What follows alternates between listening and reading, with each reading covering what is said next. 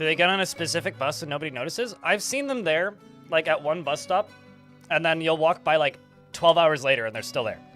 So no, because there are different bus stops all around town. They just show up at a different, like, bus stop. Your iconic shouting in the streets quota. Yes, naturally. Jesus, Darius. Taking advantage of the sale, are we? Man. Cool number total? Wait, hold on. What's the cool number total? I have to scroll up to see the cool number total. Unless it's a cool number that I can't see within the chat. Okay, refreshing apparently made the subscriptions disappear. So now I just gotta ask, what was it, 1337? Okay. Okay, fair. I respect it. Thank you very much, dude. Thanks for the 20 pack. That's ridiculous. So far today, we've had one anonymous gift. So you are basically 100% of today's revenue. So thank you. Yeah, it didn't show it for me for some reason, and then wouldn't let me scroll up, so I had to refresh. Orange_TJ cheered. X 420. Thanks for the 420. Appreciate. Cheers, man.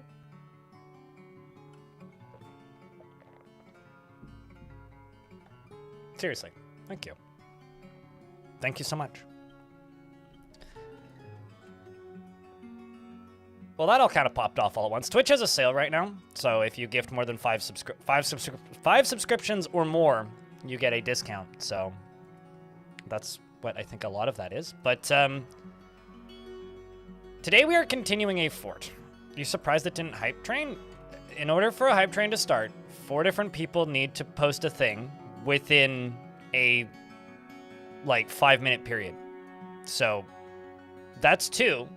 You're not even, like, halfway there. Otherwise, that would need to have been, like, the first gifted subs of, like, a week for Twitch to just randomly start one. Which I have that set to minimum because I don't like those.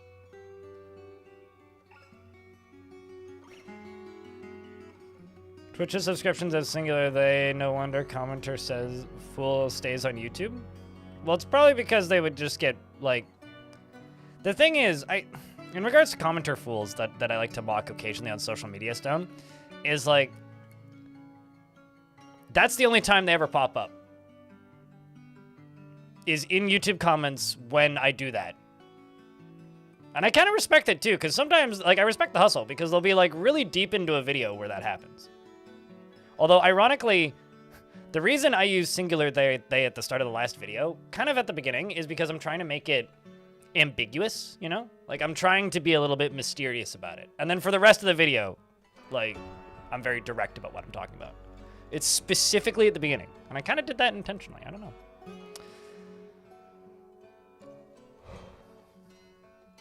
Well, I mean, it's now you can see that the train could happen, but now you need one additional numberino. Thank you very much for the $1, Eric. Zortos, hello, good morning. Lornard, hi. How's things? Yeah, and it's also genuinely ironic to me. The comment that Stone's talking about is basically somebody just, like, nattered at me for a few seconds in my comment section on the last video about how I refer to the vampire as they at the beginning of the video, stating that is for plural use only. And they're just like, stop spreading anti-LGBT or stop spreading LGBT propaganda. And my response to that is like, the like poetic irony of somebody who's accusing you of spreading propaganda while also spreading false information and propaganda is kind of funny.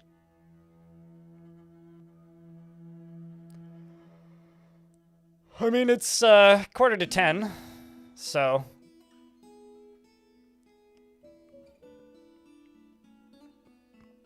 I wouldn't even say idiot. I would say dude consumes some unfortunate media, and I hope that they get educated at some point. I don't even like, I'm beyond the point of like insulting people who do that. Unless like they come at me with some direct racism, when it's just like, stop spreading this propaganda. Like, I can't get mad at it anymore, because it is actually sad. Like, I just kind of pity them. It's like, oh man. It must suck feeling like you're being attacked by propaganda all the time when you don't realize that you're just only consuming the propaganda.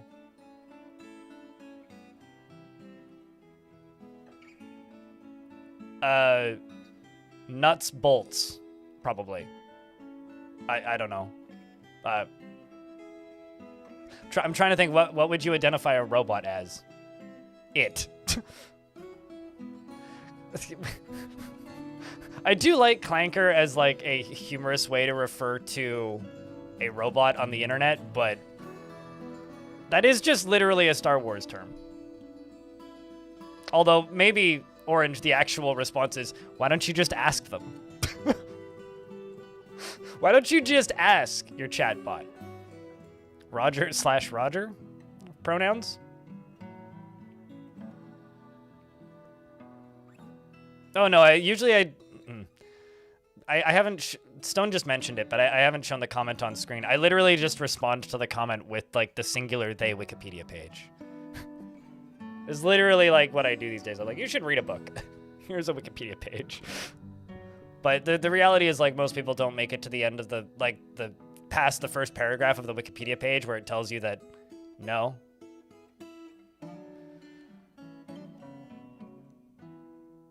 You're validating their AI existence? No, you're not. The only thing that you are validating is you're validating in your mind that that is a thing that exists instead of just simply a piece of software that makes predictions based on text, based on a mathematical algorithm, based on patterns that are seen within their parameters that they've been programmed to respond with to validate your thoughts and opinions and takes based on what you've talked to them so that you're engaged with the system for as long as possible. Orange. So no, you are not validating anything. Unless you're suffering from AI psychosis, in which case, please go see a psychologist.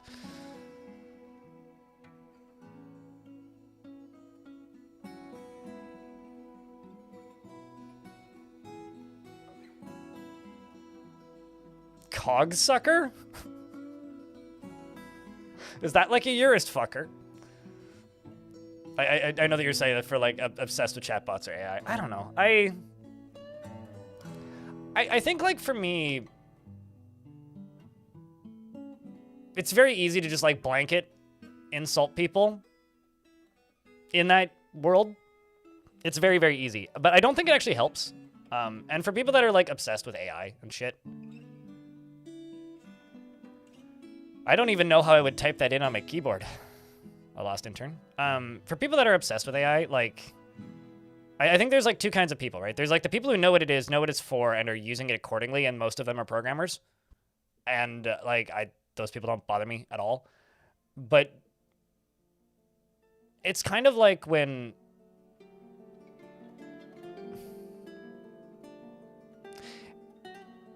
It's kind of a like why did you drink the Kool-Aid kind of thing. Like, it's not a convince them to stop. It's ask them like what they're getting out of it that's positive and try and figure it out, because once you see the patterns, you can't unsee them. It is kind of that though. Like, once you realize that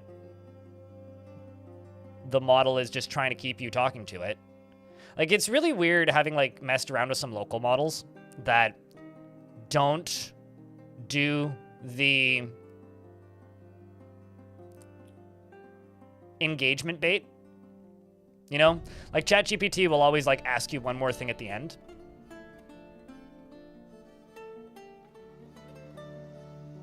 You know, it's like, and Gemini will do this too, where it's just like, here's the information that you asked for. Some of it may or may not be real, followed by, would you like me to do it this and this? To like elaborate on this, and it gets insidious the second you start asking it any kind of personal things. And for me, it's instead of trying to be like, oh, you shouldn't use this because like that's just gonna make a person resist, you kind of have to poke it and be like, why are you using this? What is it that you need about this? Why do you feel you need this? Try and help them see the patterns in it, and like that's the only way to really go about it. Chat room, thank you very much for the hype train, by the way. Sorry, I was in a ramble. Zordos, thank you very much for the 10-pack. Narvicious, thanks for the $1. And Eric, thanks for the $1. Orange with the $4.20. And Darius with the 20-pack. There is a hype train running. It has a minute left. It needs 8 subscriptions to level up, or $36 in bits. I really, really, really like the YouTube channel Inside AI. Even though there is actually parts of that YouTube channel where I kind of feel like it's almost unnecessary fear-mongering. Like, he makes things, like, very apocalyptic. But I do really like that channel as, like, a way to explain to people who maybe aren't, like, head in the trenches or, like, buried in this shit every day and are just kind of, like, vaguely interacting with it as cool app. Which is, honestly, I think what most people see it as. It's just a cool app that everybody that they know uses. And mostly just bounce your ideas back at you. Bounce your ideas back at you in a different, in different wording, right? With, like, a, would you like to know more? Tag at the end.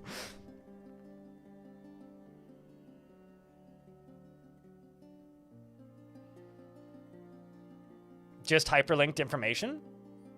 I would like yes or no questions.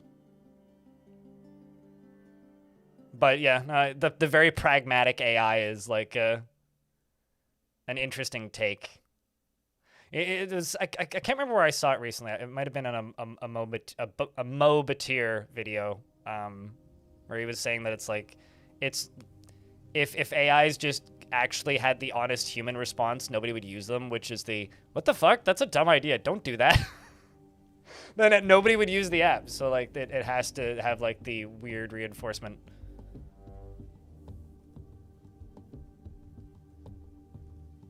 You use it as a tip of your tongue solver? Why don't you exercise your brain more? I personally, I understand that I'm weird. Like this, I stream Dwarf Fortress for a living, okay? Like I'm an oddball. I carry around a notebook and a pencil. And I'm kind of okay with not knowing things a lot of the time. And if I'm having a conversation with somebody or trying to remember something, I would rather be like, I think it's this, not remember, and then just not look it up and move on. Because most of the time I'm not wrong. And if I am, then, oh well, I can fact check that later. And I think I think it's healthier to be wrong than know everything. Does that make sense? It's one way to put it, Uncle Sage.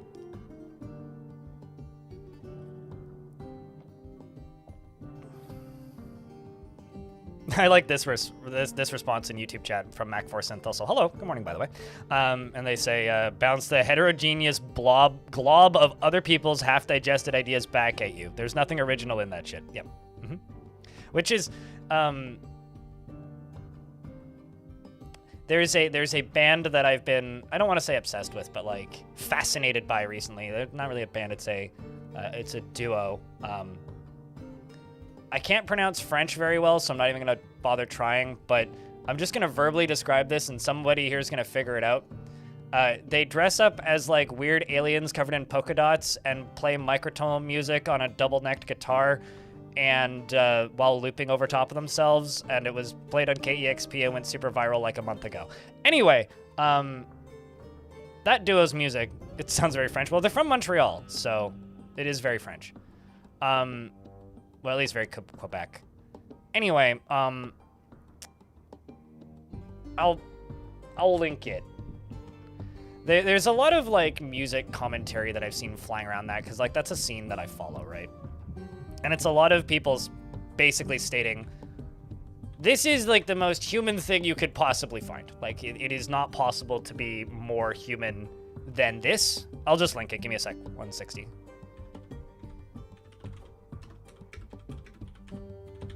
But like this is a duo that had basically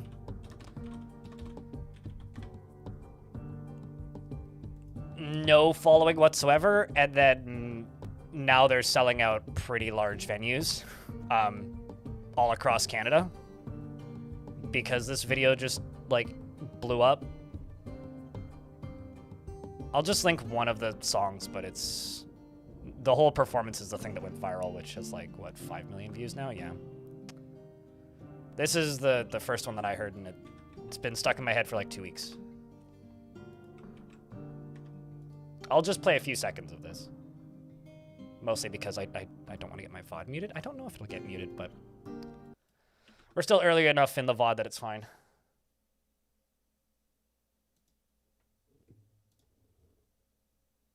I sent this to a friend of mine and she was like, I'm scared. Oopsies. I need to unmute the tab.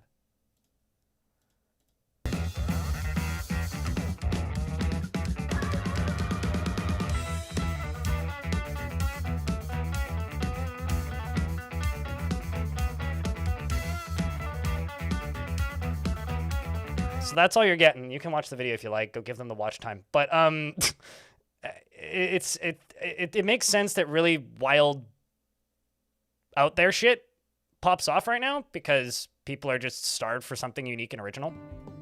It makes a lot of sense to me. That is the most French thing you've ever seen. It gives you 80s cartoon intro vibe. Oh no, totally, absolutely. You know, feels like Primus is also a fair statement actually. Same general feeling actually. Yeah, it's like microtonal Primus, but French and acid. Most of your friends don't know what they think of it. That's okay. If your friends have bad taste, you just need cooler friends. That shit's fucking rad, dude. Like, no two ways about it. That shit's just rad.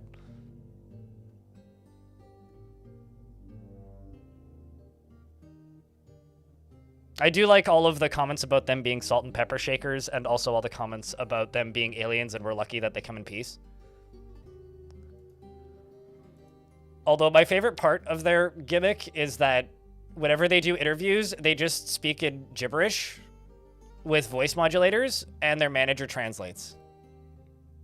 That is actually my favorite part of their gimmick, is that they've committed so hard to them being like aliens from outer space that they just literally don't talk in interviews. It's just confused by it. That's fair. I think that it's one of the coolest things I've seen ever, genuinely. Well, maybe not ever, but in the last couple of years, music-wise. You know what's funny? There was a take that I saw probably on Blue Sky, Uncle Sage, which is a prediction that like blockbuster films are going to have a really rough couple of years, and Hollywood is going to like collapse, and Broadway is going to become the most watched form of entertainment, like stage plays, basically. Which I could see. I don't know. I mean, like, I don't listen to much live, like, streamed music. I listen to music that I've purchased on CD and record and tape, and I go to concerts.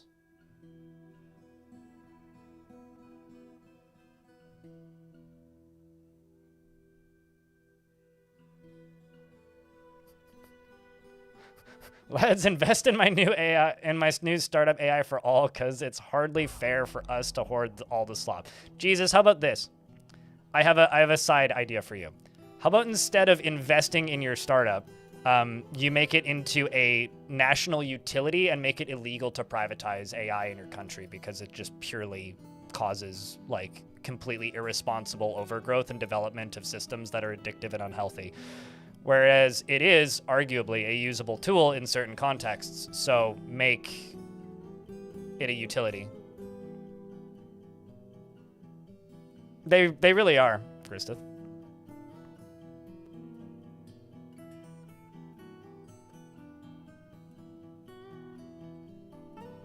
You're seeing Tycho tonight? Hell yeah! Have fun at that. I wonder what kind of show that would be like. I've never thought about seeing Tycho.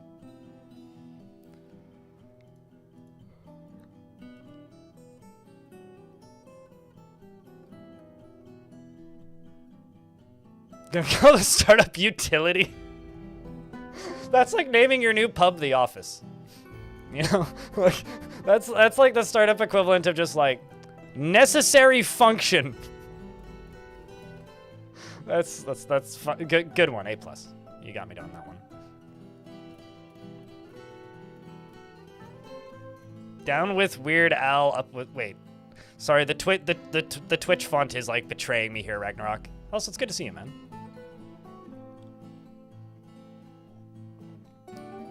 Down with the Al, up with the Al.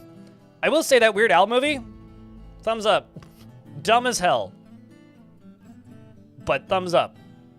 I actually really liked that movie. Yeah, that was before they blew up, right? And everybody knew who they were. It's fucking wild, actually, looking at that group's, like, Social Blade Orange, because their YouTube channel got, like, 500 views a month, and then it got 20,000 views in a month, and then it got, like, 1.5 million views. It just skyrocketed. You like the mug? Hell yeah! This, I have a lot of nostalgia for this mug. This mug came with my parents' camper when they bought it. My parents bought this ratty, like, 1980s, like, truck-pulled camper with, like, a trailer hitch when I was a little kid. And we went camping in it a whole bunch. And it came with, like, these ugly-ass yellow ceramic plates and some bowls and a few mugs and a few other things.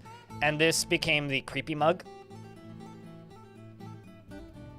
And nobody in the family ever wanted to use it because it was the creepy mug, because it kind of looks like eyes. It's not really, but it kind of looks like a weird kaleidoscope Cthulhu monster thing. And when my parents sold the camper, which was during the which was during the pandemic, my mom was like, "Do you want anything from the camper?" And I was like, "I want that mug if it's still in there." And she goes, "Yeah, you can have the mug." I was like, "Sweet." So this mug is probably older than me.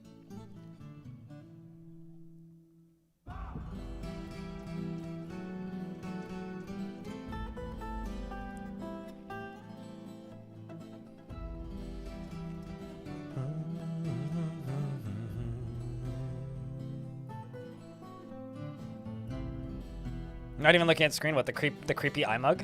Creepy mug eye merch when? No, but you can get a vile mug of darkness on my website. Unless you want me to take this mug, take a photo of it, put it on another mug, and then sell that mug, because I don't think this is probably a one-of-a-kind mug. I don't know if you could actually replicate this mug. Reminds you of a floor? Yeah, it's kind of like a bathroom tile or something.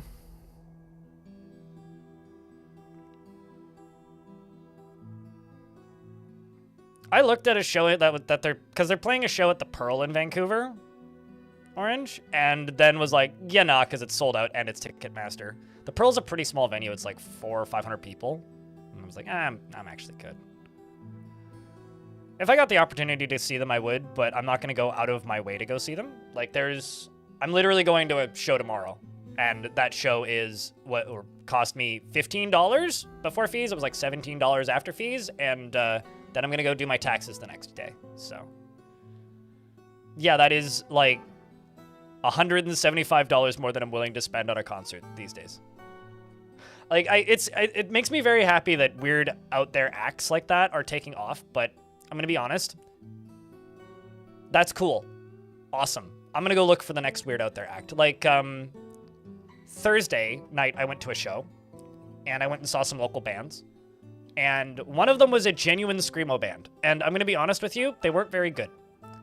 But I really enjoyed it. I really like when I say screamo, I will also often say that genre doesn't exist, because most people just think post-hardcore or like death metal, and they just think of anything where there is a person screaming is screamo, and that's not even remotely true. One of the bands at that show that I went to the other day was actually a screamo band. They don't have a Bandcamp. They don't have a YouTube Music. They don't have a Spotify. They don't have music anywhere. They don't even have a website. Like, if you want their music, you go to the actual band member's real Facebook page or Instagram, and you send them a DM, and they will mail you a CD or a tape. And I bought their demo tape. And here, I'll go grab it, because I think this is actually really funny.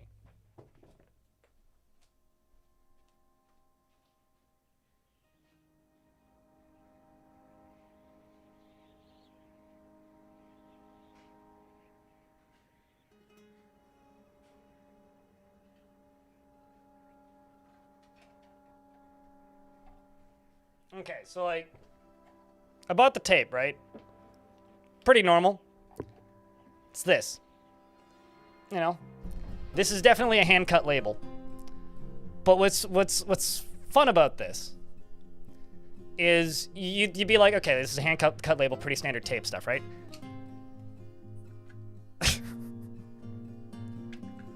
Literally written in Sharpie on like a blank white tape. Like 2 thumbs up. 2 thumbs up. Yeah, no, that actually fits right in nicely with Lewis Cole. Like Lewis Cole and Nowhere, very similar vibe. The really fast bass.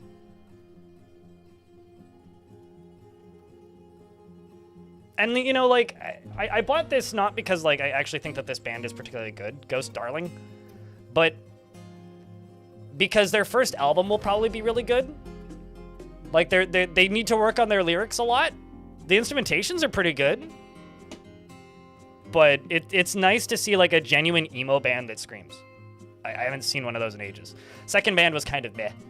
The second band that I saw on Thursday was like,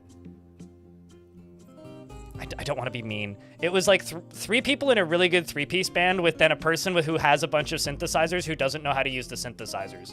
Like, I'm sure that there's a world where her synthesizer performance stuff sounds really good in a recording, but in a live sense, it's like, honey, turn down the resonance, you're hurting my teeth, is really how I felt about the set. Like, maybe it was the fault of the audio guy, I don't know. But it really was like, man, like, vocals are solid, like, all the, like, bass is good, guitars is good, drums is good. Why is the resonance so high on that synth? The back of my head hurts. Like, yes, making the sounds is fun and all, but Jesus Christ. My face hurts now. And then the headliner was a band that I will shout out because I thought that they were great, which is Standard Issue Pleasure Model, which is a fun name to say.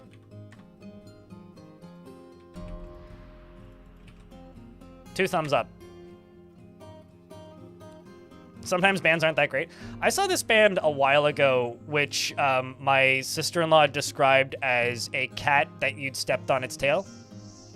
So yeah, every now and again you get that, but here's the thing though. I can't be mad if I only spent like $15 to $20 on the show.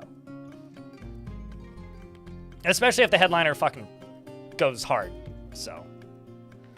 The funny thing about Standard Issue Pleasure Model, though, is they all look like they're in the same band except for their bassist, who looks like he hit, like, an entire ounce worth of weed out of a bong right before the set started, took a nap, woke up, and chugged a beer, and is just kind of, like, just playing really well, but just completely blank expression on his face. Like, everybody's got really good stage presence except for their bassist, who's just, like, hiding behind the drum kit, kind of. Like, just standing at an angle where, like, you can't see the crowd and is just, like, counting along and looks like a deer in the headlights. Well, this one was weird, because, like, the opener was... I really liked the opener. Like, I could tell that, like, half the crowd was, like, slowly backing up from the opener, because it's, like... The opener was the one that I bought the tape from.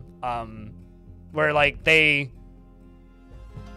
played really, really well. There's a few points where I'm like, yeah, you could work on these lyrics a little bit. Like, you could change out a word with too many syllables for a word with less syllables, and it would flow a lot nicer. But, like, I really like emo.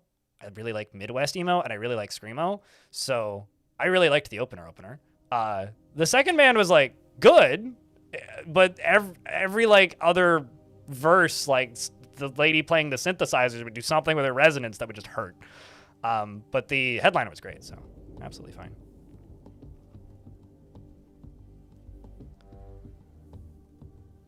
Well, here's the thing, right? Like, I would rather see a band that is, like, mostly good with that's kind of crap in some ways for $20 than a medium to decent to great band for $200, because I've been to a lot of shows in my life, and I've spent small amounts of money for bands, and I've spent large amounts of money for bands, because, like, that's what I do. It's my hobby. And I'll be honest with you, I had more fun eating popcorn and drinking a Corona Crypt beer. because I spent $35 before fees, $45 after fees, to see ZZ Top.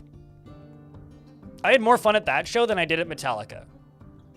For all intent and purpose, Metallica was a better show. Better stage performance, better light performance. The bands were actually had rehearsed in the last 40 years. Like, Metallica, I don't really like their new stuff, but they played the hits and it was fun. I got to see Gojira at that set, but those tickets were $350, and that was in like 2018. I got to see ZZ Top for $35, and the bucket of popcorn was $6, and they didn't play those songs well, but we had a great time. Like, we were just heckling the entire time, just sitting there going, "Yeah, Grandpa, go get it!" We had so much fun. It really doesn't seem like they have plays. Noto Casa, thanks for the 34th month. Appreciate you, mate. Thanks for sticking around. Great fucking show. Hell yeah. I mean, like, there are examples of bands that I will spend money on, but maybe this just says the kinds of music that I like. Like, I have a King Gizzard and the Lizard Wizard shirt right here, right? That was a $60 show. But like 25 minutes into that show, me and my friend both went and bought t-shirts. Because in between songs, he leans over and says, "I didn't spend enough money on this show." And then we went and both bought $50 t-shirts. We bought tour shirts. Because like, and stickers. Because this is a good show and I need to give you more money. That, like, that's how I like to go to shows. Like, if I would rather go to a cheap show and then spend $40 on merch than a $60 show and then not buy anything. How about psychedelic porn crumpets? I really like bands that have like one too many words in their name these days, you know? King Gizzard's one, porn crumpets are another, standard issue pleasure model is another one, you know? Bands that like, what?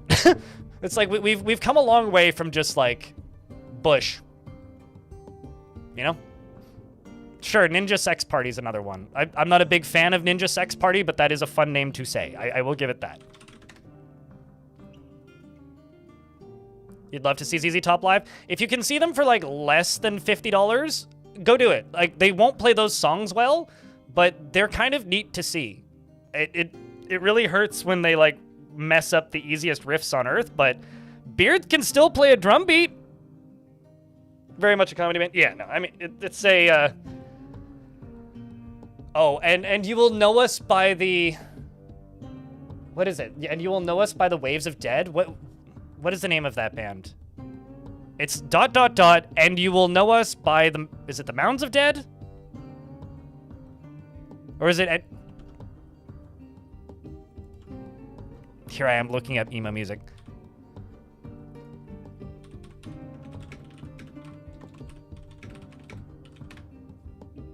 And you will know us by the Trail of Dead. That's it.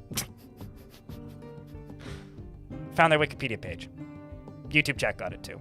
Same with you, Cow.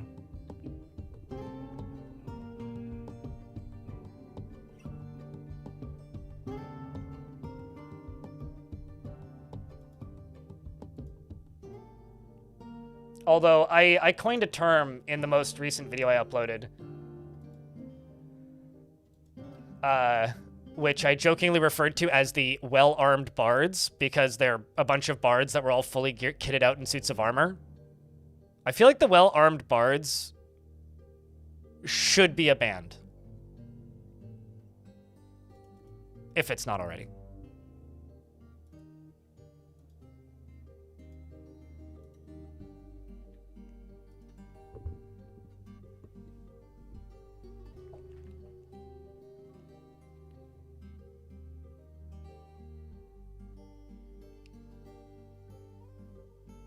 The world is a beautiful place, and I am no longer afraid to die. Is also, yeah, that's another good one. The only band you've been to was Gwar at Croc Rock. How was Gwar? I've seen Gwar 3 times. Yes, 3 times. One of those times was like intentionally, and then the rest of those was like festivals where I just kind of like was looking through the list of who's playing, and I was like, oh shit, it's Gwar. I guess I get to see Gwar again.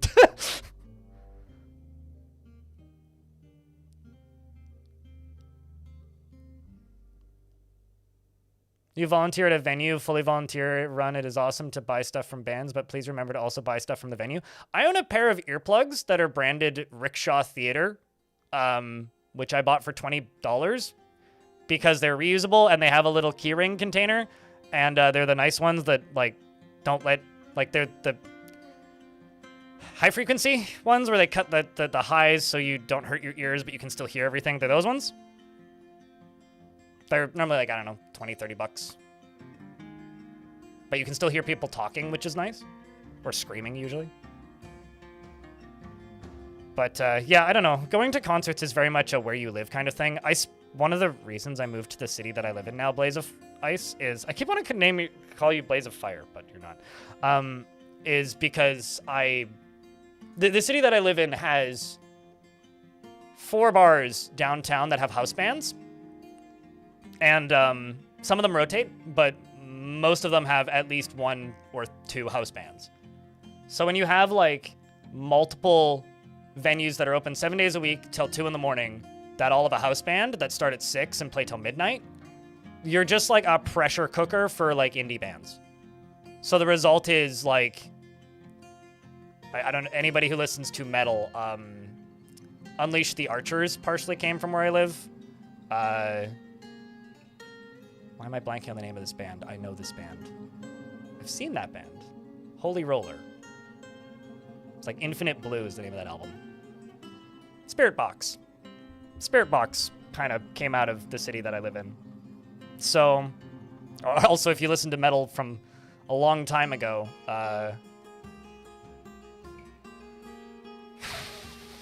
3 Inches of Blood, Said the Whale, although that's not metal, that's indie. Very, very, very much indie.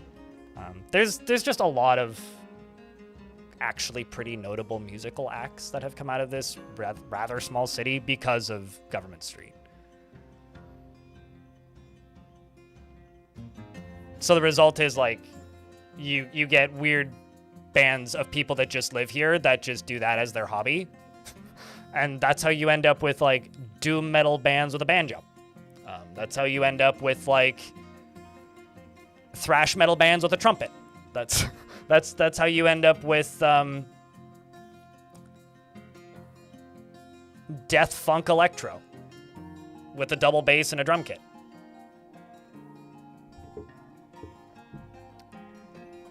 It's good times, let me tell you.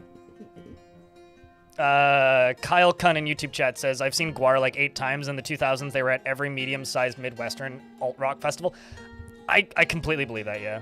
I don't dislike Gwar. I don't ever need to see Gwar again. If I see Gwar again, I won't complain. That's my take on Gwar, basically. These are like descriptions of their music. I couldn't actually tell you what the names of the bands are.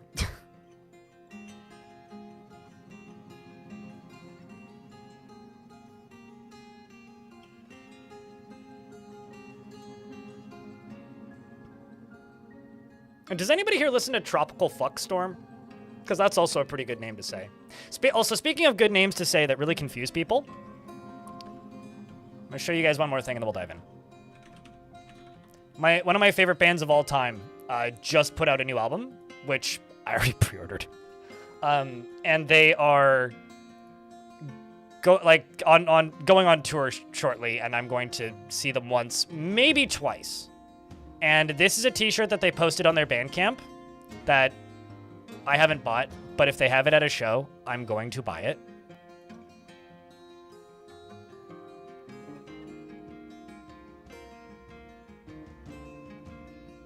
I might need this shirt. That's what started this whole conversation. Like, literally, that's what started this entire discussion, Tiny Hippo.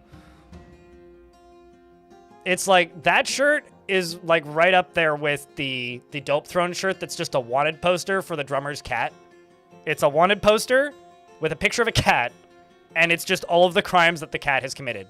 Such as, like, peeing on my bed, shitting on the carpet, missing the litter box, chucking litter everywhere, knocking over a vase, licking the butter once, sitting on me while I'm sitting on my face while sleeping. Like all kind, you know, all of the cat things. Meowing, screaming in the night, public disturbance. Mass murderer, casualty count, mice unknown.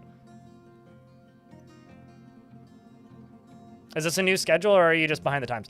I spent all week editing a video. Here, I will be very direct and honest. I spent all week editing a video. The YouTube channel's been underperforming for the last 2 months, and I haven't been making the daily minimums recently. So I'm making up for the fact that I didn't stream Tuesday or Wednesday this week because I have to pay my mortgage. That's why I'm here, is because I'm making up for days that I skipped to edit a video, and everything's been underperforming. So I'm here because I can, and I'll be honest, it's probably weirder for me to stream on a weekend than it is for you. But no, this isn't a new schedule. This is just me streaming on a weekend because I missed Tuesday and Wednesday this week.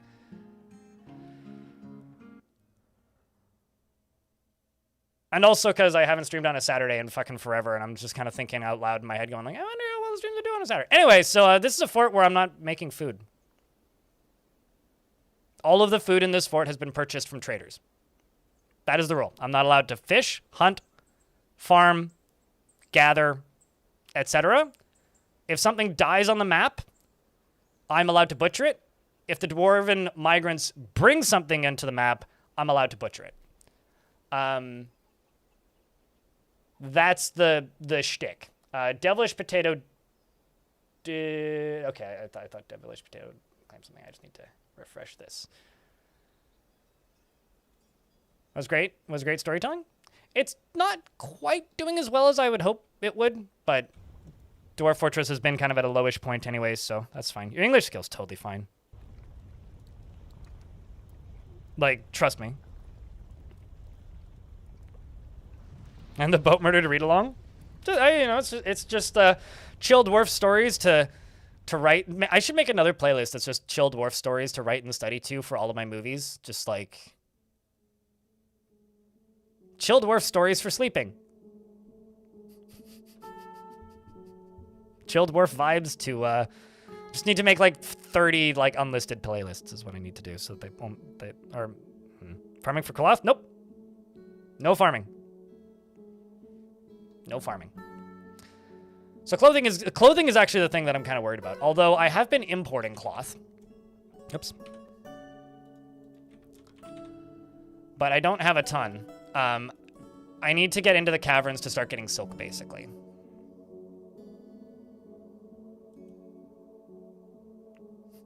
Sad Dwarf Fortress stories about world-ending destruction to make you feel slightly better about real life. And study too. Anyway, so the fortress itself is on this massive volcano, and I'm not building an evil villain fortress, I don't think. It's not an Untamed Wilds map, so I'm able to do stuff on the surface, but it is wilderness, so there are some bigger animals on the map. The whole shtick here is I'm trying to keep my consumption of food as low as possible. So all of the dwarves currently, or a good chunk of the dwarves currently, are just off-map exploring, which means I already have a library, and I don't have a tavern yet. And the library has 109 books in it, and I'm pretty sure that's not all of the books on the map. I'm pretty sure it's actually quite a bit higher than that. Because if I go to Codex, we've got 67 nice codexes and scrolls. I mean, these are all just under tools, but there's quite a few. Okay, maybe it is close to that. Because I'm just literally sending them to the other end of the map constantly. And just collecting all of the books. And there is gold on the map, so the dwarves are building out of gold. As you can see, there's gold nuggets kind of everywhere. All of these dwarves are reading. These are all very well-learned dwarves. This is kind of becoming like a dwarf U, like Dwarven University. We've got a mayor who, this is his space, is Rigoth. We've got our two little tiny offices here for our manager and bookkeeper. I'm actually going to swap out some of these. Disable overlay. Don't want that. Erupt it? Oh, we will. Oh, we will. Don't worry. But I'm actually just going to swap out these dwarves and unpause these for the ones that aren't here, because the ones that aren't here are spending almost no time here, so I'm just basically wasting bedrooms on them then. So I might as well have bedrooms available for the dwarves that are in here. Right off the bat, even though the game didn't officially state it, when I started digging, I found sand, so I'm very happy about that. So we are making sand. We have a whole bunch of smelters, and we just got our first artifact, which is an artifact anvil. I have a nickel-silver anvil, which is pretty fucking peak. And what's amazing about it is you can't use it as a magma smelter, so I'm just going to put it on a pedestal somewhere. I might put it in, like, a weaponsmith's guild or something. This, for those of you who did watch the vampire video, this is in the same world as that. That fortress, sorry for the mild spoilers, does fall. That's its carcass right there. That's the previous fortress. And we are simply in the volcano in the middle of it. It's still the same faction, obviously, and the goal of the fort is to go to war with the elves as a military stronghold, which is why most of the dwarves aren't on the map right now, and I'm building. But I'm not going to start attacking anything until I have defenses that can withstand big sieges, and also a consistent way of cleaning up enemy sieges. Kind of what I'm thinking here is big lava reservoir that can flood 80% of the map with lava, so you can't get into the fortress unless you walk in the front door. And the front door, I'm building minecart cannons. I don't know why there's wild yaks in my minecart cannons, but there is. So that is what I'm doing.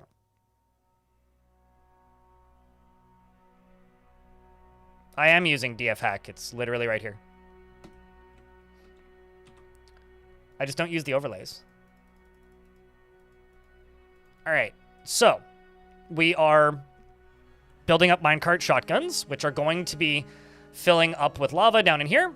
I'm going to power the minecarts up and out of here and around and then back up to here, which are then going to fire them back down. So that should be pretty slick. Here's hoping. If you would like to name a dwarf, dwarf naming is open. You just need to redeem them. And aside from that, I think that's pretty much everything. Does anybody have any questions about this fort? We do have cavern access, but I'm not doing much with it at the minute because I am working on unrelated things, specifically grates at the moment.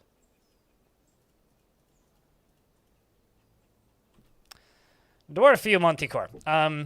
So obviously there's only dwarves that are currently here that are available. If you would like to look up a dwarf that you've had previously or anything to do with the world, if you type in !legends, you'll get a link to the save file for this world before I started building in it. So it's untouched and free for you to do what you want with it. And you'll also get a link to my Legends viewer where you could go look at this world, which I updated last night. So it is currently up to date. And that's just !legends in the Twitch chat, or you can go to legends.blindirl.net. This is a completely crowdfunded stream. If you'd like to support this channel, you can do that by going to blindirl.com/support to see all the different ways to support the channel. I exist because people tip me, and people gift subs, and people cheer bits, and people subscribe on Twitch, and use Twitch Primes, and are YouTube members. Otherwise, I would not be here. And I try to keep the stream as free of paid shilling as possible outside of the stuff that I am directly selling. And from now until the end of March, if you go to my website, which is blindirl.com, you can get 50% off of your first month of the recommended tier, which gets you access to the sound commands that you might hear in chat sometimes. Thank you very much, Dave Danger, the Warlock. That's very kind of you. Cheers. For the 10 pack, I need to follow up on what Manticore said.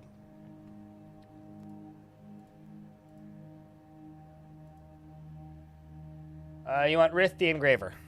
Okay.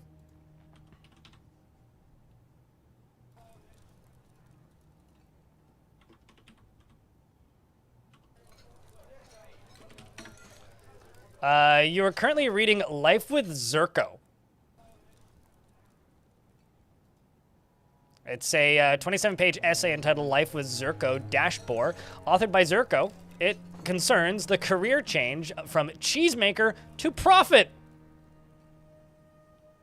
of the human Zerko in Moral Friends in 141. Oh, by the way, apparently the old... I would say, chat, it is worth looking up the last few living dwarves from the last fortress in Legends, because they've started what seems to be a mercenary company of refugees, and one of them is a warlord. Which is pretty dope. Like, that probably means we won't see them in this fort, but, like, it's pretty dope. I mean, I would like to be a prophet to the great name of cheese.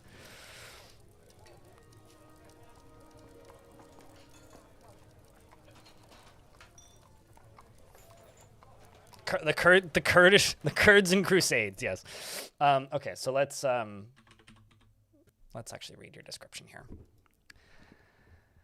She can get caught up in internal deliberation when action is necessary. She can handle stress and often acts with compassion. She doesn't cling tightly to ideas and is open to changing her mind. She sometimes acts with little determination and confidence and tends to not be swayed by emotional appeals. She occasionally overindulges and is quick to anger. She tends to form only tenuous emotional bonds with others and thinks that she is fairly important in the grand scheme of things. She becomes very rigid when she's angry, and she keeps her voice very quiet when she's nervous. And she winks when she's nervous, and she needs alcohol to get through the working day.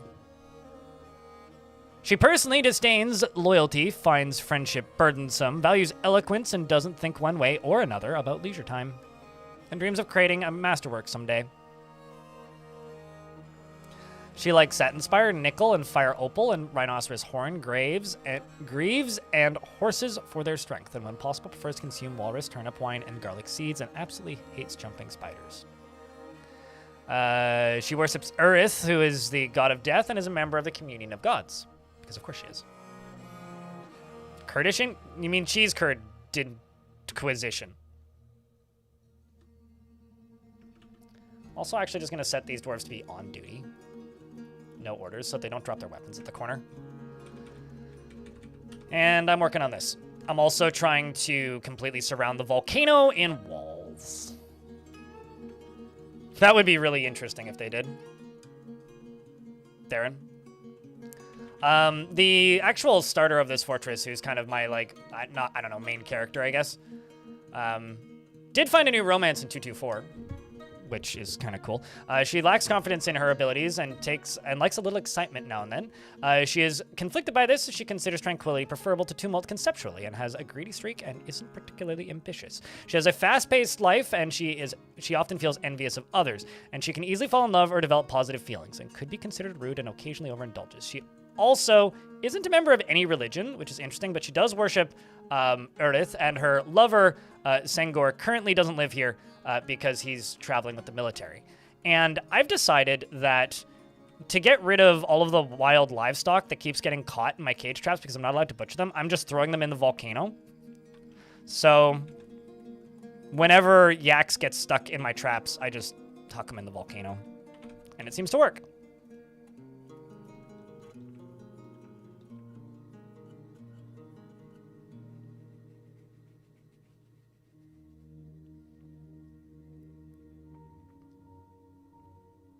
Oh. So how's your weekend, chat? Yeah, well, that would be acquired from my map, right? So if dwarves bring them from off map, I can use it. If I purchase it, I can use it. Otherwise, I can't use it. That is the restriction there, right? So what do I have for bars at the minute? Iron bars. Let's do 10 iron chains real quick. And let's also do rock mechanisms, and then make them out of obsidian. Obsidian, let's just do 40 of these. I also need to put that anvil on a pedestal because it's not usable in the ways I would want it to be. I'm going to put it here. Actually, no, I'm not going to put it there. I'm going to put a floor tile right there. And then I'm going to put it there.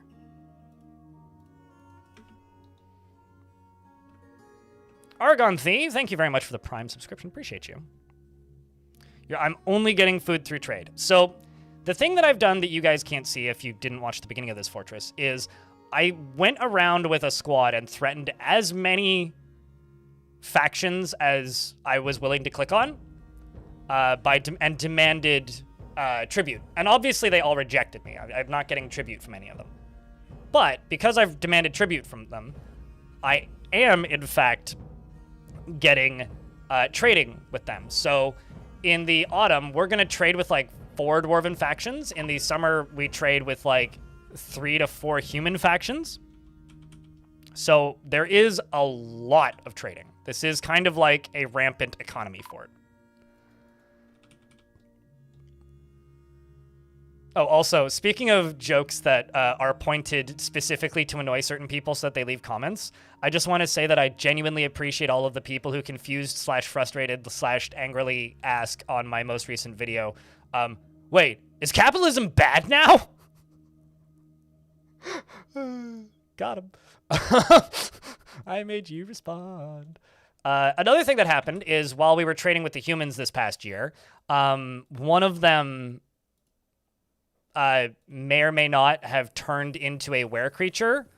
So none of my dwarves got bit. However, definitely some of them got bit because they dumped all the stuff in the stockpile and left. So that's going to be interesting. I think the were creature itself actually died. But if any of those traders got bit, trading with the humans is going to be hairy this next year. So I just thought I'd mention that. Also, I have an artifact sword. And an artifact warhammer. That's okay. Hold on. Maybe I need a couple pedestals.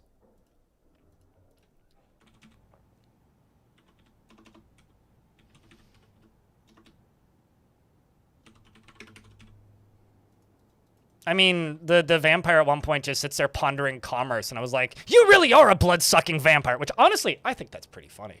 Like, love capitalism or hate capitalism or exist within capitalism and accept it. I don't really care. I think that's a pretty funny joke. I'm going to pat myself on the back for that one.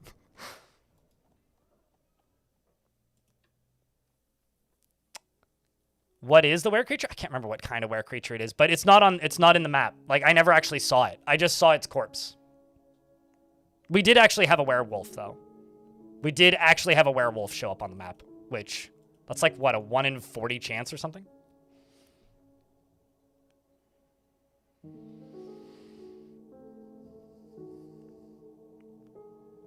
Good to hear. Thomas McManus in the YouTube chat. Names with multiple words that don't have any capitalizations are always a little difficult.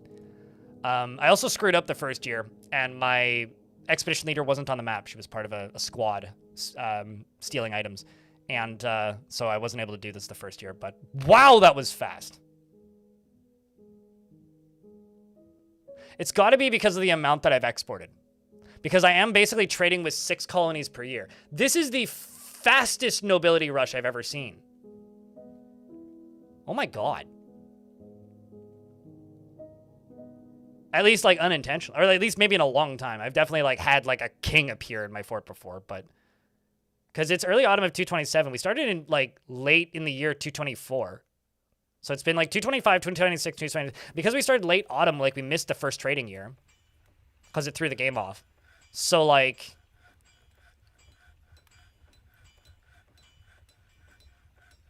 Huh. As far as speedrun, there's a person who comes into this chat every now and again, Jesus, who's been speedrunning, who does like weird Dwarf Fortress science things, and saw that the world record was like 8 hours or something for Mountain Home, and was like, I could beat that, and has got it down to like 2.5 hours or something. So certainly not speedrun strats. I love that factoid that 50 Shades of Grey started off as a Twilight fan fiction. Like, truly.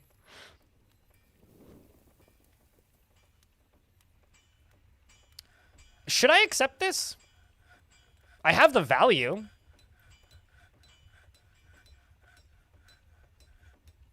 I don't even have a well.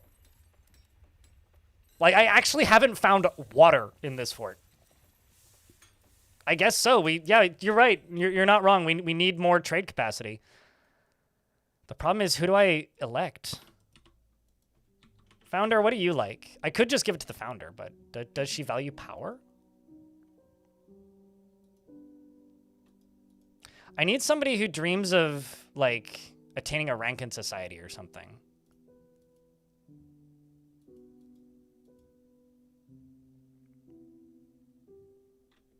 Bolt thrower parts. I like calling it, it's like liquid stone or heat stone is what I like to call lava, generally. I do have a... What about you, Lycott? You want to argue? You're 23 years old.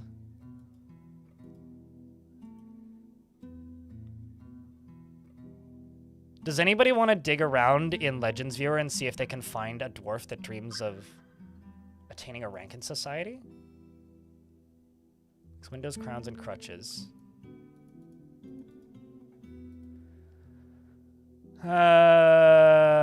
Attraction. Nope, not you.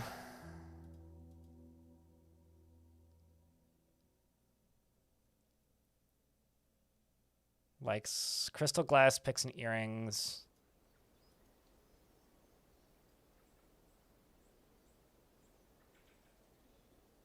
Figurines and that's doable. Masterwork, though? Yeah, no new people have arrived.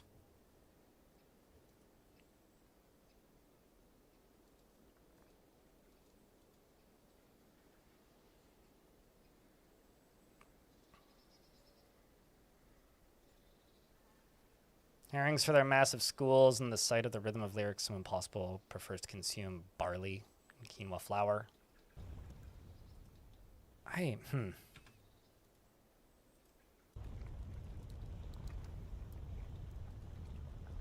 That's the outpost liaison. How about the mayor?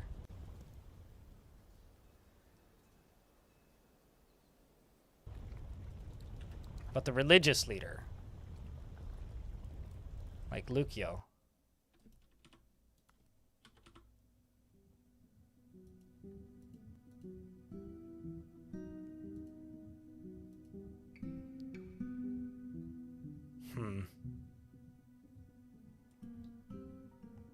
Did you know in geology there's a real debate if ice is a type of rock?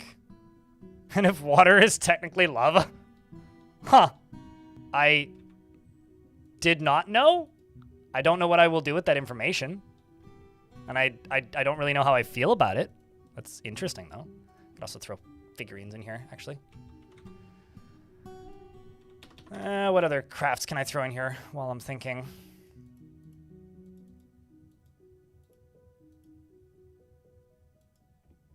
The green ones are made of green glass, yes. That is, in fact, what they're made out of.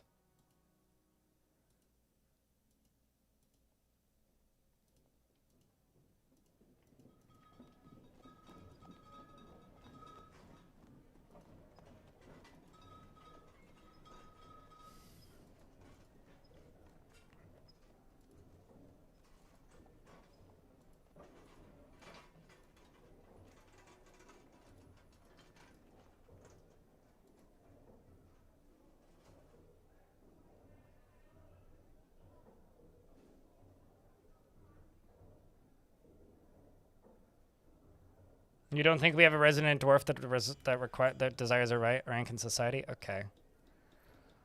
Or ruling the world, I presume. That's a bummer, man.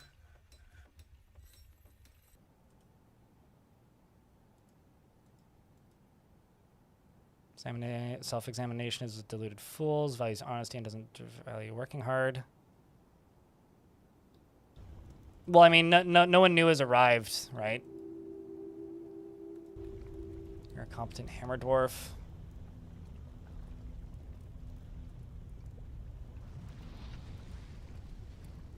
Can handle stress, sometimes acts with little determination and confidence. Oiled Towers is a competent hammer dwarf, worships Earth, is a member of the communion of gods.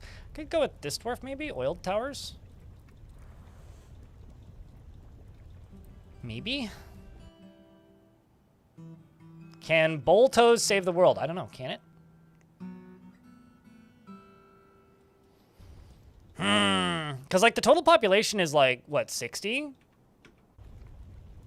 Like, this is still a really new fortress.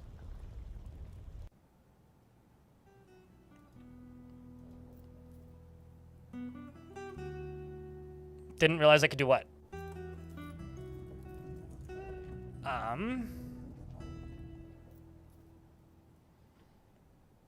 Quasar! It's good to see you, man. Thanks for the prime.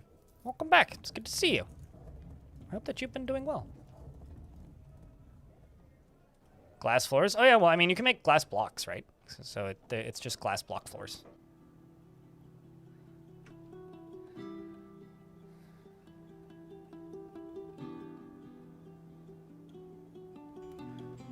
Hey, chat, can I get a big round of beers for, the resub? Is there not a reason to put every dwarf into a squad? Just efficiency and actually getting things done.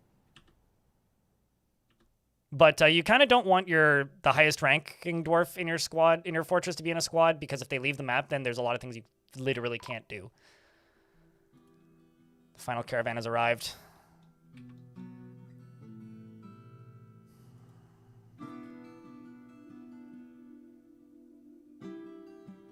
What about Crub the Grub?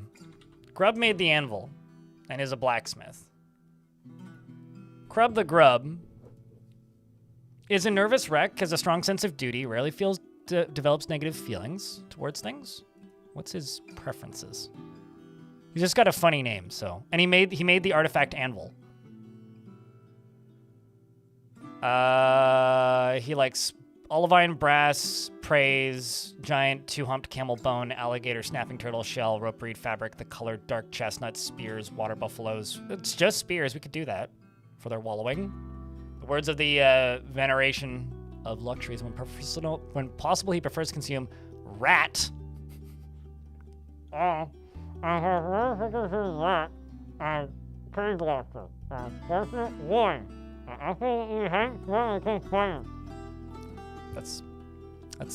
not something I'm going to do again. That tasted terrible. He personally views competition as a crucial driving force in the world. He finds the ideas of independence and freedom somewhat foolish and doesn't care about nature one way or another. I don't know, this dwarf sounds nobly. What about Crub the Grub, chat? The 21-year-old legendary blacksmith?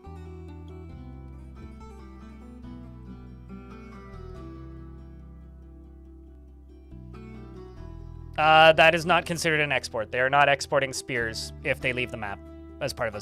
That is a mission. That is not an export. It's a different act, so... Crub the Grub, congratulations, you're getting crubbily promoted. There is much to share. Information has been added to the Civilization of World Info. What requests do I have of the merchants? I'm going to request...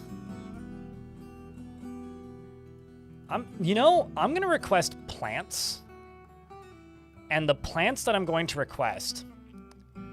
I was going to say, I'm going to request plants and then, request, cloth plants, but I literally can't. I'm just going to ask for cloth. Plant cloth. Maybe not spider silk, because that I can acquire. Ask for a couple kinds of leather. I'm going to ask for a couple kinds of wood. And I'm just going to ask for clothing, I think. Yeah, let's just do socks and shoes. Let's do trousers and loincloths. Let's not do caps or hoods. Let's do shirts and robes.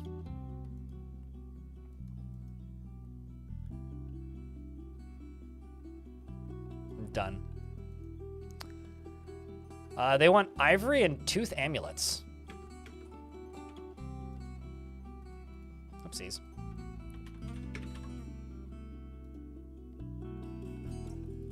Oopsies.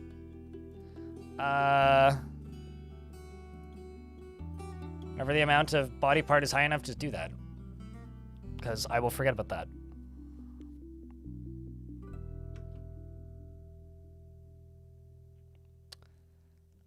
Okay, so I need to make a place for a lot of these dwarves to sleep because we're basically just not torturing them, but they don't really have the best accommodation in this here fort. So the reality is they're not the happiest bunch. So I think what I'm going to do is I'm going to put a little dormitory down here. So at the very least they have beds while I'm working on this behind the scenes. I'm also going to make gold chains. Maybe not gold chains. I'll worry about that later. Yeah, let's just go up to this and trade. With the first crew at the very least.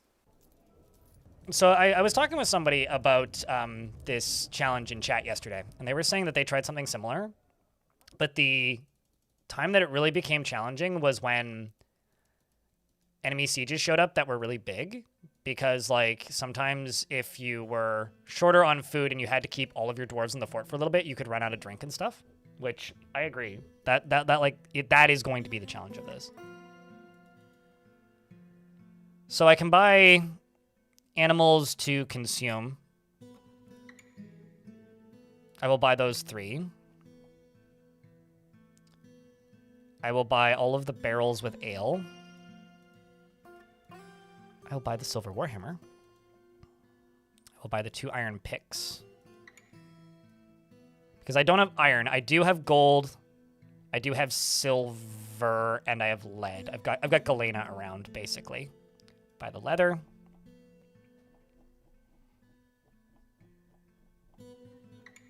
Sheep's cloth.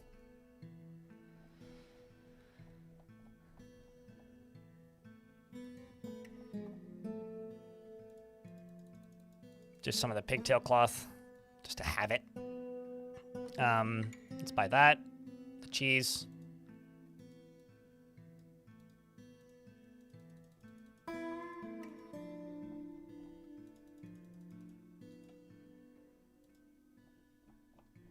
Crypt beer meowdy folks. Huntress, how you doing? It's good to have you. Chat, can I get a round of beers? For the 19th month. Appreciate you. Thanks for keeping that subscription alive and helping keep the channel funded. Thankfully, like, meat and stuff is pretty cheap. Also gonna buy the steel and iron anvil. I'll probably melt the iron one and keep the steel one. All right, let's get rid of these until it goes down to yellow, and then add one in. Trade. Let's go to the next faction. And I will select everything that I would like to purchase from them. I think I'm just going to buy the boar. Buy the barrels. Also, I'm just going to buy 2 buckets, the cheap ones. Buy the 2 iron. No, don't buy the high boots. Well, actually, no. Buy the iron high boots and then just melt them. Buy the steel anvil. Buy the food.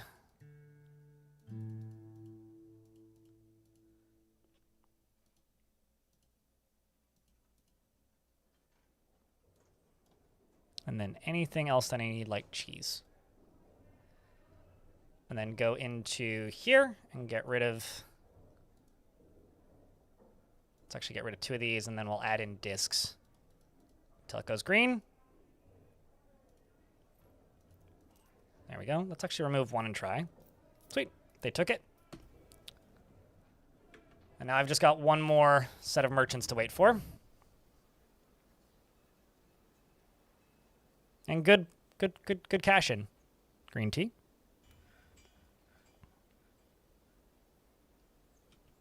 And good luck with reading that book in YouTube chat. I've restarted Doom Guy, Life in First Person, which is a book by John Romero about developing Doom. Did I just get I just got a new mayor.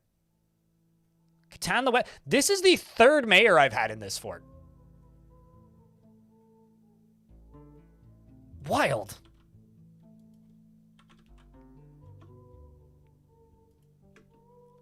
This one is a talented weaponsmith.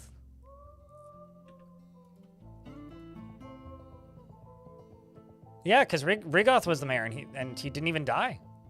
He's just no longer the mayor. Okay. Cool. I'm actually going to put the mayor's bedroom, like, right here. Like, in between these.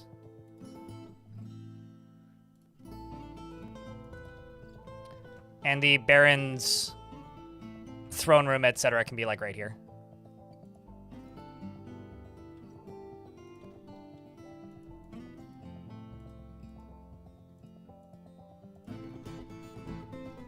Although, let's actually, like, cut this back by 2 and maybe reinforce this wall.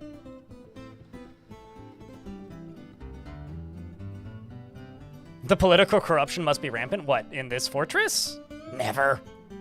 I don't know. It's weird to see, like, different dwarves get elected when the old mayor didn't, like, you know, just die. Like, usually if, like, somebody new got elected, it's because the old one died. And not because, like, someone new got elected. It's generally, oh, well, I guess the other one's dead then. So we'll do bedroom, dining room, throne room.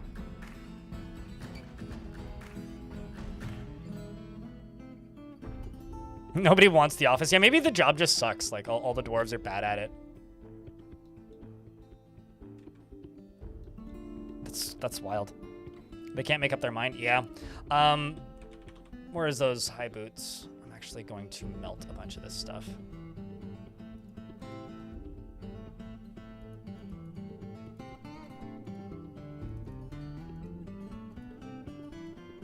I don't know why it's all forbidden, but I'm going to melt it all.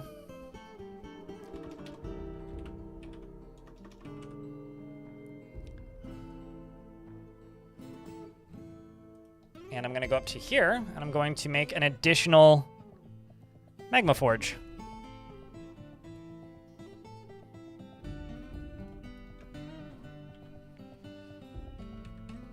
So the dwarves stay behind on the vote. I think, honestly, like, there's just no notification or ballots. It's all verbal vote and word of mouth and trust system. Like, that's what it seems like based on how frequently they swap out, you know, people doing that. I'm just making sure that you actually have one of these to go equip. Oh, you're sleeping. Well, that'll do it. Most of the dwarves right now are just putting stuff in barrels and stockpiles. Good news is we're pretty high up there on food, and I've got more migrants arriving. I'm still waiting until somebody shows up who was a member of the last fort, which I actually haven't seen yet, or if any of them ever will. Although they would show up as, like, nomadic dwarves. Although you're a ranger. Ooh, I can make Marks dwarves. I may actually have to make a Marks dwarf squad.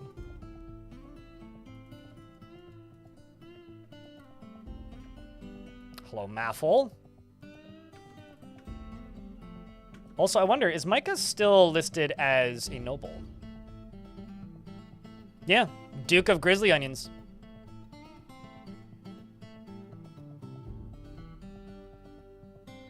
Also, shit, we have a new queen. I don't think it was Itab at the end, wasn't it? It was Maffle. It was somebody else. You want a dwarf named Lemon Tea? Doing green tea? The normal naming redemption is up too, by the way. Beard or no beard? Green tea. Is hunting for food allowed? No hunting for food. So no gathering, no hunting, no fishing. Also that, yeah, this is turned off, this is turned off. I should actually just turn off planting, but. Just a happy dwarf for Necron tier. Do you know what you want me to name them? Because I know I've named a Necron tier and a tier. I could call you Crontier or something. Loki? Okay. But if you ask me to look up your dwarf in fort mode in real time, just remind me that they're named Loki, because I will forget that. So I need a beardless. Would you prefer a cook, a Marks dwarf, a bone carver?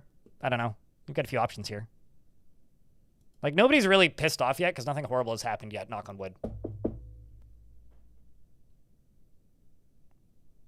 You'll also forget. Well, I'll put Necron tier in brackets at the end of it then. How's that, Necron tier? Marks dwarf, okay.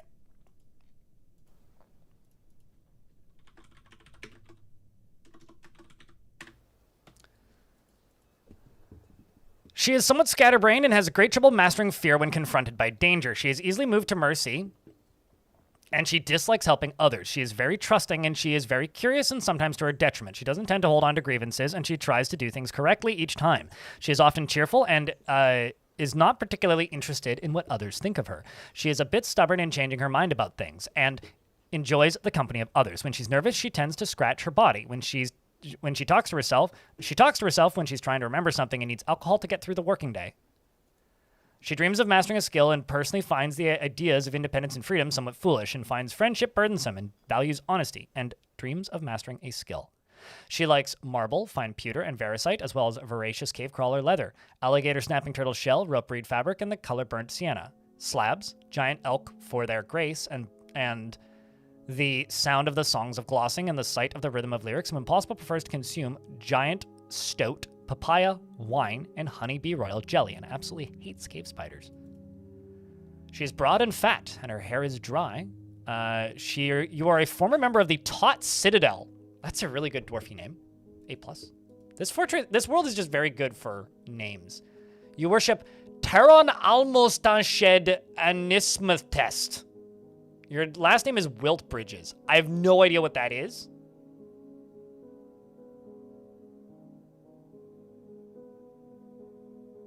I have no idea what that is.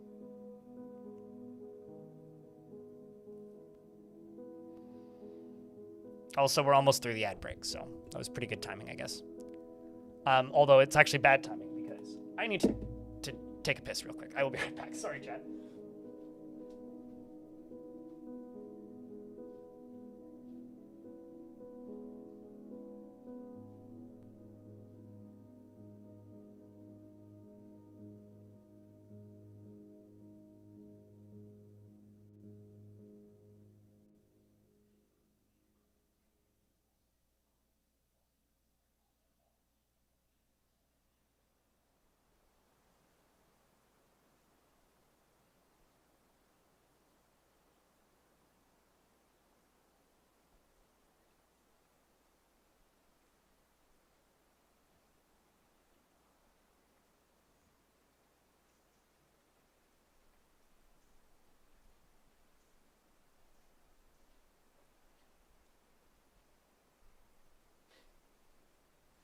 Yeah.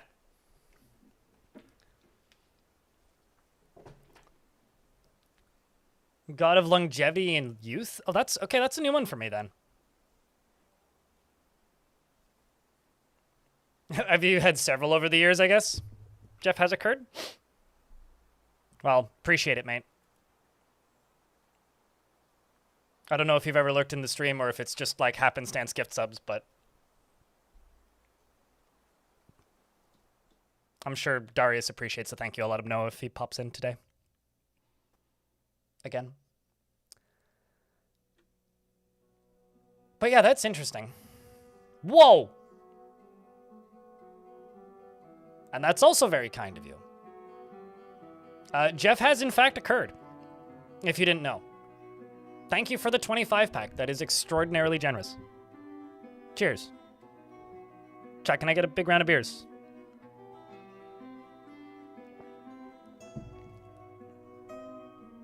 Seriously.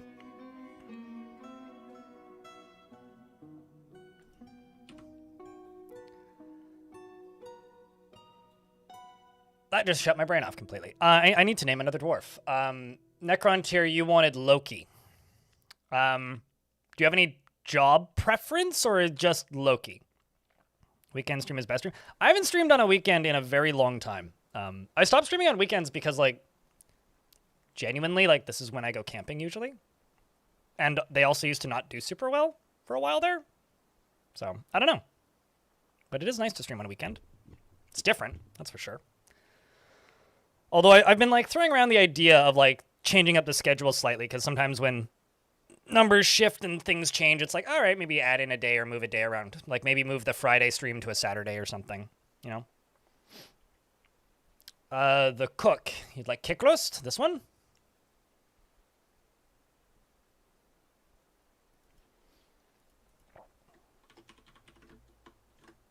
Here, I'll just put tier in brackets so that you can look yourself up. Does that work, or would you prefer Necron tier? But, your last name is Paint Fatal.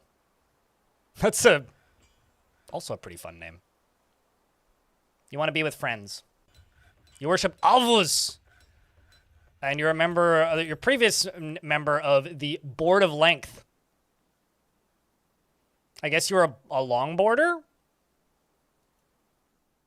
She dislikes abstract discussions and would much rather focus on practical examples. She almost never feels discouraged and has a strong sense of duty. She can handle stress and is not particularly curious about the world. She doesn't cling tightly to ideas and is open to changing her mind.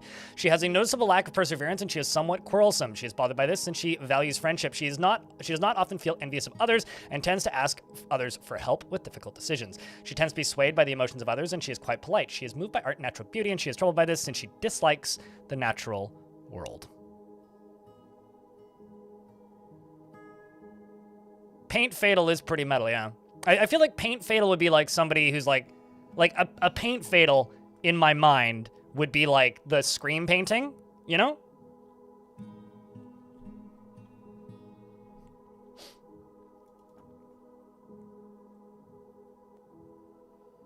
No, you're not a Founding Seven. You are a recent settler, though. You were here summer of 226. The fort was founded in 224. But you lived an unremarkable childhood and moved here.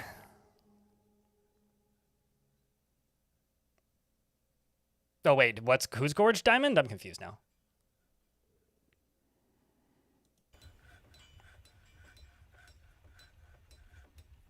She's moved and swayed by emotional things. What an artist, naturally.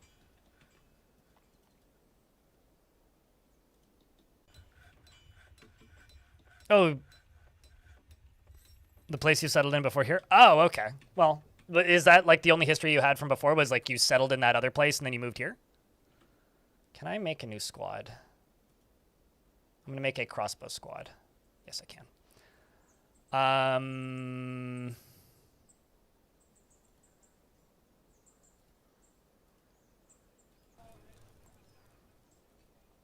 I am going to put lemon tea into this squad.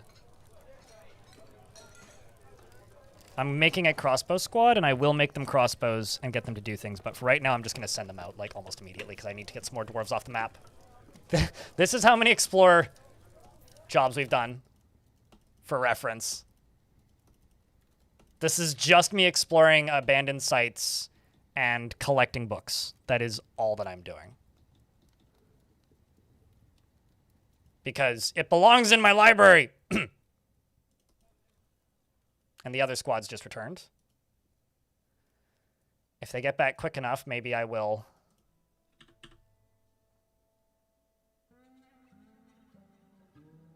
That's one.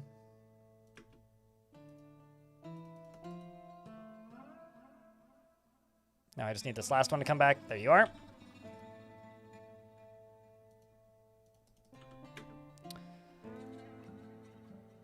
So the one problem with running a fort like this is it's actually really hard for me to read all the living dwarves in the fort.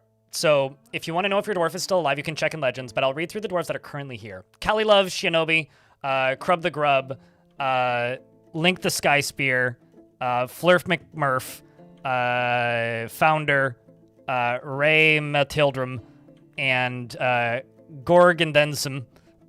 We've got Judosi, and one Daizu.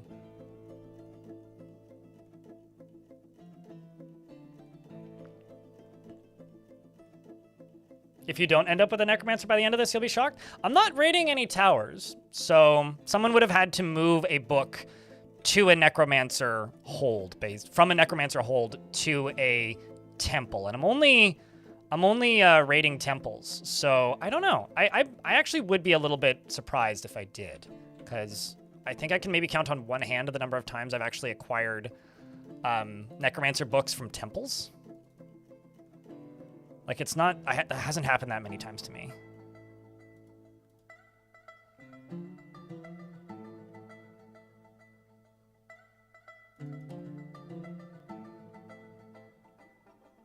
But Vampire, I think, is maybe more likely.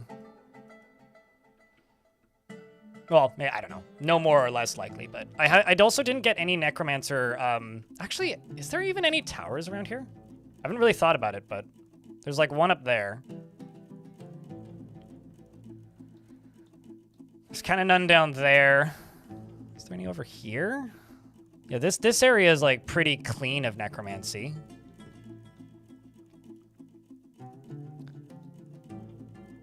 Yeah, there is definitely necromancy in this world, but it's not super prolific. Like, it hasn't, like, I haven't actually thought about it all that much, but it doesn't seem to have taken over a ton. Like, there's definitely a few towers, but it's not it's not a super active part of this world, it seems. Like, there's definitely a few of them. Oh yeah, no, I'm aware they don't need to eat. But I don't know, doesn't that kind of like defeat the point in a way?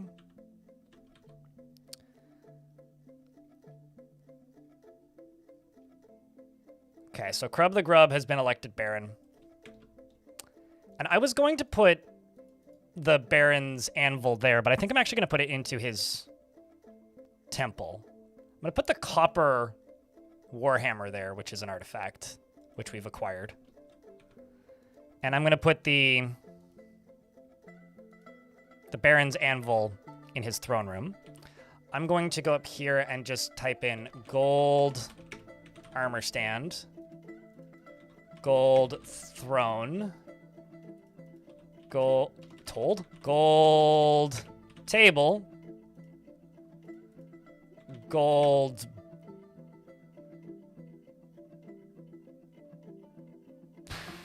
weapon rack.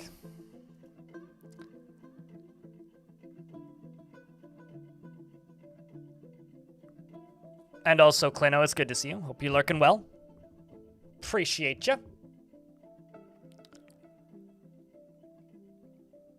Clip leader, what the hell? Twitch? Very few people clip things.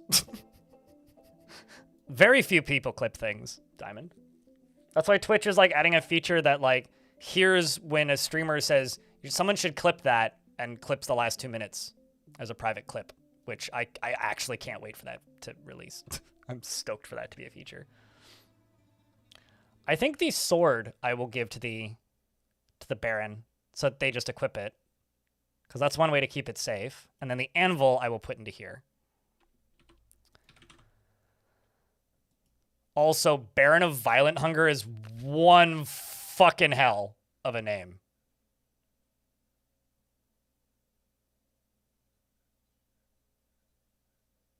I'm very happy with the name that we landed on for this fortress, Violent Hunger. 2 thumbs up. Like, that's pretty good. It's pretty crappy? I don't actually agree with that, but okay, sure.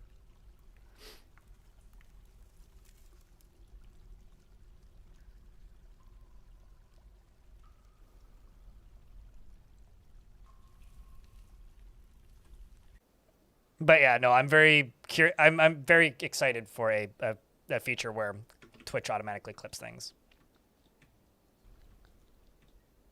Yeah, which honestly I think is like, I think it runs slowly on some web browsers, but I honestly prefer the more integrated interface. Like, I think it's actually a pretty good interface, all things considered. But I don't know. I mean, you're entitled to that opinion. I think it's pretty good these days. It's certainly better than the one that YouTube has.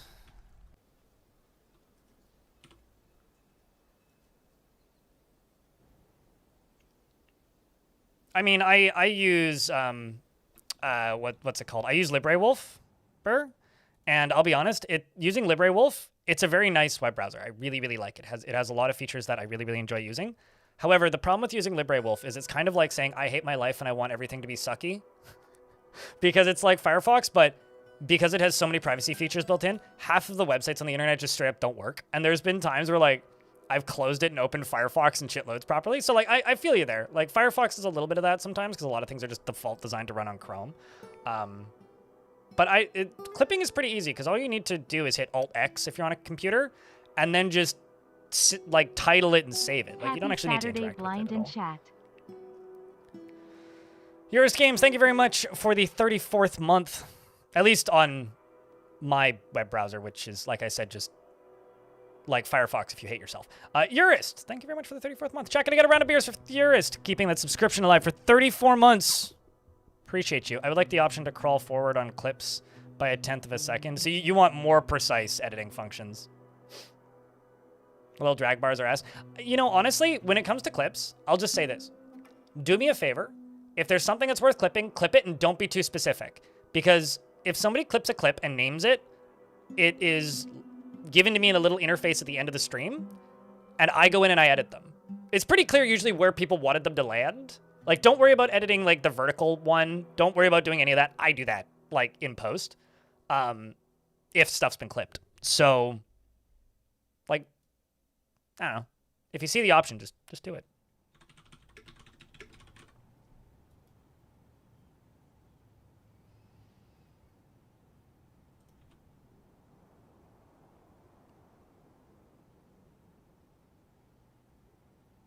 Cool. People are, in fact, making green glass. The other thing I need to do is I need to go over to this right here. Just make cheese. And I need to go to here. I need to just butcher everything.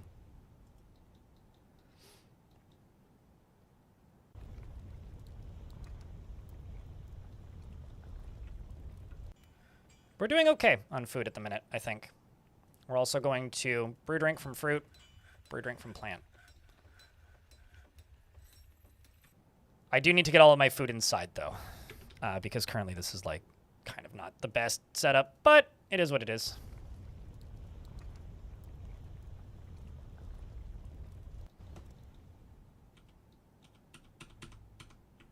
Another thing I'm going to do here is I'm going to go here and build a drawbridge, which will just be made out of obsidian. And I will go to here and go...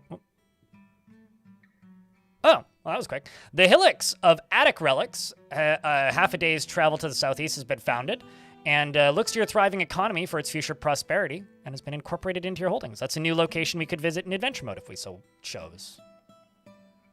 Minecart's trigger.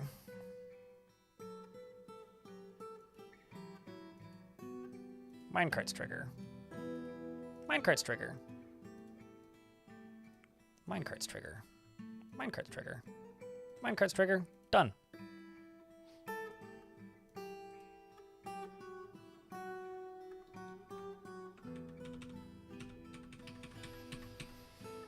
And then down in here, well, actually what I really need is I just need rock blocks. So let's just...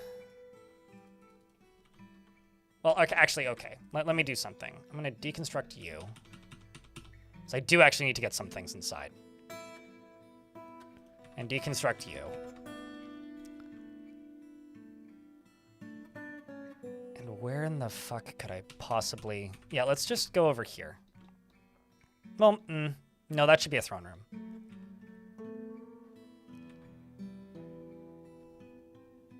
What if I... make another stairwell down somewhere over here? Like down to here. And then this could be a little manufacturing area. Because I do kind of need like a little like stone manufacturing area slash storage starting spot. So actually what I'm going to do is I'm going to have a little walkway that goes this way.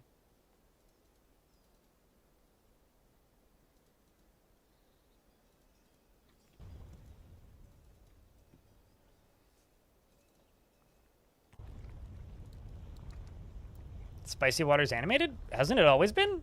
Oh, wait, you mean, oh, in my emotes? Yeah, like that emote was always an animated emote. Did you have, like, emote animations disabled? I do that, so... That wouldn't super surprise me if you had those disabled. Because I disabled them. But yeah, that emote's always been animated.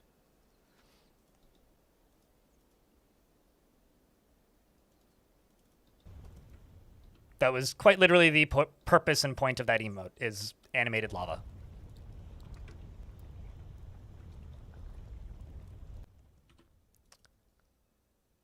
So I'm going to do...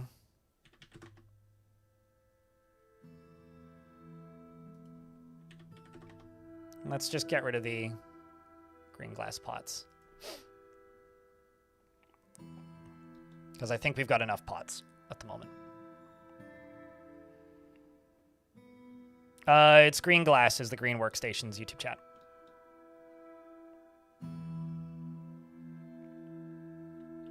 Newish emote, yep. Yeah, I've had that one for a little bit. I didn't make much noise about it. I think I posted it on Discord once. It's the editor emote, basically, because I have an editor who helps me with some of my videos. Not all of them, just some of them. Let's just get rid of this for the minute, because I'm going to have to redo it anyway. Because all the blocks are moving.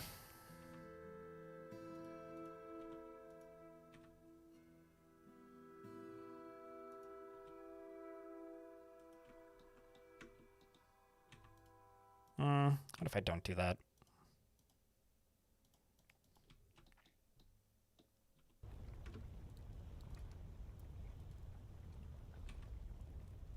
I'm a little worried about this being a liability for the future, but let's leave it as is for right now, and we'll see what we end up doing with it. Maybe I'll go down another layer over here and connect these two. Yeah, it has been a little while. I was actually thinking about you recently, Diamond, because I haven't like seen you around as much recently. I was like, I wonder what Diamond's up to. I do actually think about random viewers more often than maybe people think or realize. Like, for somebody who like I know, and I say, "Oh hey, welcome back." If you don't watch for like 2-3 weeks, don't feel bad about it. But like, there are points where I'm like, I wonder what they're up to. I haven't seen that person in a while. It's just kind of a curiosity thing. Yeah, now you can write fan fiction in chat. Diamond. You can literally sit there and type up the tales of the... You could also use that as a Wikipedia editor emote. Somebody I saw use that as a Greybeard emote. Like, I use Linux, by the way, but that emote. Or I use Arch, by the way. Which is, like, wild that that's actually a thing that some people... That so many more people are saying, unironically now.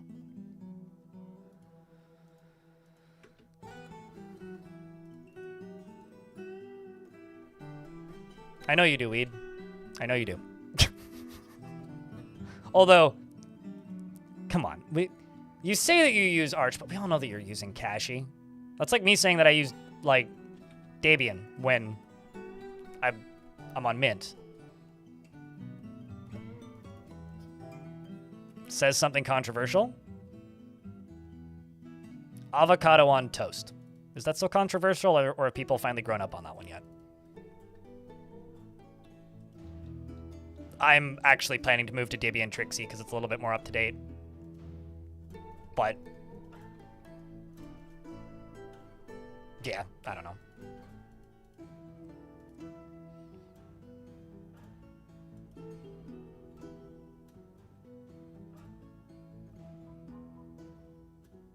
Okay, well, I stand corrected then.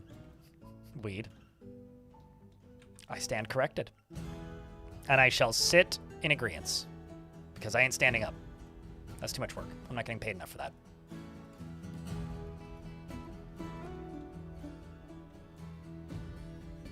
From Mint to Nobara? Yeah, I'm gonna stay away from Nobara. Nothing against it, really. It's just... I think, like, my pathway forward is much... maybe not much more, but more vanilla. And I customize it distributions versus the this is a prepackaged for a purpose-built thing distributions. That's kind of where I'm at.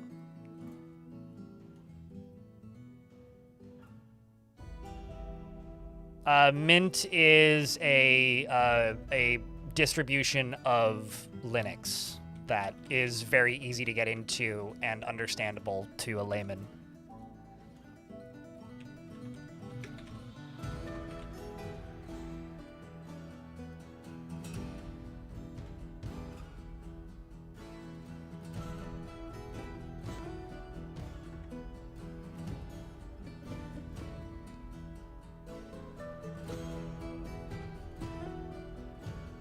I know they're all editable. It depends on what it shows up with. Yeah, that's fair. from Bluetooth issue that you had. I've run into a couple issues with Linux since switching, but I'll be completely honest with you. They're literally all my own fault. Like, it's usually I'm just gonna like back up everything right now and just punch holes in this OS until I either fix a thing that I'm trying to fix or break it so much that I have to restore it. And then I update and then do a restore. Because like there's something kind of fun and liberating about doing that. It's actually like the easiest way for me to learn how to do it.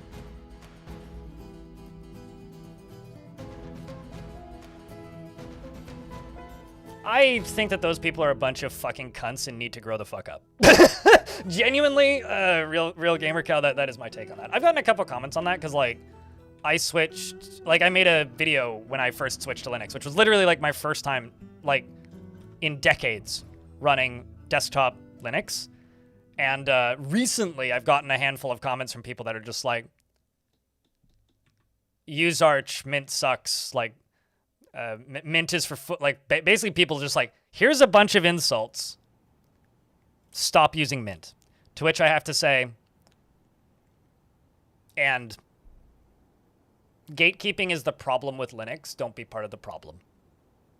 Like literally that video was a while ago. And two, it's literally I made a video of me switching to Linux. Don't gatekeep things that help people get into Linux. Period. 1, 2, 3, 4, 5. So 1, 2, 3, 4, 5.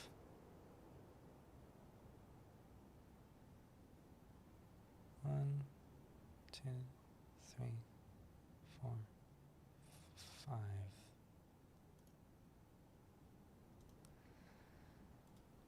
One, 2. I'm just seeing if I actually have the space to do this. 3, 4, 5. 1, 2, 3, 4, 5. 6. Okay, so this last one needs to go this way.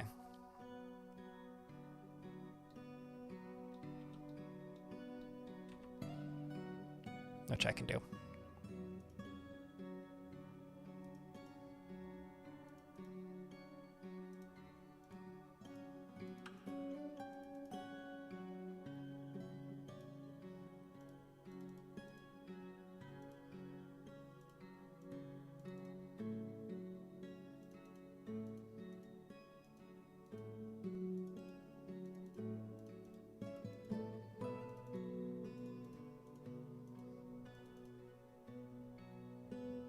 I need to make this one further away.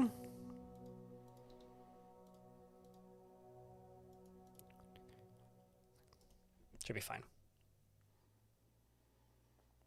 Be a grumpy guy. There literally isn't a single grumpy dwarf in this fort. You gotta look at the moods before you make requests.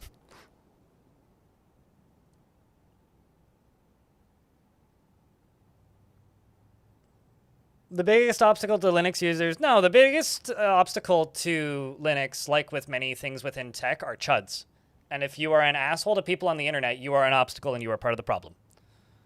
And it doesn't matter the topic. It doesn't matter what it is. Every single thing on the internet has people who act like that about the thing. If it's a thing people like, people will act like that. I could give you somebody who's like kind of mid in the mood. Like around here, but that's just the little yellow faces is as far as I've got.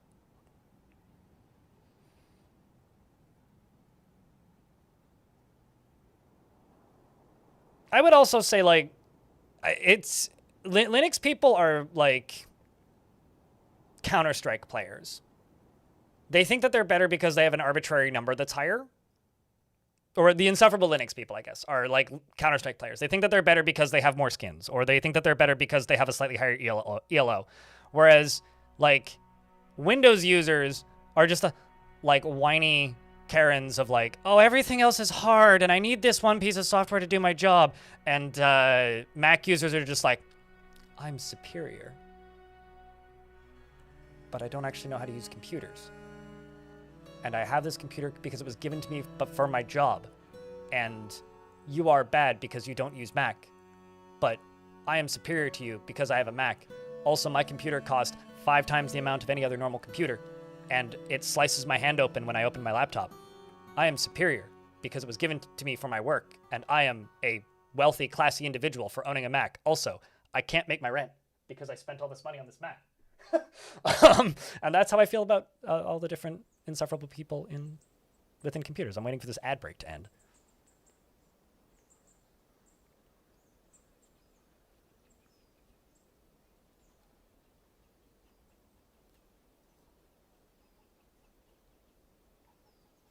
Yeah, but like on Linux, you could have a efficient processor. You just need to buy one, right?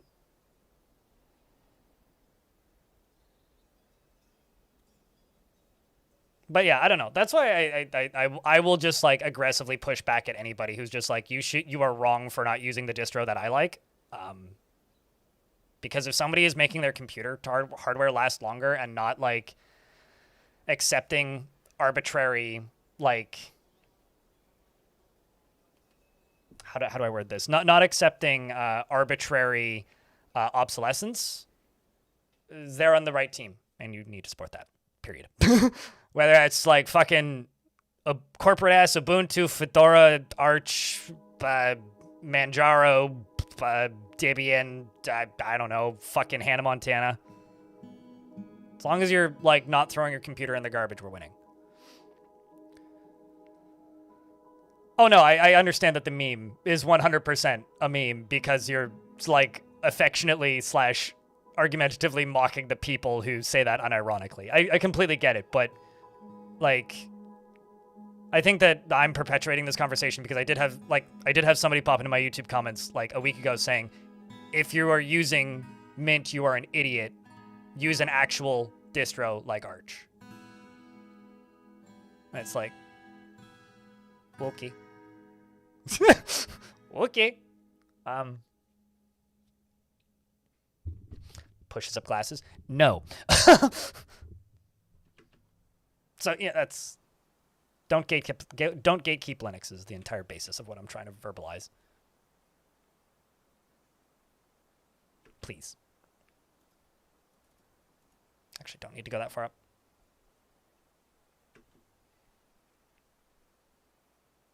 So if that's there, that can be there, that can be there, that can be there.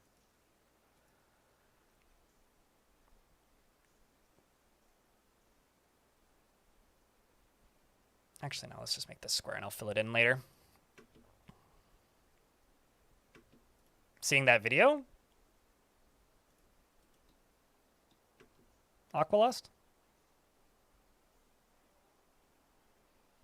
It's not for everyone? No, totally. I mean, you could say the same thing about like many different things for like there's a special kind of fun for customizing your own thing, like computers, cars, front lawns.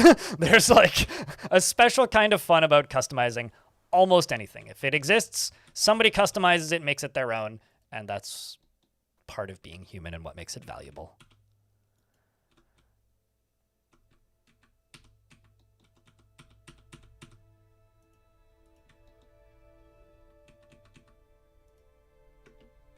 I'm just going to pause game for a second while I do this.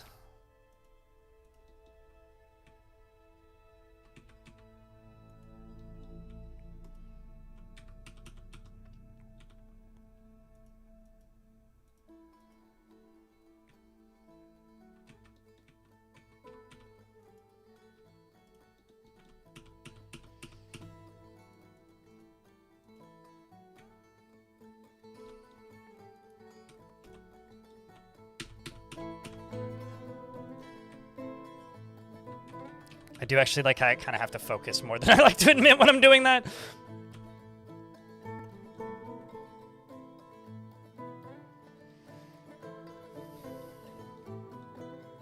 Though I think the one thing that all Linux users can agree on is that people who are exclusively using NixOS are nuts. I think that's like the one thing that I've like seen more or less everybody kind of agree on is like, nope, that's too much. It's like if you're using Nix as your daily driver, respect, I could never do it. That is all. Period. Oh, I wanted statues. Make a little pinwheel.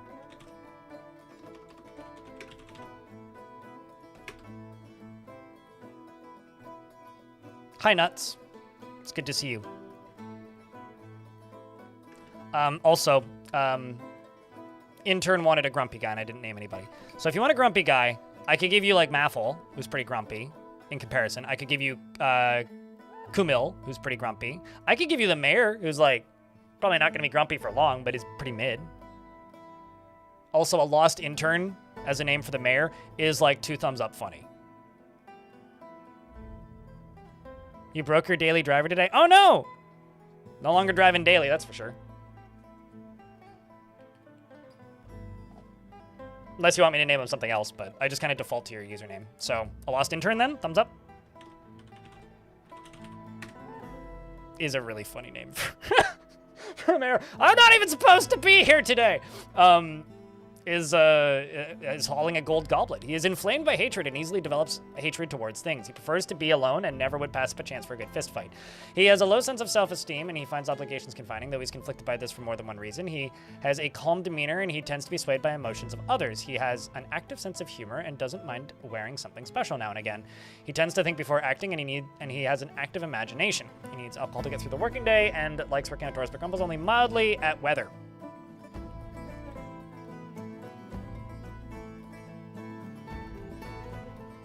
Linux from scratch for 10 minutes and then head pain and left. Yeah, that's fair.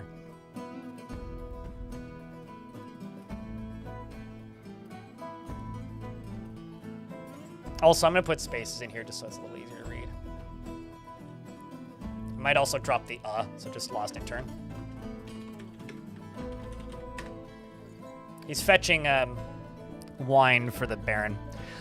He personally finds those that deny their impulses somewhat stiff and sees war as a useful means to an end, but dreams of crafting a masterwork someday.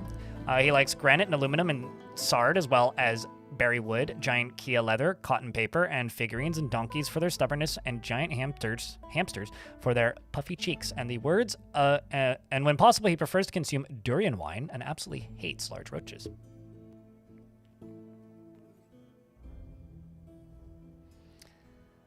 You wish that Office 365 worked constantly with wine? Yeah, I have no idea what running Office 365 is like. He has a medium-length beard. I don't actually think I've ever even used Office 365, but that's like because most people use it for work. He has a medium-length beard that is neatly combed. He worships Earth, of course. And you are a mayor of the starvation of gluttons. Welcome. Pretty young dwarf, too. 43 years old.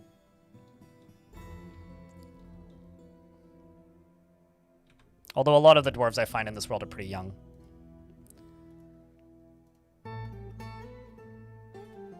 Needs grounded, or needs a gear for grounding.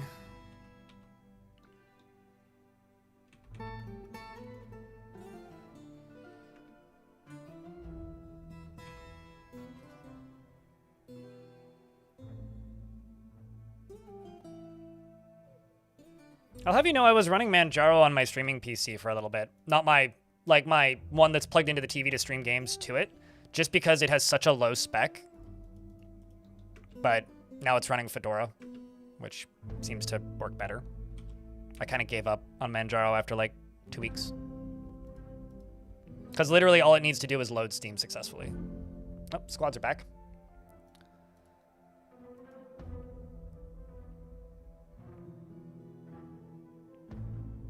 I mean, for whatever it's worth, that computer isn't even connected to, like, the network, or to the internet. It's literally just connected to my local network, and literally just loads Steam into big picture mode, and then I select a game to stream from the main PC to the TV, and that's all that it does.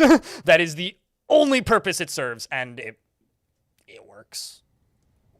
But it's just, like, too low spec of a computer to take any of the game, to really do anything with any of the gaming focus distros.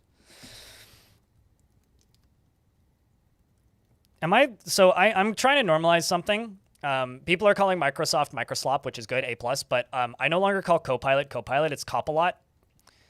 I'm just intentionally mispronouncing it. So one, people don't know what I'm talking about, and two, I don't help their marketing. And it's a fun word to say out loud. Try it. See if it fits. Cope pilot? Cope pilot's also pretty good, but that's a little harder to say. Joy fist?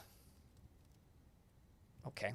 Oh, there's a monist. Carnal wax. Okay, I will go for the carnal wax once those two have returned. Cop out a lot? Yeah, that's also not bad.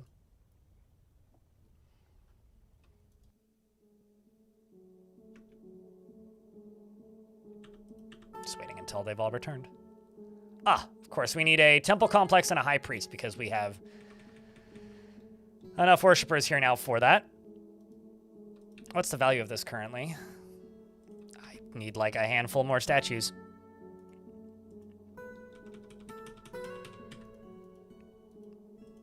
Am I like out of gold? I must be.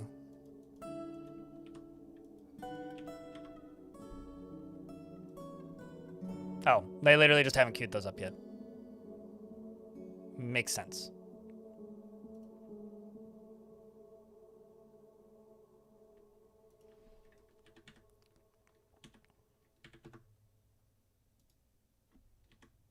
Would help if I had my numpad enabled when I went to go type something with my numpad.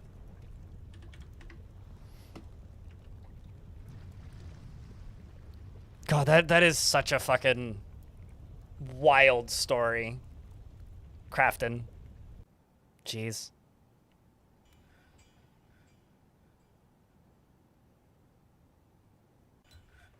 Skolter in YouTube chat says, I work with Azure and Copilot keeps lying about how things work to me. That's painful. Chat, to those of you who are forced to use language models for work, or like AI systems for work, how often do you ask them if they're bullshitting? Like, is that real? Like, did you make that one up? Are you sure about that? Because I am of the opinion that we don't ask them that enough. Are you sure if that's a good idea? I mean, I don't know. Uh-oh.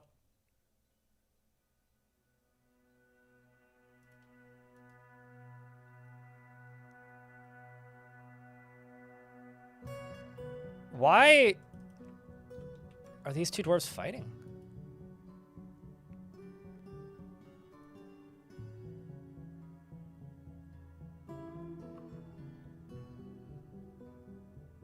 This is confusing. So a fight just broke out between Dobar, who's now winded, and one of my recruits. She's got two lovers. Do either of them live in my fort? Join Rough. What a good name, Abel. What was the other dwarf that it started with? Dodok and Dobar.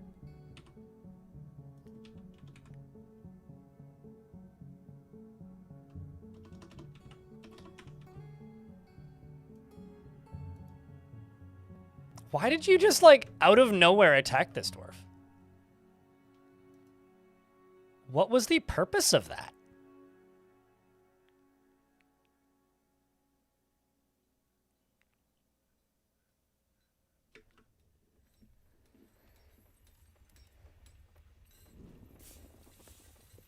I mean, that's a fair take, Merlin's fan.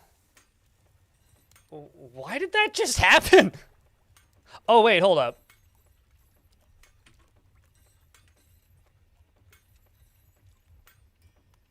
Did you get convicted of a crime? Oh, okay.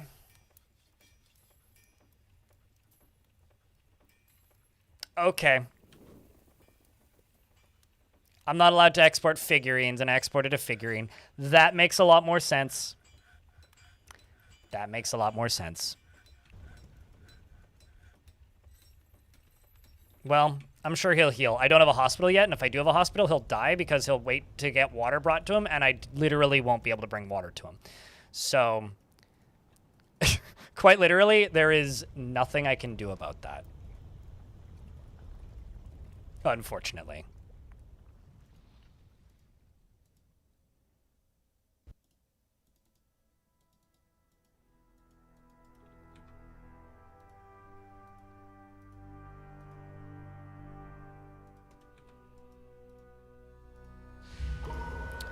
Zulban the planter has been taken by a Fey mood. And you are going to be a stone stockpile for just other stone. And no wheelbarrow. And don't take from anywhere. You are going to be a minecart route that's going to go right there. I don't have any minecarts, so that's fine. You're going to load other rocks. We're just going to call this other rocks. And you are going to load from right there. And this stockpile can be a little bit bigger, actually. You can go up to there, maybe over to there, and over to there. Actually, let's just do that. That should be fine. And I need to now make a...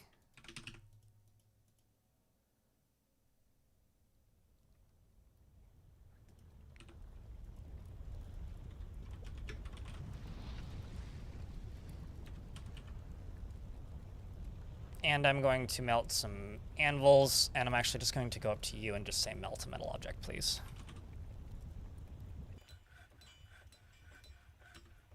So they're all leaving, and you're now right here, and you've been taken by a strange mood. Let's follow you.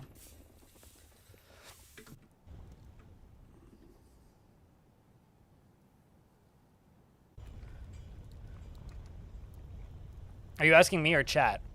Chat, how are you feeling about the Saturday stream? I mean, I'm doing this because numbers have been weird recently, like not as many people have been tuning in, so I've been throwing around the idea in my brain of maybe not changing, probably keeping the Tuesday, Wednesday, Thursdays, but maybe swapping Friday for a different day. Because Friday streams tend to do kind of poorly, and they have for a while. I think a lot of people just get off work early that day and then don't do internet stuff that day. But, and then also because I missed Tuesday, Wednesday this week, so I streamed Thursday, Friday, and now I'm here on Saturday. I use bins constantly. I just don't use them ubiquitously for everything. Gib. Like cloth, bars, a leather, silk, soap, blocks, all bins. All bins all the time. There's some wild animals that I can't do anything with, so I will chuck them in the volcano. Noble sacrifice. The god is pleased. The all-seeing quacker will, in fact, bless this sacrifice.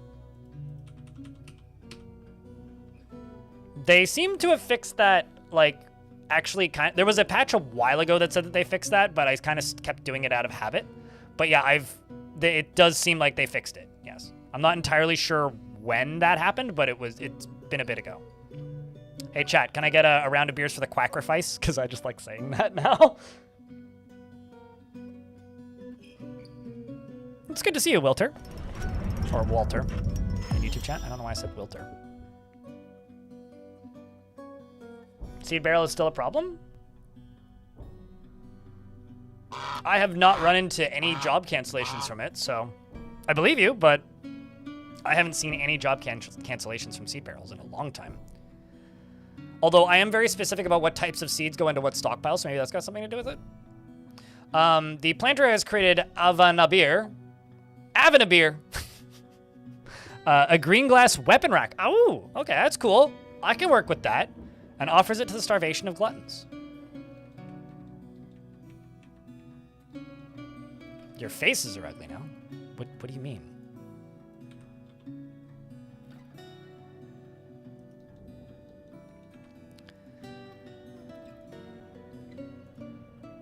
I'm gonna throw that artifact right there. I'm going to put a pedestal right there. And I'm going to put a throne right here. I'm gonna throw 2 doors in the front.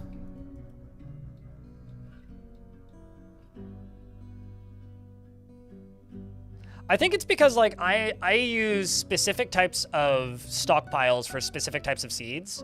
And and I just allow barrels in them now. So like, I mean, in this fortress, I'm just cooking all of my seeds, so it's like kind of a moot point, really. Because like, if you actually go to my cooking permissions, it's like, actually, I should cook the dimple cup spawn. Like, all of this is just, all of these seeds are just getting cooked. So,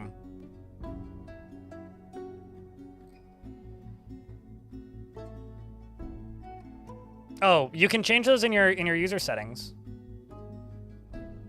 You have to go, like, click on the user appearance, which is the little red film camera icon in chat, and you can change what smileys you use. Frog for hire. Hi back, I'm blind. Good to see you, Laya.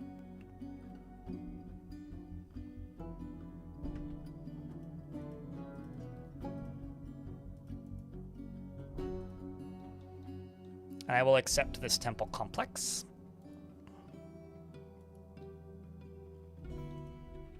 Let's go. Do I even have one of those? No, I don't. I should just make a gold altar. Just one. Probably has some statues. Yeah, I do. Probably throw a couple more tables and chairs, etc. in here.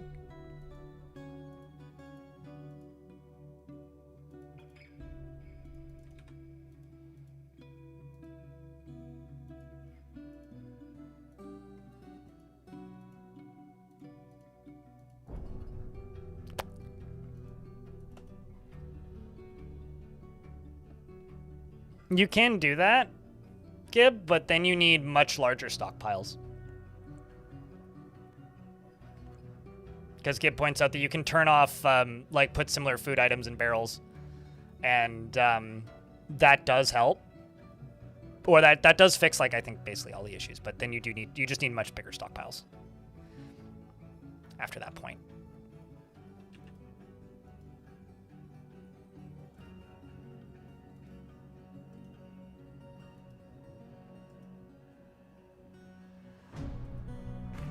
Just a few more chairs coming in, which probably will get us up high enough, because I think those chairs are like 300 dwarf bucks a piece.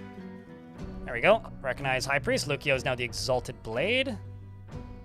And chat, do you think Flurf McGurf or Montecore sounds like a better Sacred Slaughter religious leader?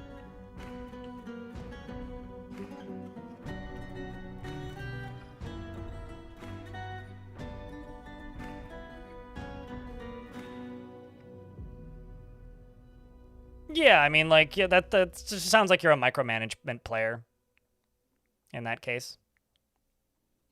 I think, like, I had this discussion for kind of a while yesterday where, like, I think a lot of the biggest problems that Dwarf Fortress has are absolutely solvable mechanically within the game. The game just doesn't tell you that you can, and half the players of the game call it a bug. But it's like, have they fixed the bug yet? And I'm like, well, no. But if you set up that industry correctly, it's not an issue. So it's like, is it a bug or is it just like poorly explained mechanics? I'm genuinely like at this point where like I think a lot of the most referred to issues with Dwarf Fortress aren't actually bugs. They're actually just like, I mean, there's a way to set that up where you don't have any issues. Like you said, like not blending barrels or just being very specific with your stockpiles. Like all of that will fix it.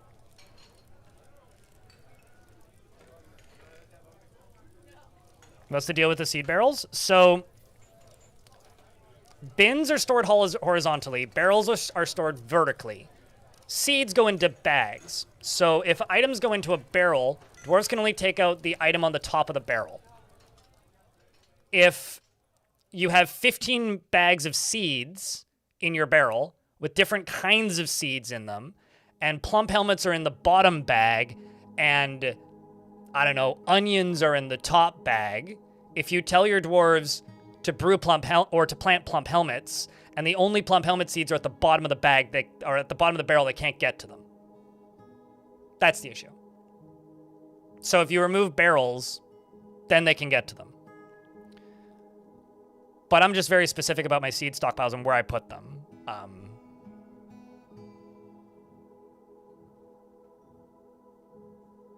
Chat's saying Monty. Okay, we're going with Montecore then. Is now the Sacred Slaughter. And Lucio is the Exalted Blade. They have almost the same haircut. Well, actually, that's not true. Lucio has a shorter haircut. Be better if they had the same haircut, but oh well. Okay, so this right here will be the Queen's throne room. Or not the Queen, the Baron's throne room.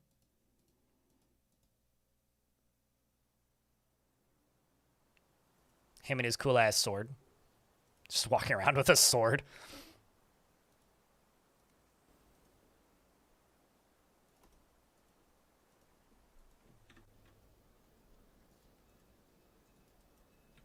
We'll get his anvil over there, which is his artifact. Which we'll keep by his bed.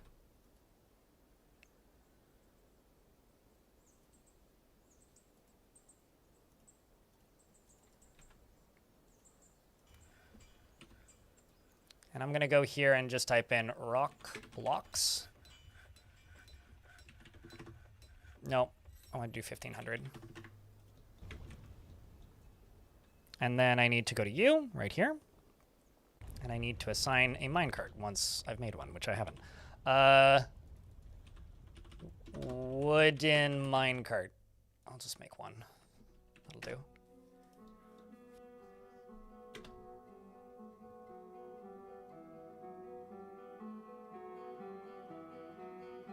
I mean, yeah, that would work. Marmalade. Usually what I do is I only use the seeds that are going into that specific stockpile. So I'll make one for like plump helmets, cave wheat, pigtails, basically. And there's just always enough accessible that I don't run into issues. So, or at least that must be what it is, because I like haven't actually clocked that as an issue for quite some time. Because I thought that they'd fixed that, but chat's telling me it's still a problem, so I will take their word for it. And then this also needs to be a bedroom for the mayor.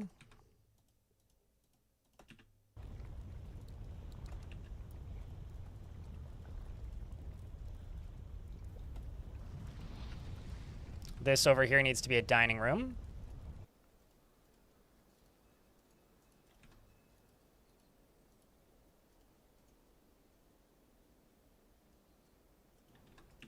And let's just go here. Just go door to door. And dining hall. And Baron. So now at the very least... Okay, that's kind of wild.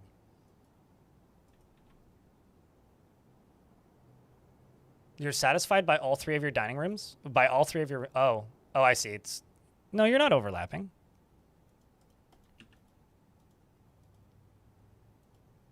I don't actually know why there's a singular 2 tiles over there. That's weird.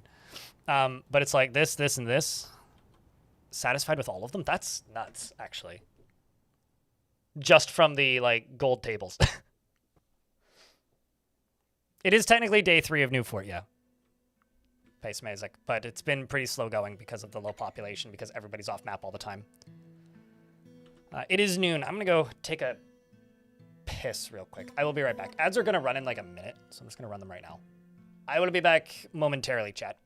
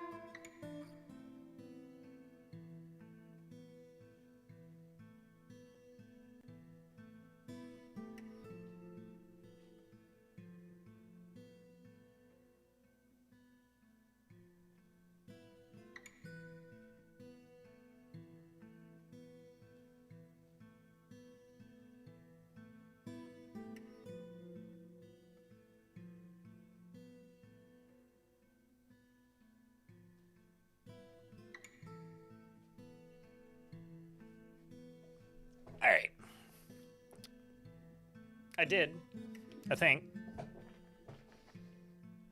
In regards to Piss and Peace.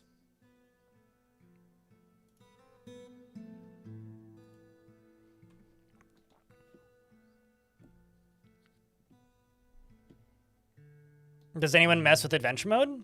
I do. I mean, there was adventure mode in the last video that I did. I use adventure mode as like a in-between fortresses thing because there's a lot of stuff that you can only do in adventure mode. So sometimes I will have goals or like themes that require starting in adventure mode. But that's primarily how I use it because like while it's a really neat thing and like a really fun way to like explore your world, there isn't a lot to it outside of the combat. So I find it very difficult to stream. I know that there are some people who really, really like it just like as a sandbox to like explore. Kind of like a RPG walking sim or exploring sim. But yeah, I that's how I like to play it. I know that like in the future, it's likely going to end up with more unique individual mechanics, but at the minute, that's what I use it for and how I prioritize it. But yeah, I mean, I use it quite frequently, generally. I'm literally going to throw some coins onto this pedestal. Where are the coins? There they are. Boop. And also, let's make gold coins.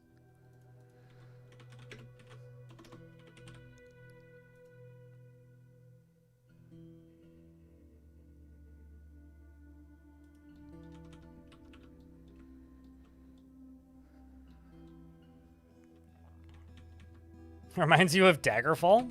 It's definitely one of those things where historically it never got as much development because the majority of the people who played Dwarf Fortress played Fortress mode exclusively. And so like if Tarn would spend a bunch of time updating adventure mode, there was always like a small contingent, maybe not, there was always like a portion of the audience, and it wasn't a small portion, it was like a decent size of the player base of Dwarf Fortress that would just be like, oh no, it's just an adventure mode update. I'll wait until the next update.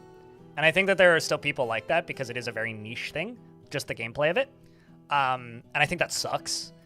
What it really is, and I think the reason everybody should mess with it, at least a little bit, even if it's not really your speed, is purely because it'll teach you how the combat in Dwarf Fortress works, because it lets you, like, see exactly what's going on in Dwarf Fortress combat while the dwarves are fighting and you're just kind of staring at them and can't really see the minute details of what's actually happening. And I think that that's actually really important for being able to fully appreciate the intricacies and the depth of the combat, because a lot of people, I think, just sail right over it and don't even see it. So just based on that, I think it is worth spending, 15 to 20 hours, like, exploring a world and learning how to do the combat, because it will teach you how to micro your dwarves and manage your dwarves better in Fortress mode. But just note that it is a very weird thing. It's interesting as well because it's the same engine as Dwarf Fortress, right? So like, you know how I guess this is kind of a bad example, but whenever, because there's very few studios that like have a game that runs in their engine that they also sell, except for like maybe Epic and Fortnite. It's like whenever Fortnite comes out with a new update, they're also updating on Real Engine. Whenever a change is made to adventure mode, it affects the mechanics in Fortress mode because they both are essentially different games in the same engine that run on the same base level mechanics. So when there's a bunch of adventure mode development time done, it massively affects Fortress mode. And so when Tarn's doing a bunch of adventure mode development, in a way, it's kind of like engine development for Dwarf Fort. And so it helps you learn a lot about like what's going on in the game. Even though adventure mode was like the original mode, and it's like it is what this game was supposed to be originally. The managing a fortress aspect of it was like happened out of convenience more than anything. But it is really cool when like you run into your own dwarves from a previously abandoned fortress that have scattered. What's the theme of this fort? Generally, you can find that by typing !goal. But the theme of this fortress is no food production. So all of the food in the fortress is imported. I'm allowed to slaughter imported animals. I'm allowed to brew imported plants. I'm allowed to make cheese from imported milk. But I'm not allowed to farm anything, period. I'm not allowed to gather, I'm not allowed to hunt, and I'm not allowed to fish. And if wild animals wander onto the map, I can't butcher them if they get caught in my cage traps. So I'm just periodically throwing them into the volcano. And so that's why most of the dwarves aren't actually on the map right now and are actually like out exploring random sites that are far away.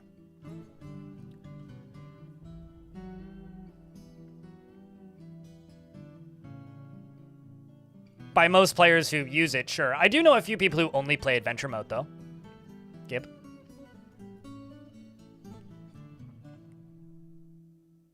I would actually say no, it's not a good thing to start as adventure mode. I think like what you should do if you are a new player to Dwarf Fortress, Arganthi, is play like a fortress, maybe 2, then play an adventurer in the same world and try and find your own fortress. That would be my advice. I would, because fortress mode is the much more engaging of the 2. Like, I like adventure mode. Adventure mode's fun. But it's nowhere near as engaging as fortress mode is.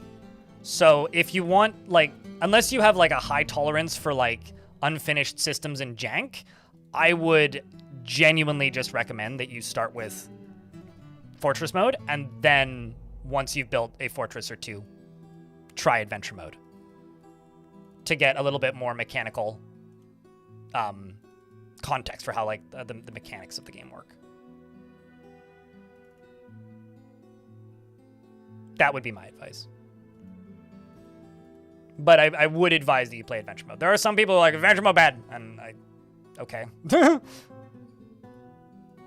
Like, every now and again, I'll see somebody on, like, the Steam forums, which is probably just rage bait anyway, so it doesn't really matter, who are like, stop wasting time in adventure mode development and stuff like that. It's like, well, it's literally engine development for fort mode. So, like, fort mode benefits for engine mode. Fortress mode benefits when adventure mode is getting updates. Okay,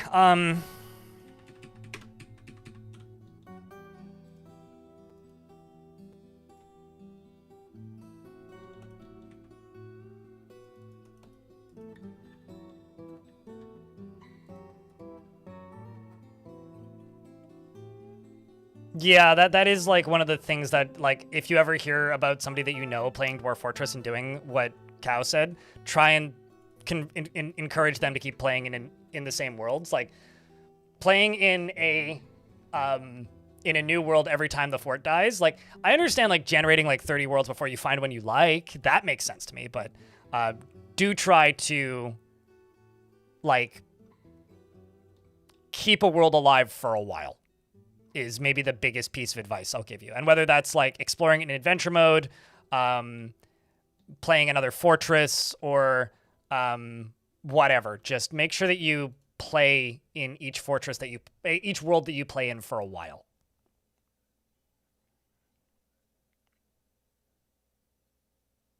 I think like and I've said this before, like, people often ask me what I want to see this game do and what I want to see added to this game.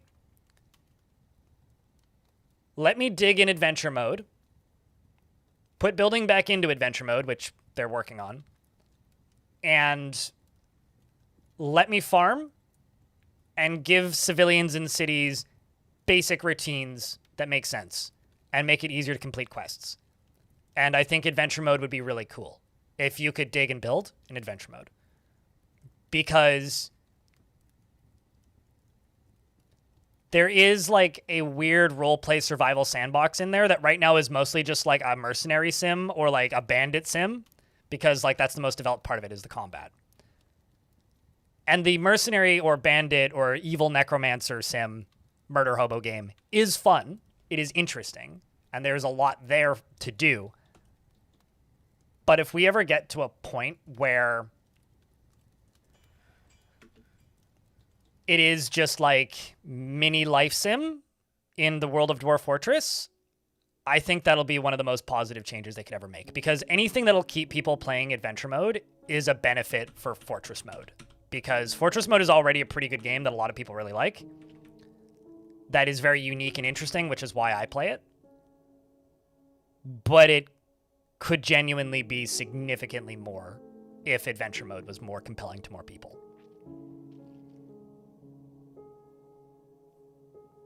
Putnam has told me that they could you could actually render Dwarf Fortress in first person with how the engine works, but then very, very vehemently it stated you do not actually want that though. And I tend to agree. You probably don't actually want that. What would I remove from DF? What would I remove from DF?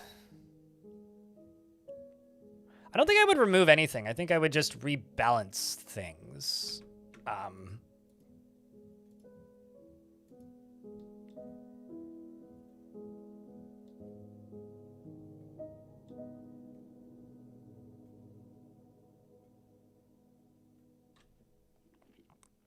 You know, you stumped me. That's a new one.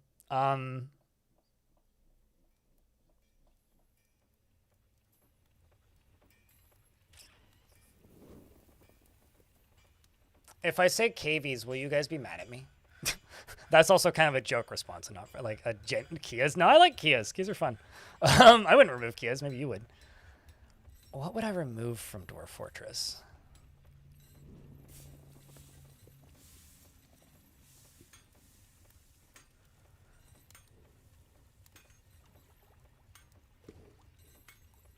You don't like the cave adaptation? That's very easy to mod out. I really like cave adaptation. They're really hard to find these days, Gib. Elves. Well, grab an axe and get to it, Sculptor. Yeah, all I can think of is like joke answers, really.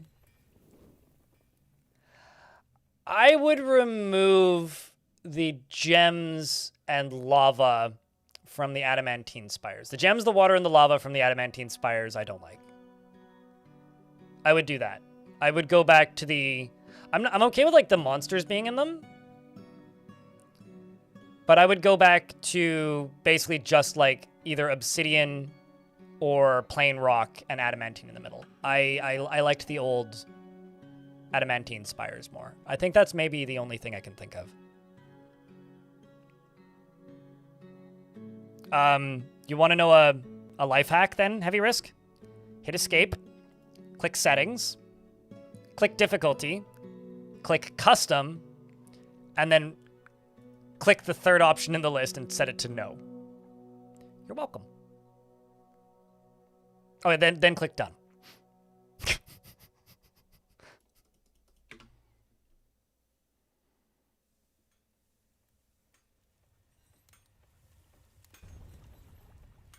You could also disable them during World Gen too. So like you can remove curses. So you can make it so you just straight up can't get werebeasts in a world. Like, you'll get vampires, but you won't get werebeasts. Werebeasts are kind of a skill check. It is true. And they can be a pretty tough skill check as well.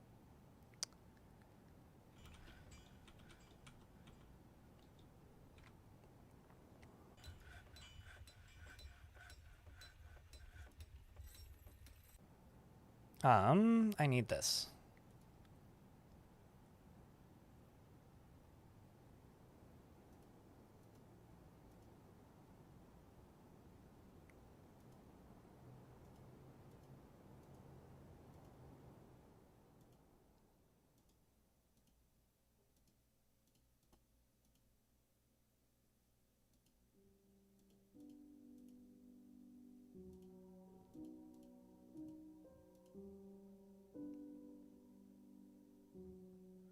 Actually, I'm just realizing I need to change this slightly.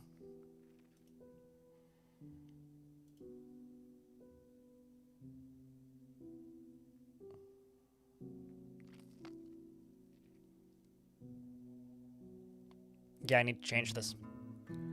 I need the bridge to be over here.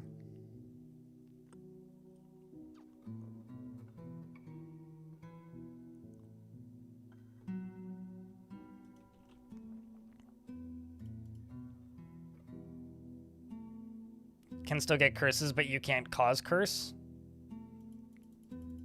Yeah, I don't know about the minutia there, but...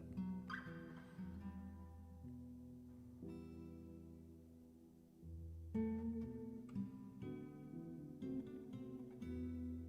trying to think how I can fix this. Basically, I need to move all these forward one, and I need to move these to where the drawbridge is. I screwed up. Oh well, I can fix this. Just have to rebuild it. This is what I get for not counting tiles when I'm building and building too quickly.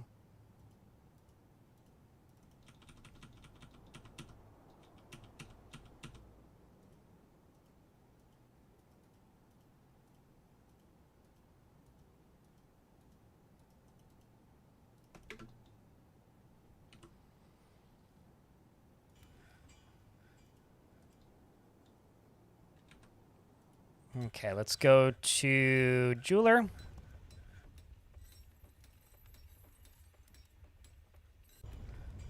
No, actually, I don't want to put a jeweler there. I want to put something else here. What do I want to put here, though? Could just put a craft store shop down here. No, let's put a mechanic down here. That's a good spot for the mechanic shop.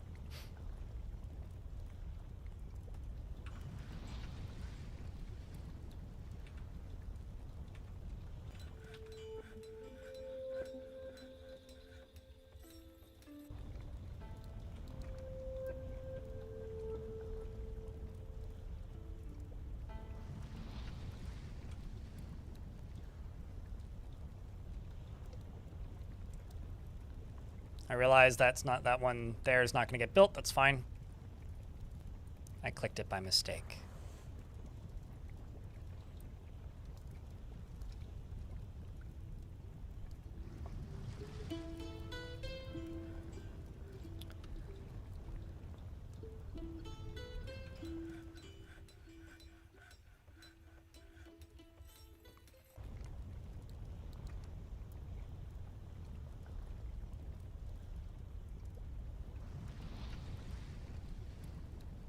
This will look really cool when I'm done with it, I swear.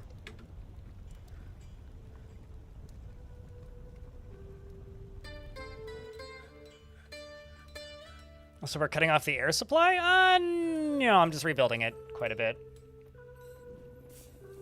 I'm just rebuilding it. I'm just trying to decide if I want to... Because right now, the way I'm setting this up... Well, not really, actually. I may get some job cancellations the way I'm currently setting this up, I guess, is what I should state. Okay, so down in here, I'm just going to throw in a bunch of beds.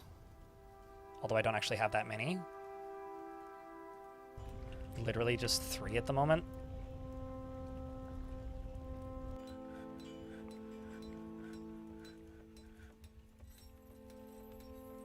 And then just... Bed! We'll make 10. I'll be fine. Gotcha. Diamond. See you in a few.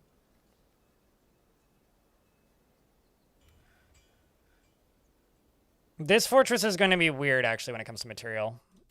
Because I'm going to need to basically harvest silk. But I'm going to have to do it down here, actually, so thanks for reminding me. I'm going to cut out a real big area down here. And then I'm just going to fortify a bunch of these walls and let spiders in. Oopsies.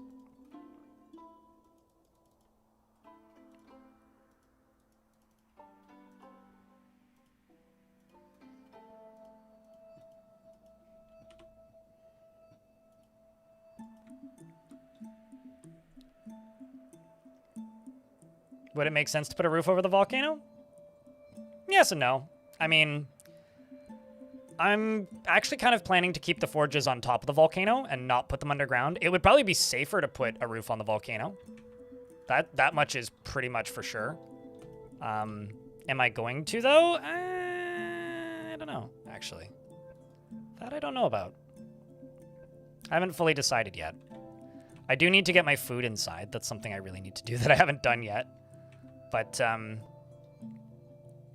which maybe I'll do over here. Up there would make sense. Oh, I also need to tell you to load from there, which I haven't done yet.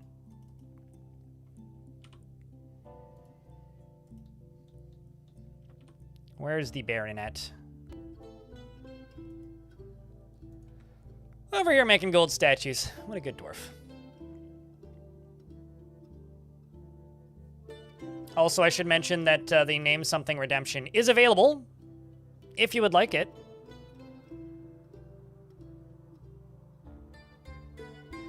But I will say that a couple magma men have wandered out of the volcanoes, so it might not be a bad idea to put a roof over your volcano if you're doing such things, you know? Beard or no beard? Weed? Do you have a preference of job or just any job? Also, Weed, because you are a tier 2 subscriber, you don't actually need to use that command. You can literally type an exclamation point dwarf. I think I sent this to you in the email, but you can use that, and I will give Diamond one as well, using mine. How do you let spiders in? I'll show you. All J Mighty. So at Diamond, beard or no beard, and any job preferably angry. None of the dwarves are angry. In fact, literally they're less angry than they were the last time somebody asked for that. So Crypt sip. The least happy dwarves are 2 ladies who are mid, and then it's these dwarves. Like, literally everybody is thrilled in this fortress. Stonecoat, thanks for the 28th month, and thanks for the first notification of money in an hour. Appreciate you, mate. And all Jam Fry, thank you very much for becoming a big YouTube member. Chat, can I get a round of beers for both that resub from Stonecoat and the big YouTube member?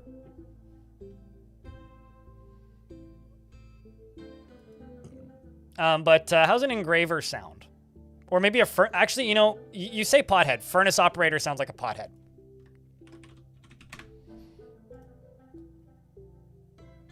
It's either that or the chef, you know? The furnace operator wants to socialize. He wants excitement. He wants to acquire an object, cause trouble, and argue. He feels strong emotional bonds with others, at times to his detriment. He's quick to form negative views about things, and he is slow to trust others. He often acts with compassion, and he tends to be a bit stubborn in changing his mind about things, and he does not easily fall in love and rarely develops positive feelings, and he can occasionally lose focus on the matter at hand, and has an active imagination. Towny World? Tuoni World? Thank you very much for the brand new subscription. Appreciate you. Jack, can I get a round of beers for that?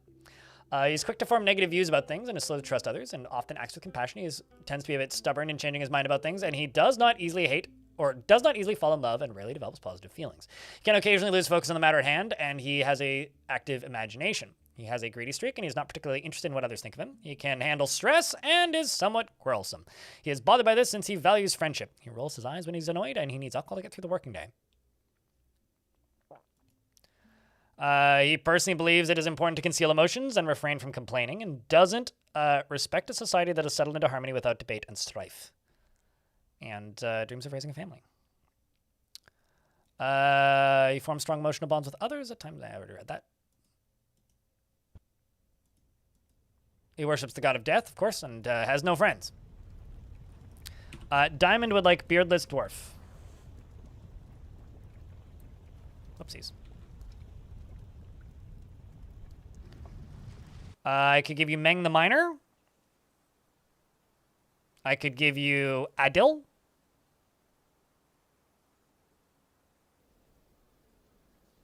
Can dwarves be renamed?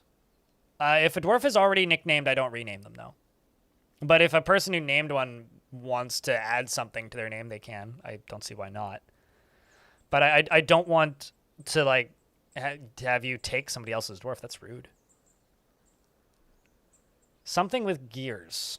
I literally don't have any mechanics. Yeah, that'd be mean. Unless, like, you mean something else by rename. Diamond End Room lacks confidence in her abilities and finds obligations confining, but she's conflicted by this for more than one reason. She is grateful when others help her out, and she tries to return favors. She can handle stress and is quick to form negative views about things. She begins to talk more slowly when she's exasperated, and when she's thinking, she clicks her tongue repeatedly. She cracks her knuckles when she's angry and needs alcohol to get through the working day. She dreams of creating a masterwork someday, and personally values artwork and does not care about family one way or another. And she likes daysight and red spinel and creeping eye leather and giant great horned owl bone. The color buff bolts and caps and slabs, and the sight of the rhythm of lyrics. When possible, prefers to consume strawberry wine and absolutely hates slugs. You have a husband who is a recruit, who is not here right now. So you're not going to see your husband very much. Welcome to the fort.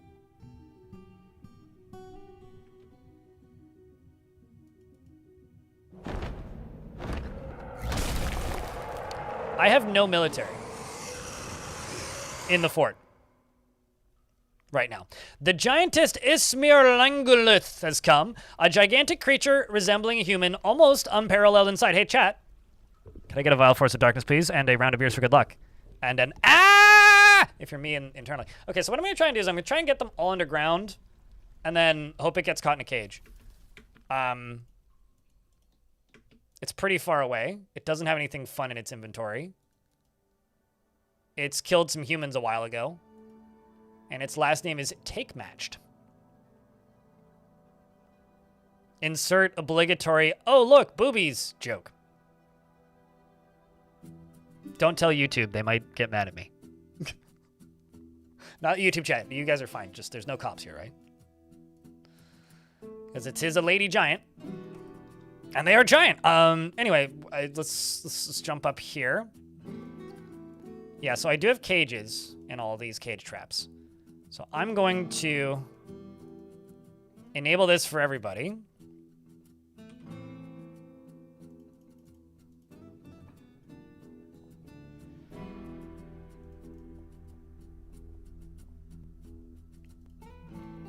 I'm just taking dwarves off of jobs because then they'll reclaim jobs that are closer.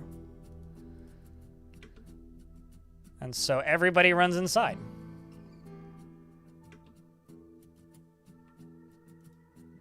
Because the place I've told them to go is literally in this temple. Actually, let's expand this ever so slightly so that the dwarves who aren't welcome in that temple can go elsewhere.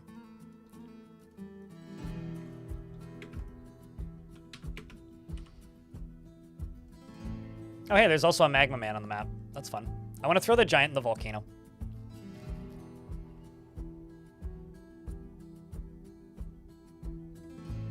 Let's see who wins.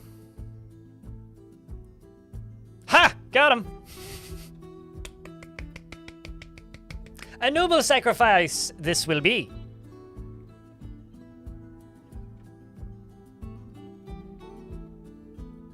Hey, chat. We did it. Praise the miners.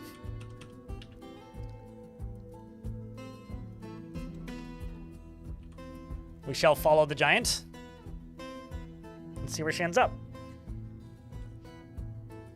Dessert for the volcano, nonetheless. Tarn apparently... So, I haven't seen the graphics for this. I can't wait to see the graphics for this. One of the things that Tarn has talked about recently that he wants to add, that I'm super excited about, is the upgrades to cage traps so that they need to be a different type of cage trap if it's a large creature or a... what's it called? If it's a large creature or a mega beast that require basically a wagon to move. I really, really, really want to see that in the game. I really hope that makes it in soon. Can you be the giant? The giant's about to get thrown into a volcano and die. Do you want to be sacrificed to a volcano? I'll do it if you want it, but only if you're sure. Like, just know it. You are literally signing up to be lava food.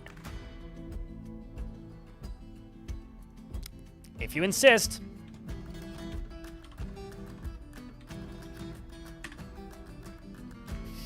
You're welcome. Yeah, the diplomacy's like actually the thing that I'm the most excited for, but like the cage thing is a close second. She's incredibly calm demeanor, and she is extremely confident in herself with situations requiring her skills. She's prone to strong feelings of lust, and she is easily moved to mercy. Although I guarantee you, if they do implement that and you do actually need to move them like wagons, immediately what's going to happen is there's going to be a contingency of people that say that they're bugged because they can't move. Guarantee you that's going to happen. She tends to be a little wasteful when working on projects, and she is rarely happy or enthusiastic, and she doesn't mind a little tumult and discord in day-to-day living, and she can sometimes act without deliberation. She can easily fall in love or develop positive feelings, and is curious and eager to learn, and is about to have a lava bath.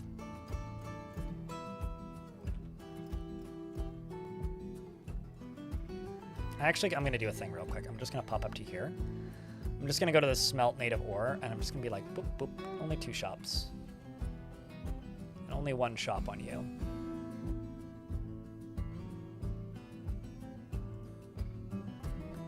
I'm just going to let the game run until somebody comes to get this creature.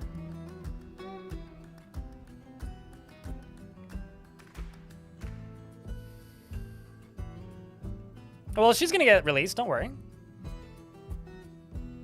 She is, in fact, going to get released. And there's no negative thoughts with being on fire, so. Aside from choking on smoke while underground, which is really funny. Like, genuinely, it's really fucking funny to me.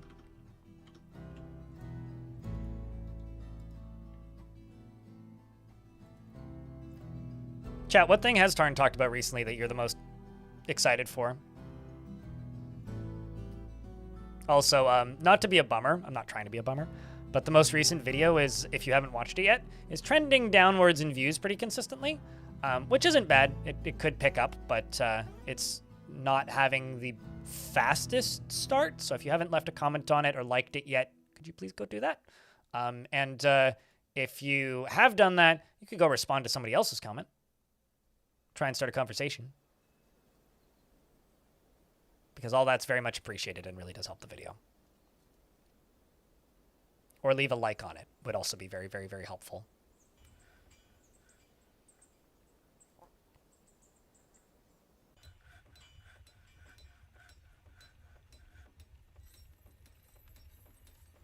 You want other magics? I mean, that's a fair thing to be looking forward to.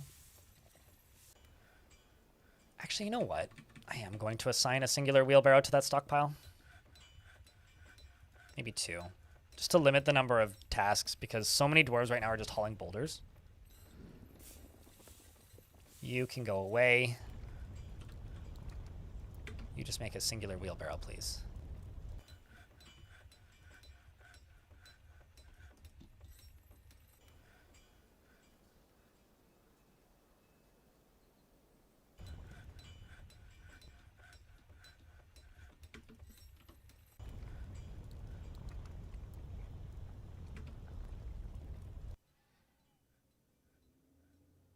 Appreciate it, Bert.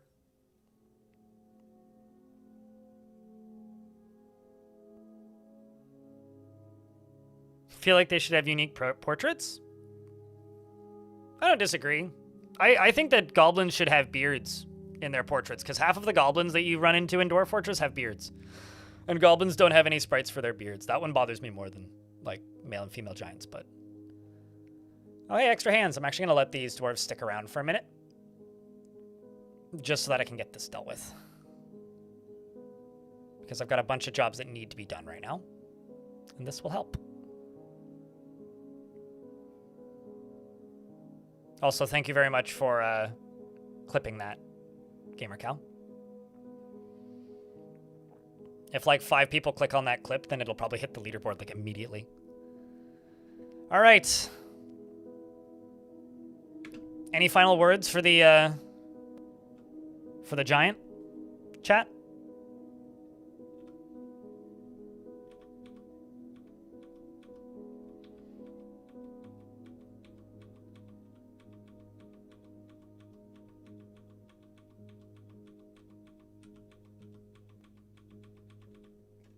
So long, gay Bowser, or whatever Mario says when he throws Bowser off the cliff.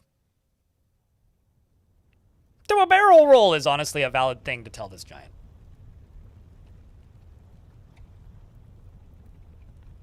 I can't because they were harvested from this map.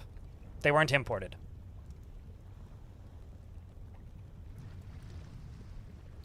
Hold up.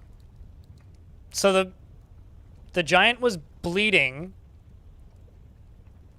and then stopped bleeding? What? Anyway, it's gone now, so.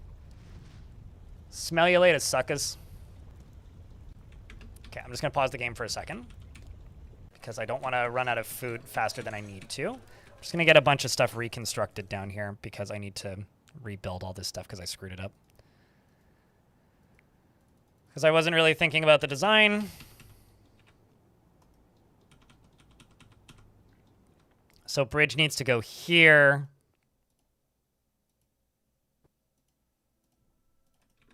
And pressure plates need to go here.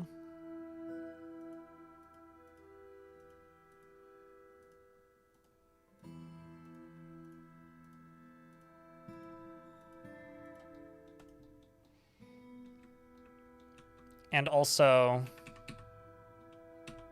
this all needs to be filled in.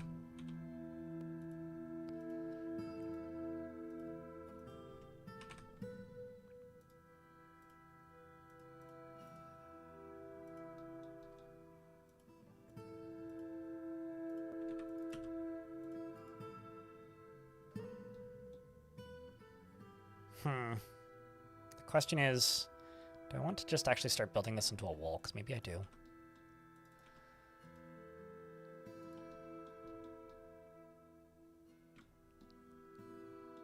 Maybe I do.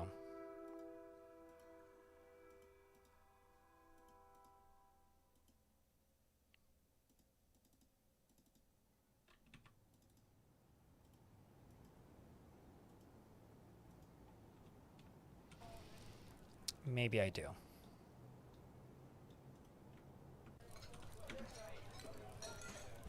Okay, all of this over here is done, so I can... Actually, I need another tool. Oopsies, that's not what I wanted. This is what I wanted.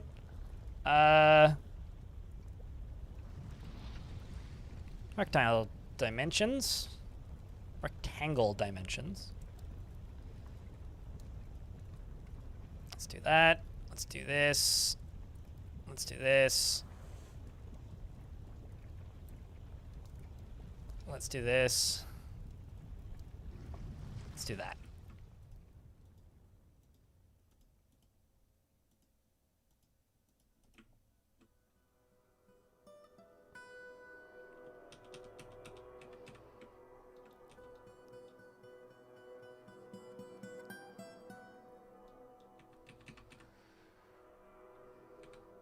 I'm also going to widen this and widen that.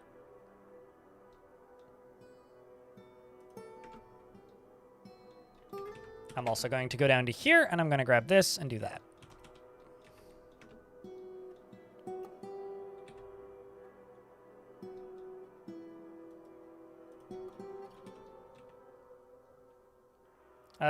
Smir is a hard worker in a village with a long time hunger is outside for days and can get hungry for desperate for food. Did a little volcano outpost with lots of food near empty to enter and to talk to leaders, but food, it got caught in a trap and the creatures dwarf were very small and inside the trap was a cunning trap with a pause and they move Ismir to the top of the Kano and throw Ismir in and surfed and saddened and fell into it. Ah, it's so sad.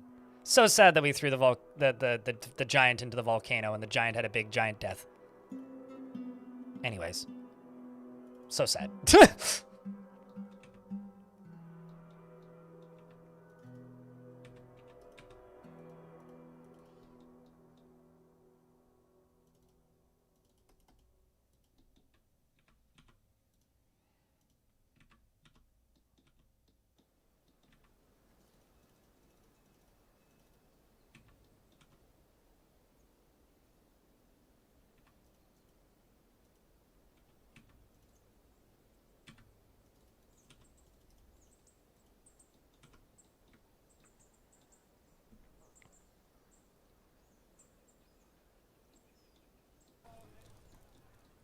Okay. Pain was not but for the burning of Esmir's flesh, but Esmir's people hoping Ismir would return with food. I don't actually think that creature had family, but I don't know. I long for the day that mega beasts have more purpose than just thing to kill, you know? I do actually long for that and look forward to that. I think those will be fun days.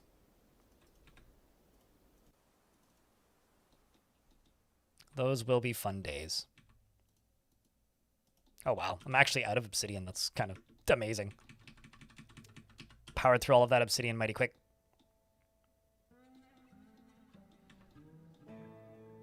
Although this, I'm going to remove the wheelbarrow for the moment. And expand this. Let them just haul a bunch of boulders over here. Because I think that'll be super handy. Also, am I stupid? It's possible. No, I'm not. Rip your monies. Laya, rip your monies. Don't worry, I lost 10,000 like not super long ago. You know, I know it's a rich get richer thing, but I'm sitting here like waiting for these points all the time, and even I lose them with like relative frequency. Let's link up these plates again. So the idea here is that the mine carts will trigger these. So that's the first one. That's the second one. That's the third one.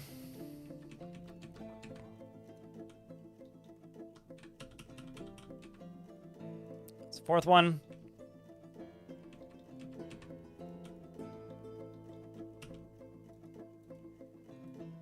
And that's the fifth one, and then the last one.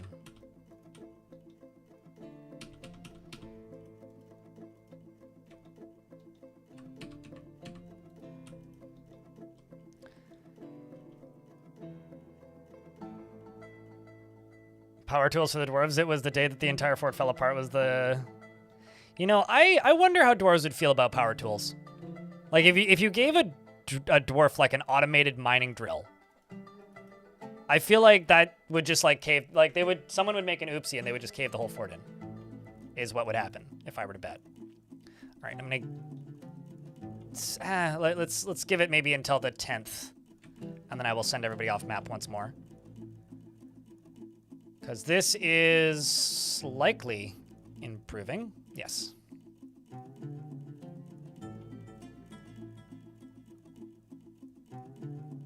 Likely improving.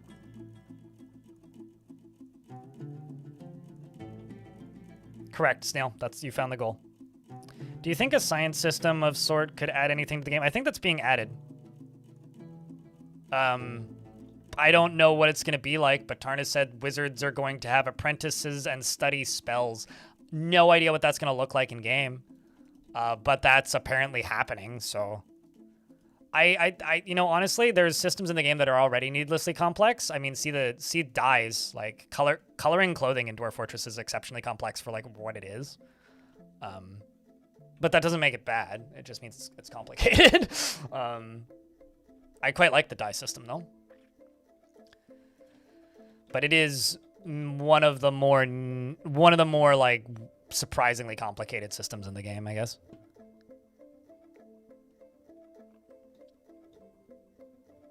I'm looking for that one that I was grabbing because there's like one up here that has a ton of books in it. I may have already like cleared it out mostly then. Scribe farms.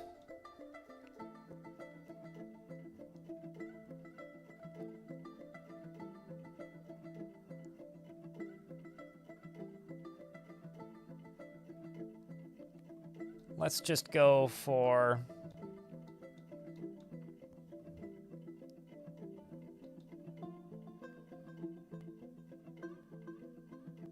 Let's go for that. That'll be fine. We'll just clear out the entire thing. It's off to hunt they go. The outside context problem. Thank you very much for the Prime sub. Hey, chat, can I get a round of beers? For the brand new Prime sub.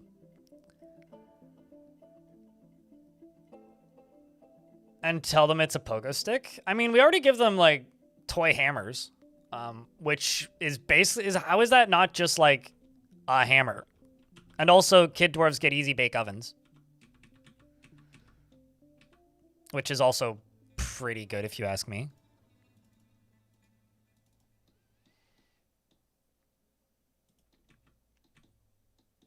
Easy bake ovens being mini forges, by the way.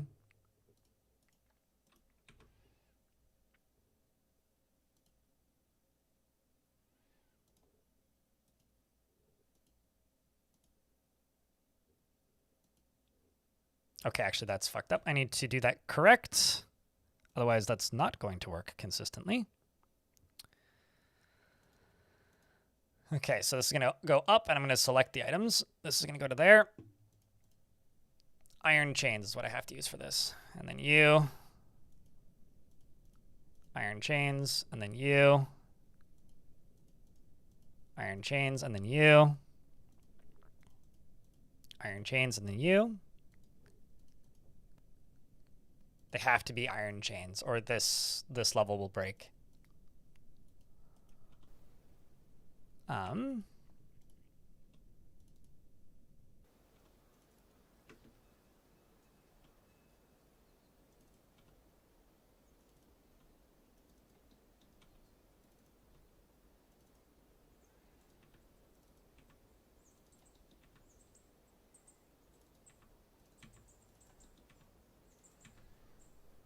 Okay. Now I can work on that. Although, thankfully, I'll just be able to use any chains pretty soon. Craftsdwarf's Guild, eh? They would like a Craftsdwarf's Guild. I was really hoping I didn't need to make a Craftsdwarf's Guild, but I will if they insist. Happiest bearded dwarf. Okay, it's the second happiest dwarf in the fort. Armor Wayne! Snail! Relies on the advice of others during decision-making and has a calm demeanor. He is somewhat quarrelsome and he is bothered by this since he values friendship. He often feels lustful, and he tends to share his experiences and thoughts with others. He likes to keep things practical without delving too deeply into the abstract, and he prefers to present himself modestly. He can handle stress, and he is not particularly interested in what others think of him. And he lives a fast-paced life, and occasionally overindulges, and can occasionally lose focus on the matter at hand, and needs alcohol to get through the working day, and doesn't mind being outdoors at least for a time. I'm going to leave a squad at home when they all return. I'm going to leave my Marksdorf squad here, and we're going to start arming them. He personally thinks friendship is important and sees life as unfair and doesn't mind it that way.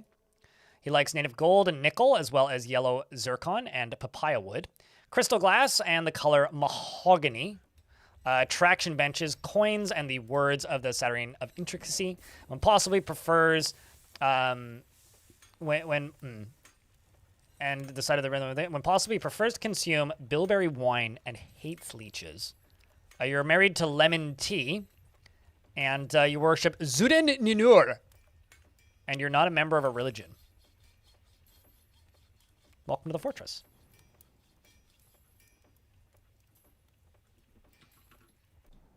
Well, hello from Canada, VChef.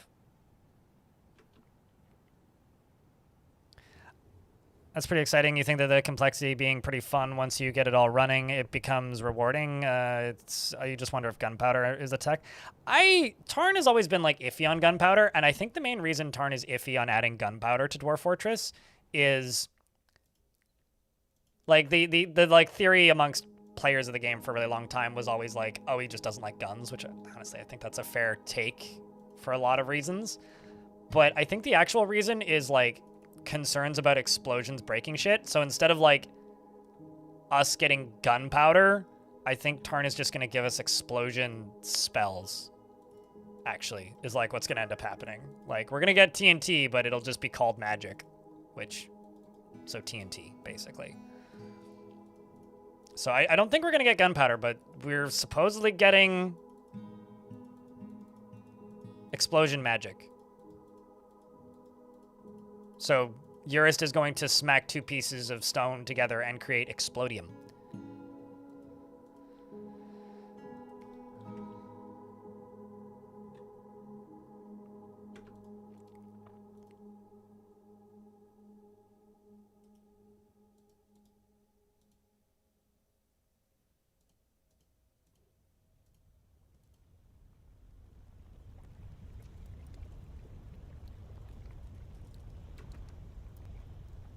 Boomsticks and magic? Sure.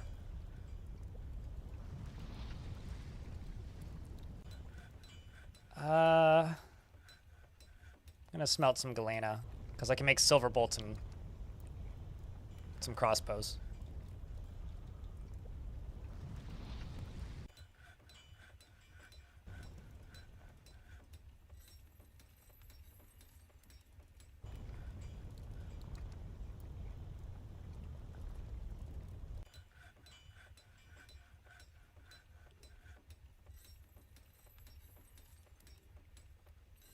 I mean, anything that you don't understand how it works is kind of magic, right? Like, I would argue that fire could be considered magic in some contexts, right? If you're just talking about, like, primitive societies versus technology, like, anything can be magic, basically.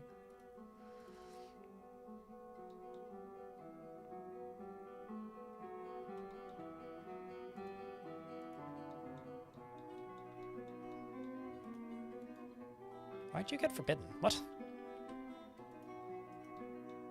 That is truly kind of bizarre. You're digging out channels down here, which is totally cool and good for me. So now I can go here. And actually, I've got a few more things I got to do on this side. I got to get rid of that. Got to get rid of that. Monticore, the Sacred Slaughter, has been possessed.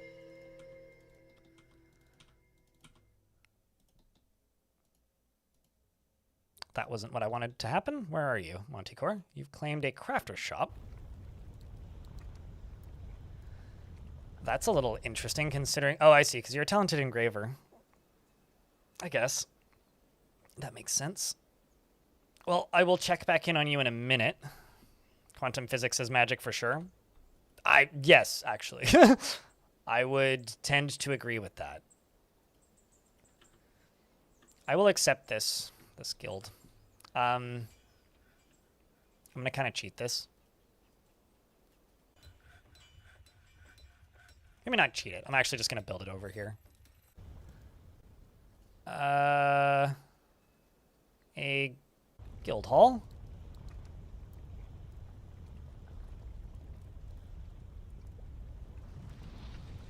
Craft dwarves.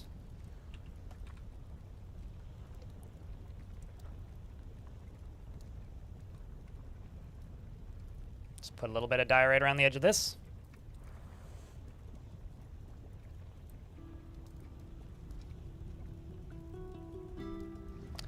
And then I will put a few chairs and stuff into here. And then this can just be the... This can just be it. And that'll be a high enough value with some statues.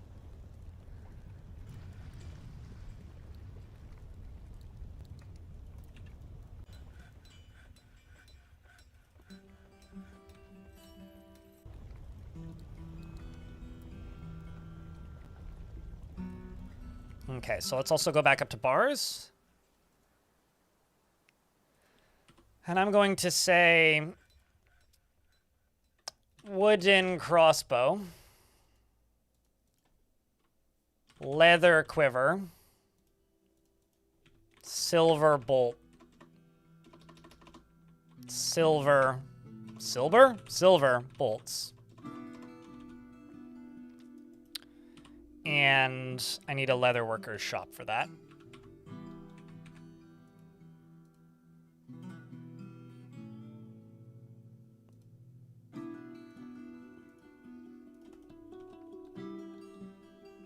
And also I'm going to go up to here and I'm going to increase the priority of this. Just let the dwarves get to this in a more reasonable period of time.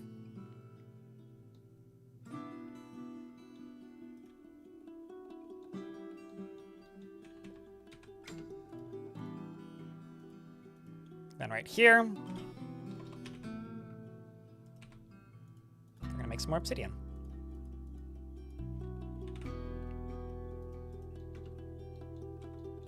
Try and get that side done. Unforbid you.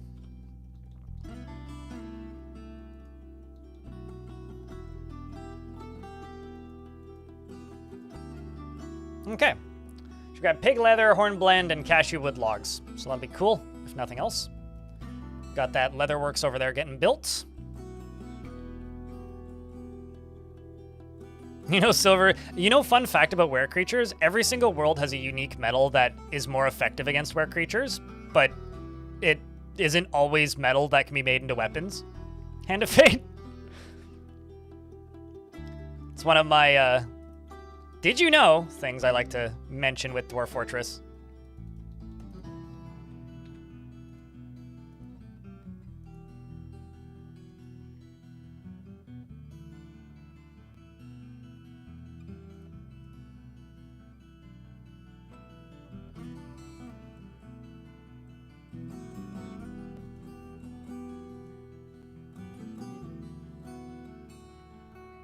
If that ever ends up being an... Actually, now that I don't know.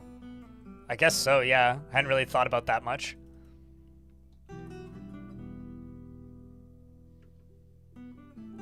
Wow, they were doing some sort of big thing in construction. My floor just vibrated. Let's do... Wooden wheelbarrow. Just one of those. And then let them get to work. So since these are all just smelters, I can start getting rid of these. And I'm just going to go up to here and smelt galena. And I don't know how much we have, but... yeah, we'll just do 10 every time there's more than 10.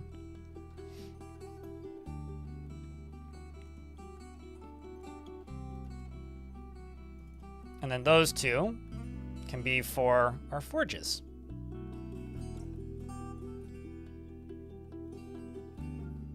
Sure, you could have were creatures that are weak to iron. You could have were creatures that are weak to copper. I also don't know if there's a way to like look it up outside of just like looking at the raws. But it is a thing. Someone was also saying something that I think is fucking batshit that I think that they're just misunderstanding. In my most recent video, someone left a comment stating that vampires can actually be in multiple places at once in Fortress mode. Like, they can pretend to be in one place but actually be somewhere else. So they can be eating somebody while you are seeing them somewhere else. I don't think that's true. To the point where, like, I want to know where they got that theory from, or if they're just, like, saying shit. Because, like, I don't think that's real. I feel like I would know that.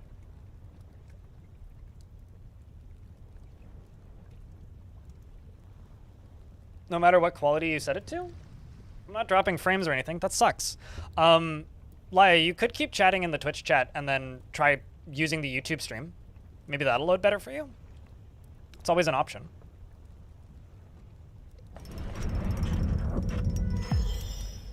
The Sacred Slaughter has created Nokim Sarek, a Hornblende Castle, and claims it as a Hamley Fairloom.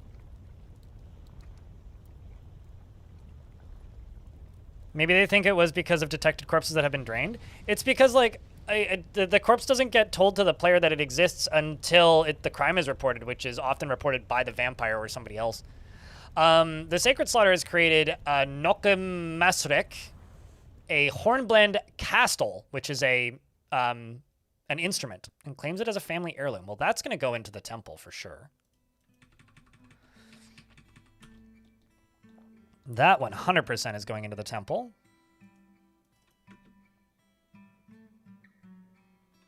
Also, how's the value of that? Yep, done.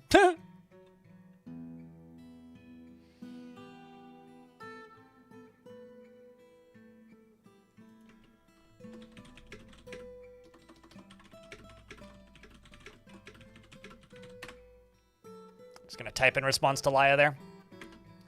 We got some ads coming up in about 40 seconds, so we'll pause the game when the ads hit, but let's see if I can get this there first. So it's like a handheld lute thing. Little string instrument.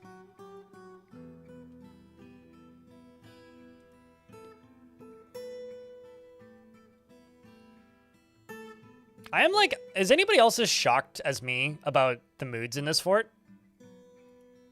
Like, they're kind of crazy good. I gather that, like, everything's really high value, but still. This is a Hornblende Castle. A craftsmanship is of the highest quality. It is decorated with leather, and on the item is an image of a forgotten beast in Hornblende. On the item is an image of a wall tower, the crystalline metal, the twisting great pick in cashew wood. Oh, right. Yeah, there was a great pick in the last fort. Shit. The castle is a mid-sized handheld stringed instrument with a metal yoke. So it's more like a banjo. Like a banjo, it's the metal yoke. What am I going to do here? I'm going to... Oh, I know what I'm going to do. I'm going to go down to the... Not the bottommost layer, but I'm going to go down to this layer that I dug out. So people were asking, how do I allow spiders into the fort, basically? Like, how do I let spiders make webs in an area? Basically, if you fortify walls... spiders then enter that region. So right now, the cave spiders can't get into here because there's no way for them to get in, but they will naturally spread over this level if I put holes in the walls. So I'm just going to go along here and fortify the walls, and this is going to become like a silk farm, basically.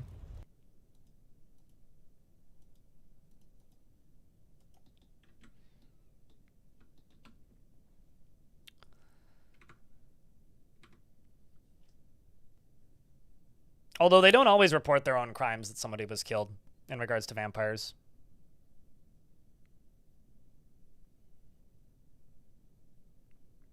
I kind of want it to just stay there and boost the value of the room, but probably. It depends on if it's like used as part of their music or not. If it isn't, then probably not. If it is, then probably.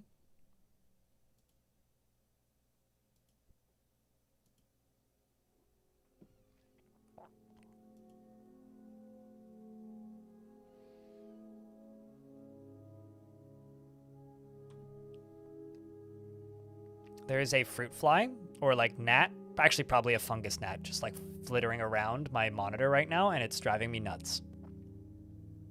I wish it a painful and swift death. Hopefully it comes over here so I don't need to punch my monitor. And I don't want to smudge my monitor, so...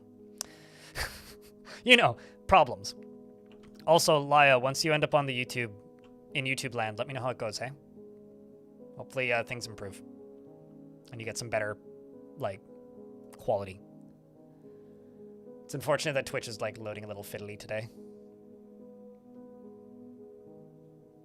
But it is what it is.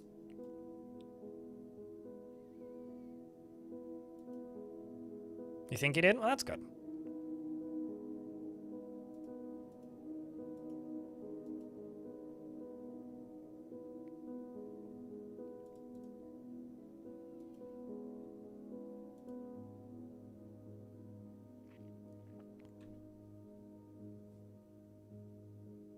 But yeah, I really wonder what would make somebody think that like vampires can be in two places at once. But they were like, I'm here to blow your mind, and then said something that I'm like, mostly is not true. And I'm like, not much of a mind to blow if like you're not even, if you don't even have any compressed air.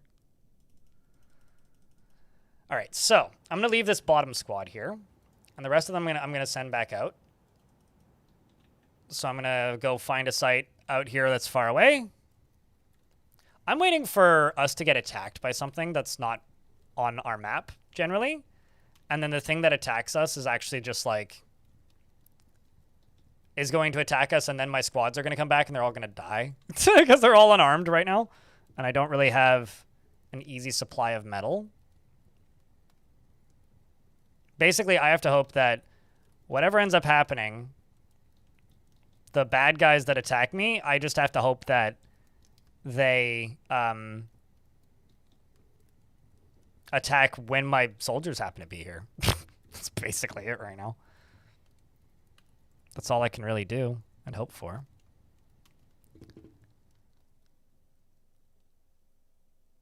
They like there is actually a tower back over there.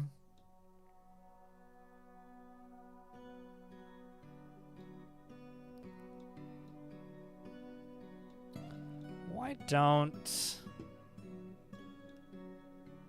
Some of these places may actually have stuff in them. It's just, it's all unknown. Because the only stuff that pops up is the stuff that you have rumors of. There we go, let's go there. Okay, so this squad right here is set to ready. Let's see what they can equip. This is supposed to be crossbows.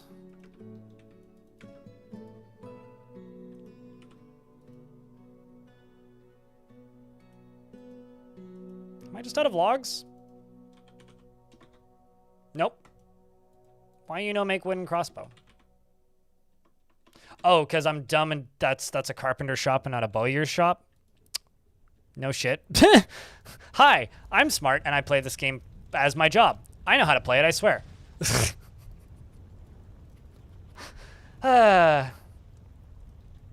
Sometimes I just make myself feel stupid.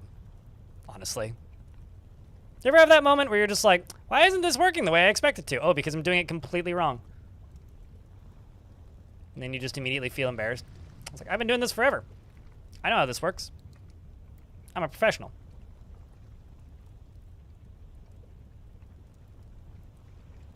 It's almost like you have to say that you're going to remove my mind for that one.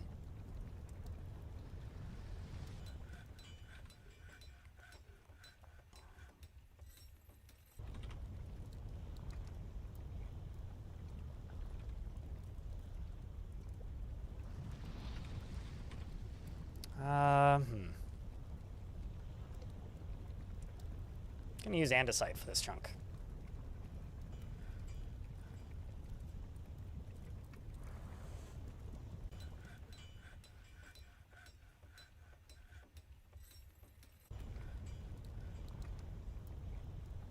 I'm sorry, what? Lyle? You lubricate your what now? No, I lubricate my tapes, not my records. Excuse me. And only the ones that need to be lubricated, and they only need to be lubricated like every 20 years or something, but every now and again you buy a tape that's never been lubricated and you're like, oh my god. These fucking monsters, man. And then it plays all warbly. It sounds awful. I do, however, clean my records with soapy water sometimes. I do wash my records.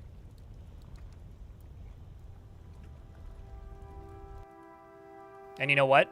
I do it for the record. I'm gonna go up to here. I'm going to go machines.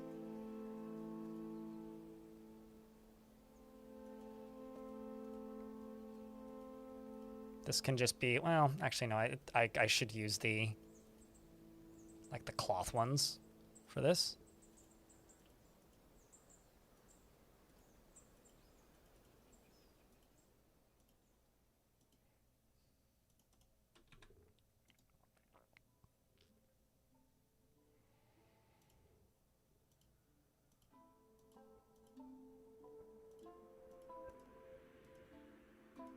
There we go.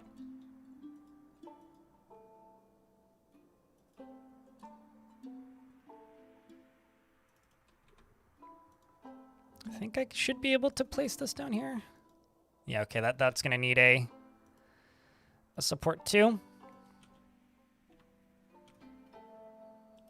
That's fine. I can fix this.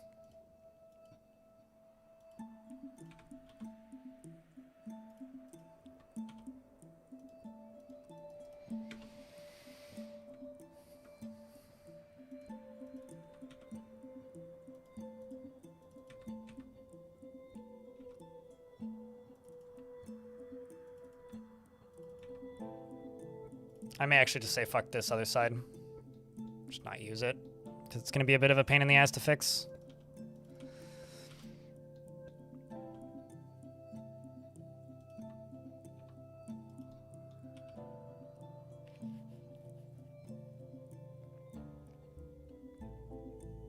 How do I dry them? I put them on a microfiber cloth and then just let them, just dab them dry, basically. And then just let them sit for like a minute.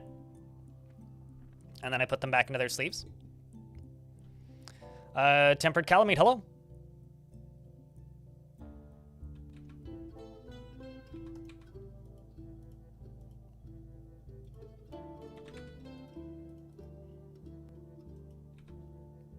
And then here I can just do this.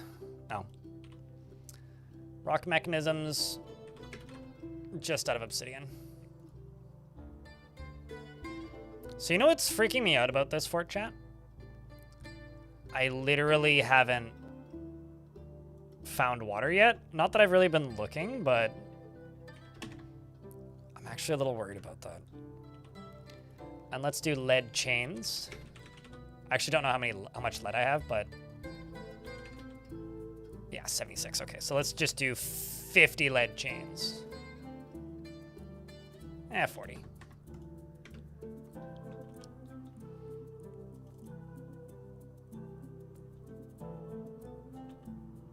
So you dwarves, update equipment. Sweet, getting some progress here.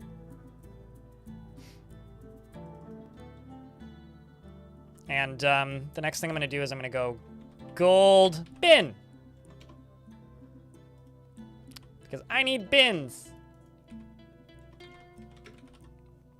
Let's just make 20 gold bins. That's gonna start getting stuff removed from you know, the current stockpiles, except this is just going to take, let's give you maybe 5 gold bins, because that's the only one that they'll be permitted to go into at the minute. Fancy bins, damn right. Well, they don't need to move much, right? Like, they're just for selling stuff. Which, you know, it's fine. Storage and sale. So if the bin is worth something, that's a bonus, I say. It's added value, you know?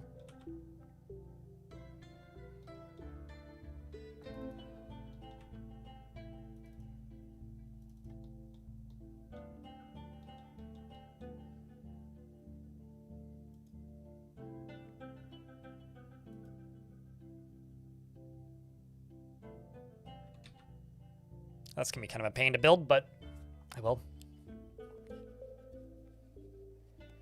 It's for extra bling. Yeah, I mean, like, the boxes are made from organic, recycled, microfiber, advanced, ultra soft cardboard boxes.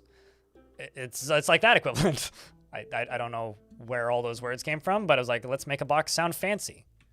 It's basically what we're doing.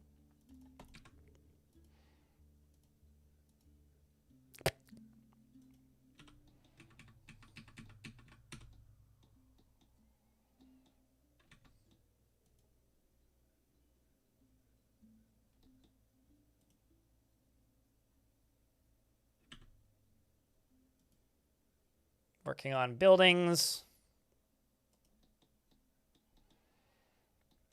Okay, what I actually need to do again is I literally just need to get this filled up because I do need to get all these boulders out of here. I'm also going to go back down to here. I'm going to forbid everything down here. Not that I don't want them to use it. I do want them to use it, but I don't want them to go so far for stuff for the minute. I want them to stay further up because I just want them to put all those boulders away. And when they put all the boulders away, then I will have this area completely clear. I also need to do that with gems, so I will need a gem cutter stockpile sooner than later. Because I want to get all that stuff cleaned out. And up here I can just use some gabbro. Because I've also got a bunch of this that needs to be done. So we can get some more bedrooms bedroomed.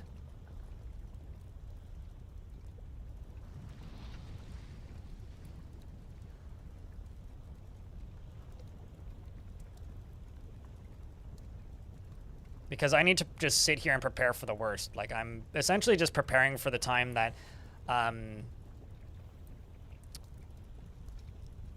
that we do get attacked, because it is inevitable. And right now we would just all die if we got attacked.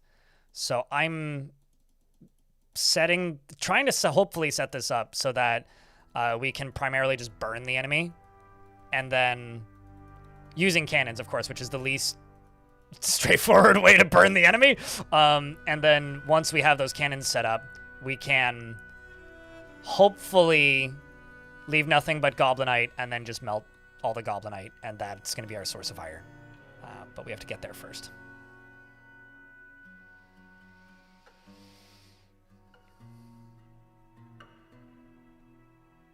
Also, chat, just a heads up, you can redeem a dwarf if you have it, if you're on Twitch and it's available. It's definitely it's available. You could do that right now if you wanted. Just thought I'd give you the heads up.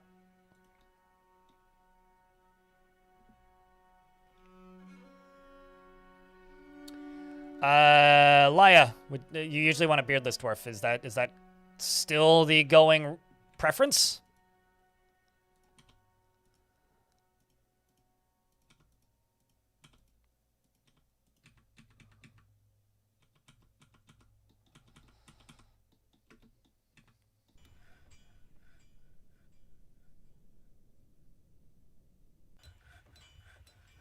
Missed it again. I mean, if there's a generous tier 2 around, we could help. Beardless? Sure. I've just sorted by happy. So if somebody catches your eye that you would like, feel free to select. Because most people want a dwarf. Isn't there lead poisoning? Nope. No, that's why lead mugs are very healthy for dwarves. And it's funny to make lead toys and sell them to the humans. It's like, they don't know. I don't know, it makes sense that dwarves don't suffer from things like lead poisoning, considering you can literally mine... What is the material that can be refined into uranium? Because, like, isn't that in Dwarf Fortress? Like, it's like hornblende, isn't it? Like, there's a couple different materials in Dwarf Fortress that are, like, extremely radioactive and, like, corrosive. That dwarves just like, yeah, I'll just make this into a hat. Nice.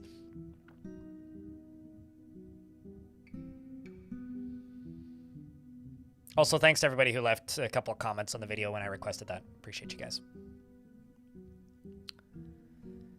Any beer, this will be good? Okay. Saxo the Woodcrafters is for you. Laya. Belted Channel. If you would like to look yourself up in Legends, your Belted Channel. She is always tense and jittery and does not have a great aesthetic sensitivity. She is conflicted by this as she values artwork and its creation. She often feels lustful, doesn't try to get things done perfectly, is quick to form negative views about things, has a tendency to go it alone and without considering the advice of others. She tends to, she needs alcohol to get through the working day, likes working outdoors, grumbles only mildly at bad weather. She dreams of raising a family and sees freedom and independence as completely worthless and finds those that deny their impulses somewhat stiff. She likes native platinum, who doesn't? Pig iron and pinfire opal, llama wool, rummy paper, and the color beige. Traction benches, coins, and donkeys for their stubbornness, and when possible prefers to consume finger, millet beer, and absolutely hates cave spiders. She has low cheekbones and she has a deeply recessed chin. Her aquamarine eyes are slit. Her hair is clean shaven and her ears are splayed out. Her eyelashes are short, her hair is cinnamon, and her skin is dark brown. She has a pet cavy who's been banished from the fort because animals are a crime. And she feels pleasure near a fine furnace. Welcome to the fort. Traction benches are a dangerous desire. I think this was actually the dwarf that liked traction benches that I read earlier. Like, I've read that dwarf's description before.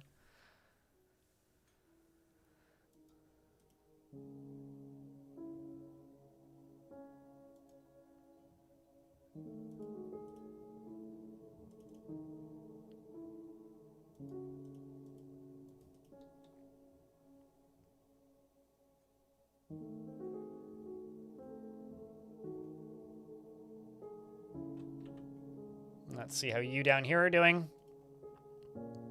And there we go. Everybody's got a crossbow. And it's all silver bolts, which you also like to see. Now I need to get them training somewhere. Probably just like on again, off again monthly training is likely what we'll do.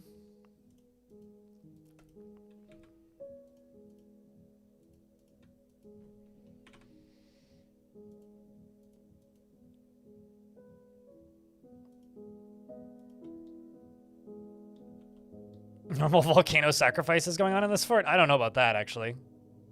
These wild boars, though, are pretty brazen.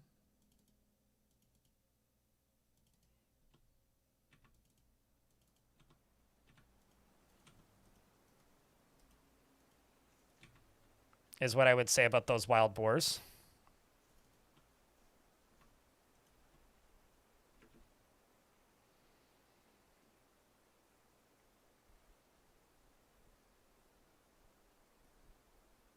We could cook up bauxite processing into aluminum. There's several mods that let you process bauxite into aluminum, but yeah, no, that would be that would be something. That's actually something I hadn't really thought about, is like magic that's tied to making different alloys. That's kind of an interesting concept, actually. Also, something else I need to do. I'm just going to place a floor up here. Gabbro.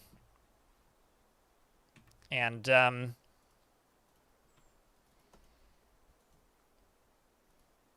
priority number 1 on that.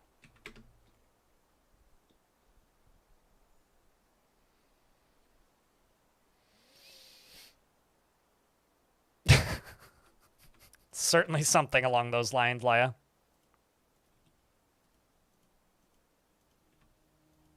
Okay. This is going to go all the way to there. And all this needs to be set up, so... Got a lot of obsidian mechanisms that need working on.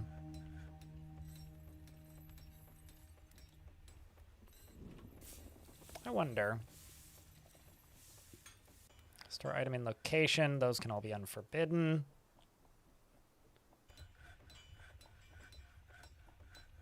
Do I just have too much construction? I very well might.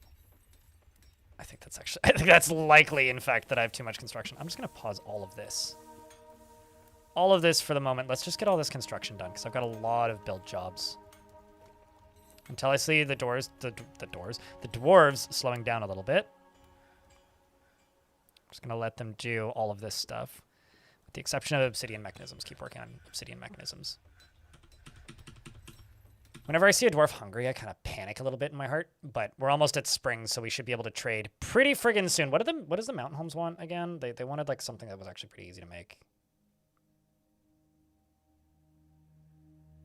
They want ivory and tooth amulets. I don't actually know if I've made any of those, but if I have, then maybe I can use them for something. Where the fuck did all those bars go?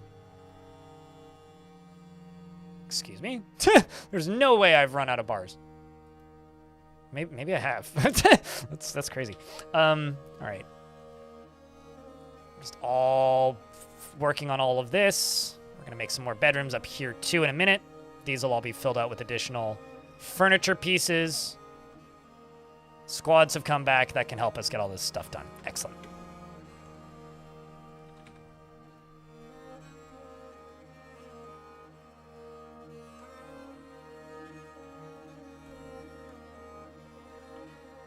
And some migrants have arrived. Actually, you know what? Scratch that. I'm just going to go here and send those squads back out again right away. They didn't even get to see their family members. They're just going to immediately get back on the road and go acquire us more books because I don't want to feed them. See ya, dwarves. I wonder what that's going to land us at, actually. Probably pretty high.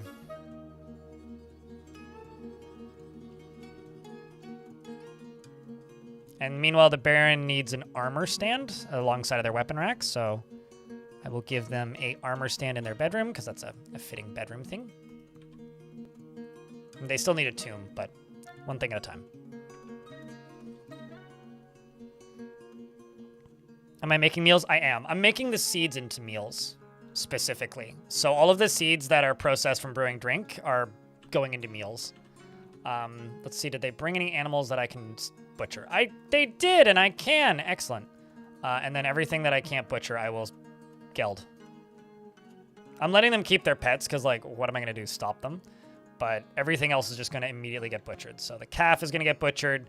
The goat kid is going to get butchered. The keet is going to get butchered. And then the cavy and the stray bull are going to get butchered. F's for the wild animals. Oh, my God. Okay, this is a huge fucking migrant wave. I'm up to 50-something dwarves. And that's with those squads still intact. So I need to make another squad then. When they come back and get more of them to just leave. Unless there's spots that need to be filled out on these squads that haven't been. Nope. Oh my God. Okay, well. That was a really big migrant wave. Holy crap. Okay. F? why is that? Is it F because I'm like making them leave? It's like, go away, the fortress.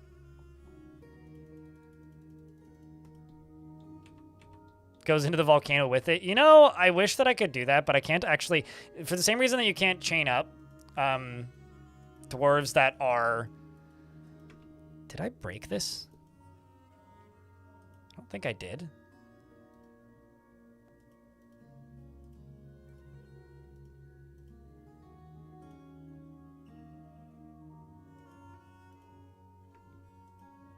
I'm starting to think I broke this, but they're just not loading the track into vehicle. I know why exactly.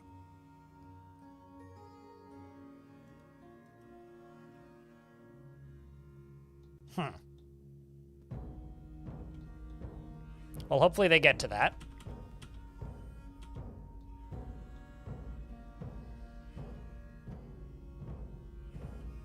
I don't really have a formula, I'll be honest. I'm just trying to stockpile.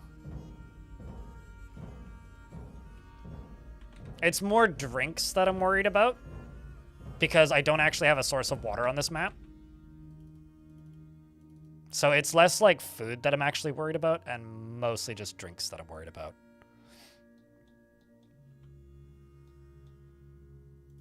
As far as like actually keeping the dwarves fed.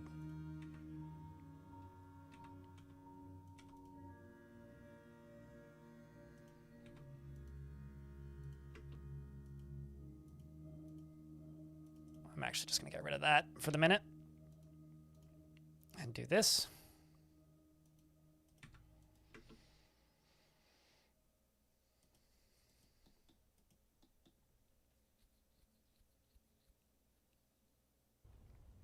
I need water for injuries, which is pretty huge, actually. Like, kind of a major thing. Like, dwarves will just die in hospital and there's nothing you can do about it if you don't have water. So I need water for that.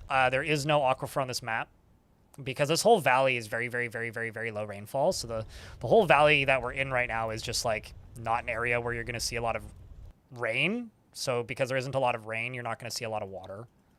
So that's not too surprising, but it is kind of spooky.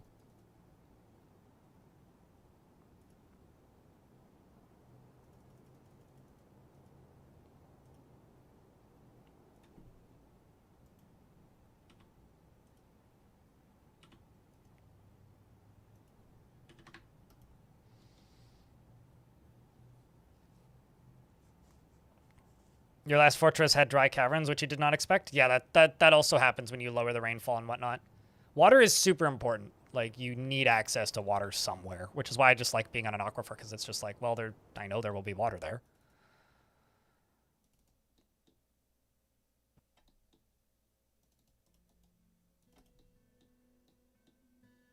Okay, so now I get to find out if there's wind. Which, if there isn't wind, that's going to cause me a lot of problems in a few seconds. So, cross your fingers, chat, and hope that there's wind with me.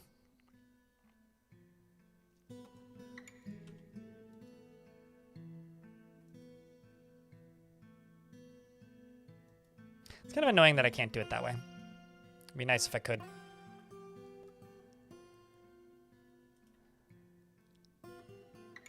I wonder if I put you one layer up, if it'll let me build that.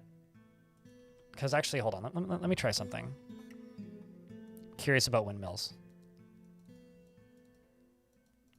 Okay, so it needs to be on ground then. Can I do it like this way?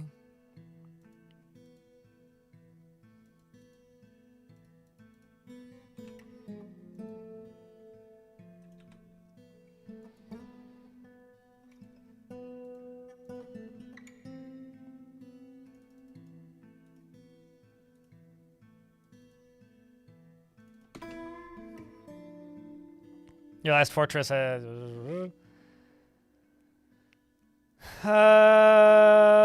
is there a way to get water without aquifer or cave water? No. No, there isn't. Basically, you're just cursed. Unless a Mario Sunshine shows up, you're just kind of fucked. And that's not a thing, so... It would be really cool if, like, there were creatures that could, like, produce water, similar to how there's creatures that can produce webs. Like, I don't know how that would work mechanically. That would be kind of a nightmare, mechanically, actually. But I personally think it would be really cool.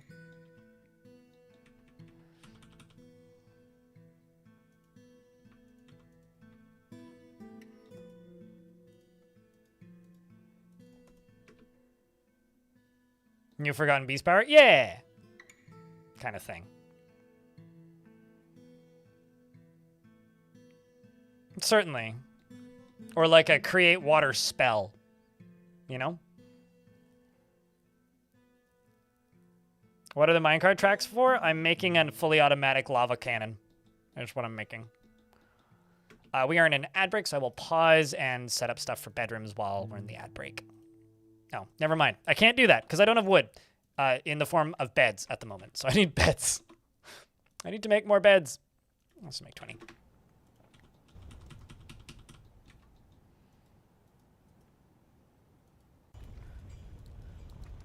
Let's also just check bars. Where are we at? Holy lead. Good lord. Silver. Let's make a bunch of silver. Silver bolts. 40. Silver spear. 20. I'm not allowed to sell spears, but that's fine.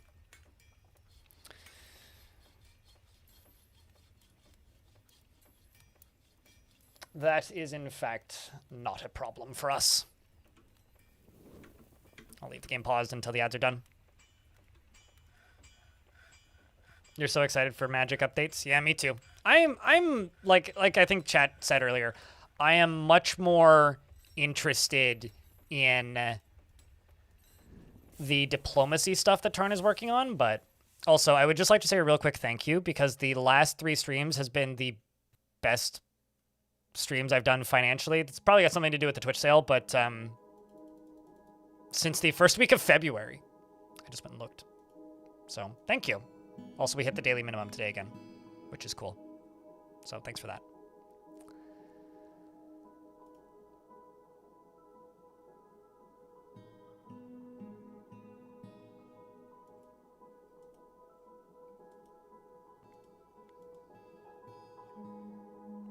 So we're gonna see what we can do.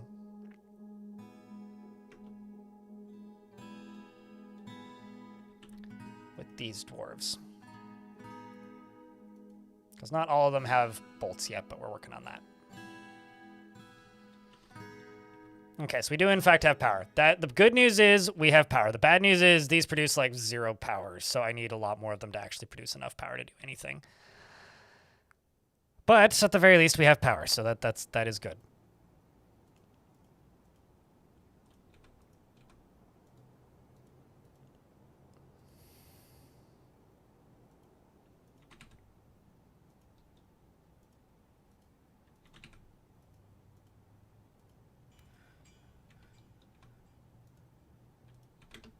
Let's just go along here.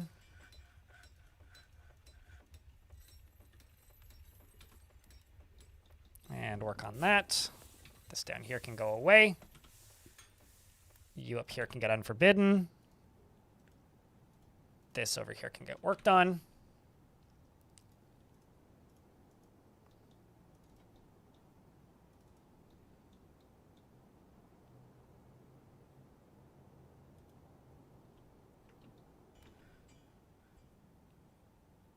It needs to actually rain there. So when I was talking earlier about how it's really dry, there is no, like, water that collects on this map.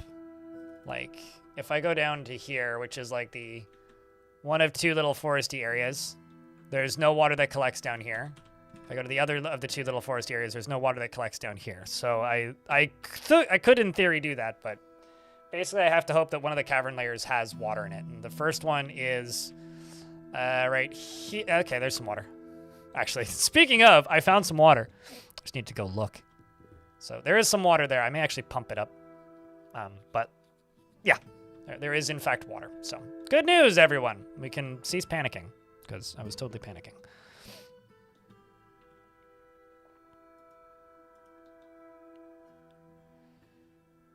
We can have a working hospital. I mean, we don't need one. We could, yes, but, I mean, what is this? A fair and happy and safe society? I think not. This is the dipped volcano, my friends. We all hate it here. It's part of the aesthetic. Probably, I'll probably make a hospital. Probably. No guarantees, probably.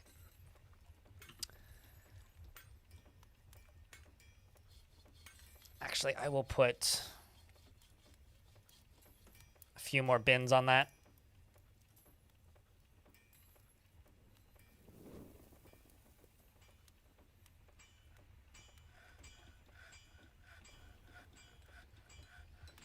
Bunch more of this stuff's getting worked on. Down here, I can go back to the obsidian blocks and make a work on the wall pieces down here.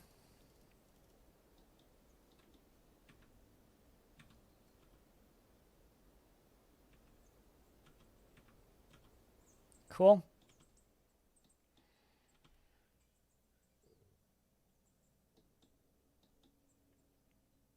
They're all working on that over there, which is cool. Can also do this along here. And can't unforbid you. So I guess I will just fill in the top of this with the gray gabbro, and then we'll continue the wall.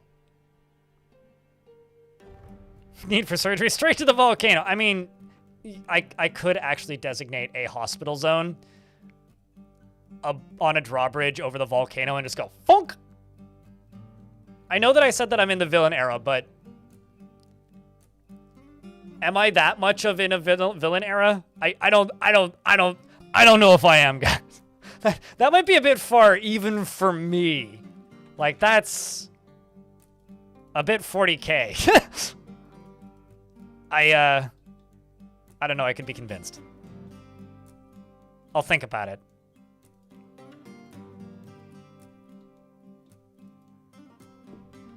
I'll think about it. I'd need to be convinced. I'll put it that way.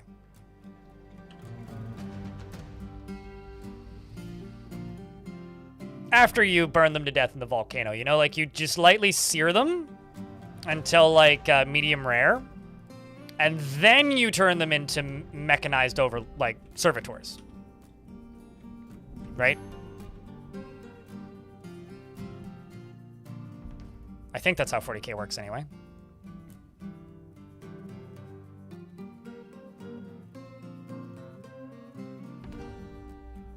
So I can effectively just use whatever.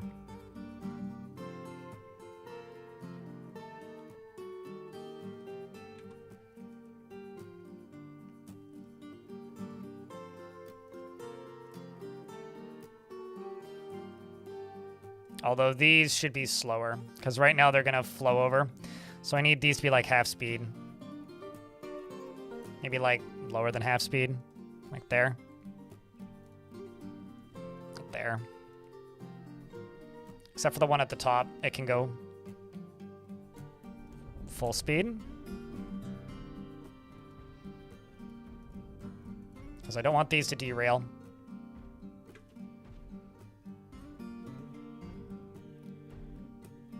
Something, something for the blood god, something, something emperor, something, something satire. I know very little about 40K outside of the basics.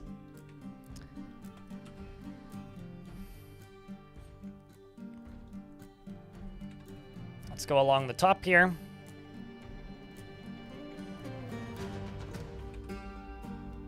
Perfect.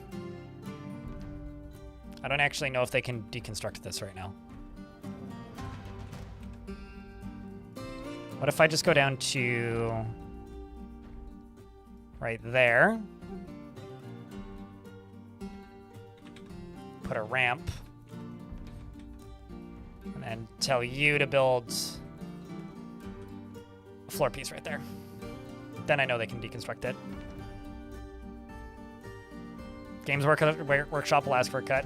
You know, who is a crazier, more litigious company, Nintendo or Games Workshop?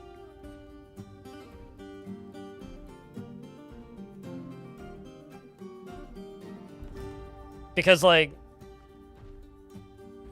Nintendo? I wonder. You found me through shorts? Well, congrats. Maybe you'll upgrade to pants one day.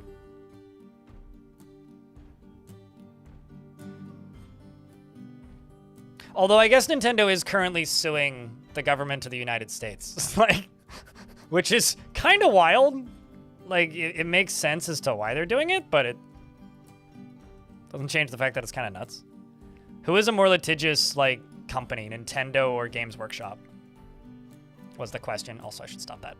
I need to get that built first. Which one of you nincompoops is building that? It's not even that far. What?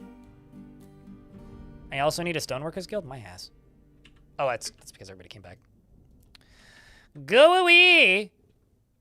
I ain't making you no goddamn guild. No, leave and quit complaining about it. Although before you leave, please appoint more soldiers so that I can make more of you leave. That's literally the strat right now. Hey, please leave and don't ask for things. Also, take these people with you. It's not that I don't need them and don't want them. It's more of a... Food is a limited resource, and there's a lot of dwarves, and books need to be acquired. We're basically just pretending to be Britain in this fortress. It belongs in my library! I mean, museum!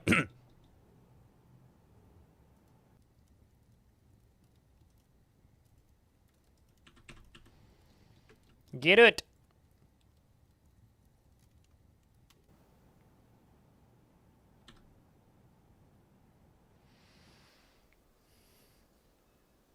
Okay, fair enough. Giant Robo. Fair enough. I'll take that statement to heart.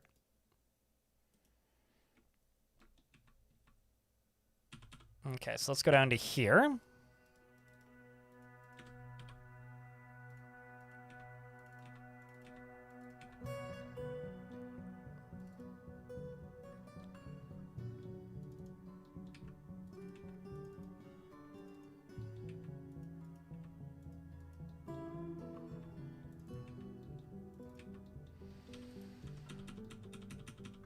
I'll also get all that done.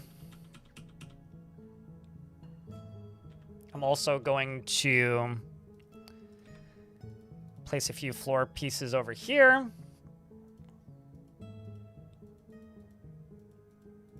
And then right there, I'm going to put a lever, which I'm going to connect to this. I'm going to put 2 doors there.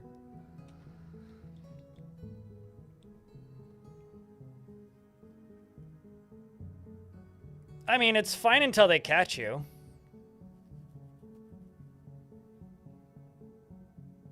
I don't know about that. But they will sue you for making any kind of fan projects of their game. They might sue you for selling the onesie. Laya. But I don't know if they'd sue you for wearing it, but they might be like, okay, can I get a copy of that receipt, please? I need to know where you purchased for that, where you purchased that item, and how much you purchased it for, so that I can sue the creator into oblivion to the point where they don't ever get to do anything ever again with their lives. It's certainly the reality of that. How's the stability, by the way, Laya? Are you getting a more consistent watchability? I hope. Actually, gonna pause those 2.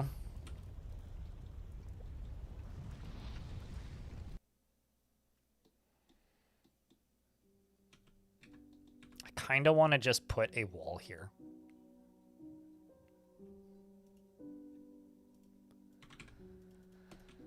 Let's also go back down to here and actually build those bedrooms. I hope I made enough doors. 14, yeah, that's plenty for the minute. Green glass doors. Hello's chat and blind crypty, how we doing? What's up? Doing pretty good. Happy Saturday. Thank you very much for the 36th month. So, now that we're like most of the way in, Saturdays aren't generally, or a good chunk of the way in, I guess. Saturdays aren't actually on my schedule. I'm streaming this like today because I missed a bunch of other days this week that I would normally stream on, and I'm just trying to catch up for time, basically. So my question is to you. How do you feel about Saturday streams? Because Friday streams have always been kind of mixed in reception. Like, some days they're just, like, weirdly quiet. Like, people are just busy on Fridays a lot of the time, it seems. So my question to you, chat, is how do you feel about Friday streams?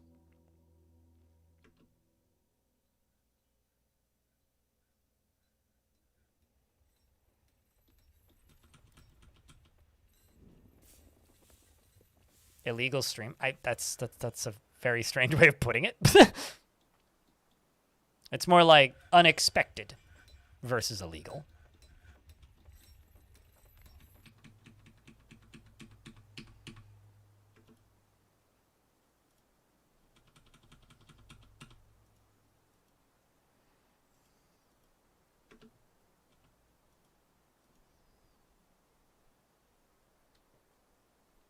There's somebody on the roof of my building right now. Bet you $1 they're smoking. Which they're not supposed to do in my building, so. It's usually what people do when they go up there. That or it's my other neighbor who's, and maybe she's finally starting to replant her garden up there.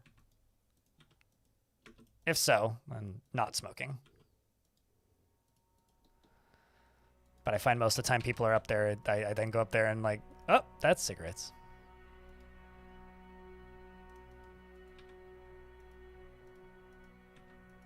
But I'm in one of the few units in the building that will actually hear people walking on the roof.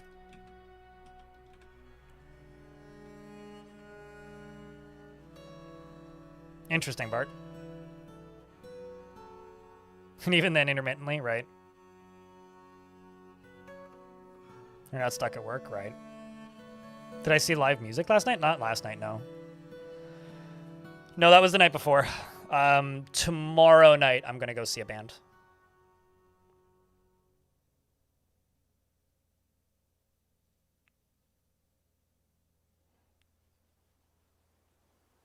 So basically what I'm reading from my Games Workshop Nintendo question is it seems like Nintendo is more litigious, Games Workshop is petty.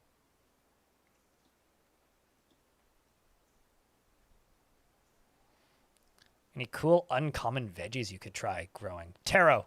Grow taro. Not that taro is particularly uncommon, but grow taro. My mom grows taro and it's just like a barrel with like big plants coming out of it. They're just cool looking plants, I guess. Olan the glassmaker has been possessed. I may actually need to make some raw glass for that. So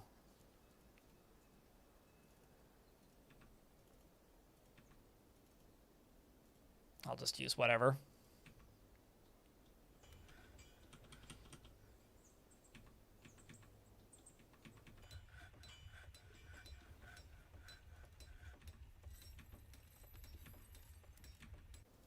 Although it's not uncommon, but I like growing shard because one, it looks really pretty, and two, it's really expensive to buy, especially organic shard, when it really shouldn't be.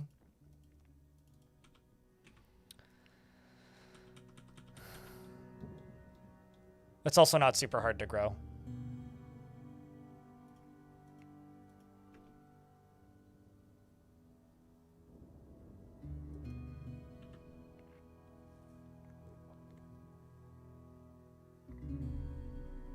A patty pan squash. Yeah, I guess like weird, strange varieties of squash would probably be an interesting one. Hadn't really thought of that. I really hope the wagons can make it in. Ooh, I actually hadn't thought about that.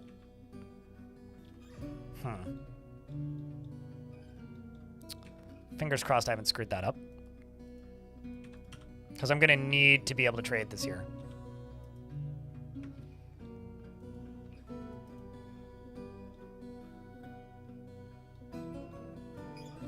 But yeah, I mean, what I grow Arapaho peppers because I really, really like them. They're like a cayenne pepper, but more smoky, like a smoky-er cayenne pepper. So like an already smoky pepper that's even smokier.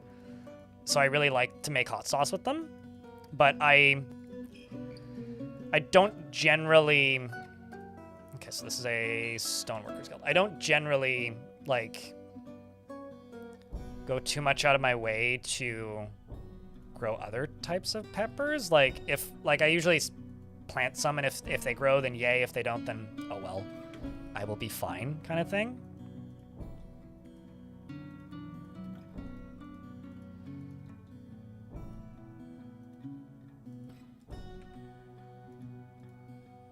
Look at all these dwarves with this gold furniture, except for the one dwarf that's getting the wooden chest, which was dropped by traders. These dwarves are getting spoiled, man.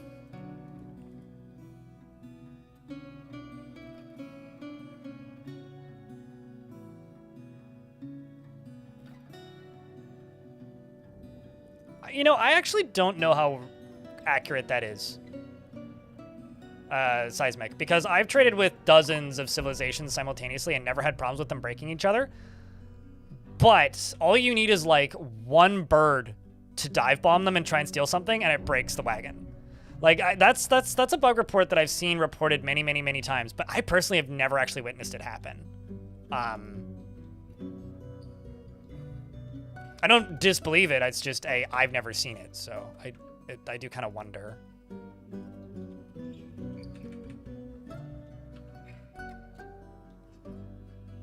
Oh, that's interesting. I wasn't expecting them to go that way. 50. Because all you need is... Okay, so also, one of the humans became a were creature last time and, did break all of them, which is kind of what I mean. Like, you just need one thing to go wrong, and then it topples the wagon. But I've never actually seen two wagons break each other before. It's likely an edge case. I just personally have never witnessed it. But it's not something that I'm really concerning myself with. Besides, if they do break stuff, then oh well, I just get a bunch of free, like, stuff from a wagon. And then I'll go to war with them later, I guess. It's like an if you insist, Cap. I'm gonna sell a bunch of gold minecarts because those are worth quite a bit.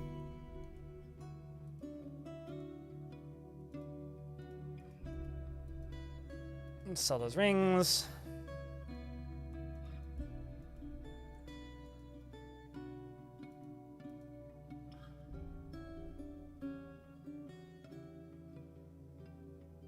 I'm going to sell the wild boars in cages. I'm just going to train them and sell them. Because I don't... Chat, does that count? Is that fair to train the wild boars that are in cages and sell them? Or is that, like, not in the spirit of the rules? I want to know your guys' opinion. Because I'm kind of leaning yes, but, like, you guys can be like, yeah, nah.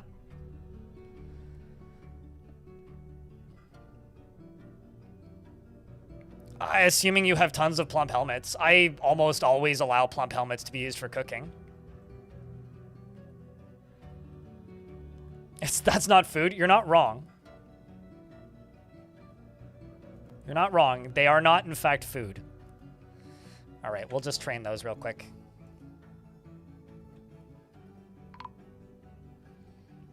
Another caravan has arrived.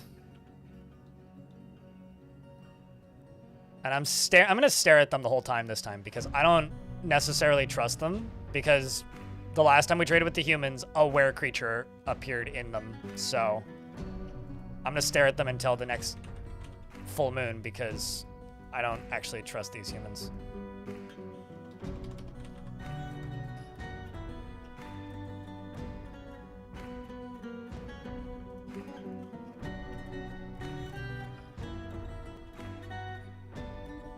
Since it's supposed to be a militaristic fortress? Sure, but I don't disagree with that, but I'm not doing that, I guess. Dwarf, I would like to know what you need. Raw green glass, specifically. Okay. The question is, do I have sand? Yes, I do, apparently. Holy shit, I actually have a lot of sand.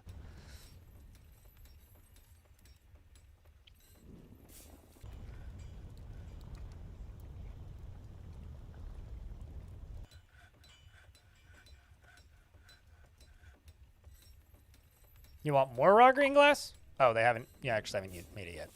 Another human caravan has arrived. And Lost Intern has been reelected.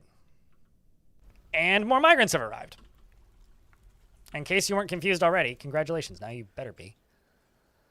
Well, fortunately, it's trading season, so let's also check something. Bars of 130 gold. Let's do gold.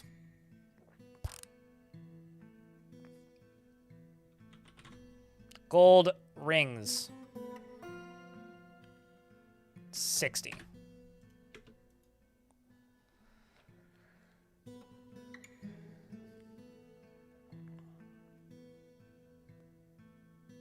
I'm trying to keep the population consistently below 50, so I may have to actually just, like...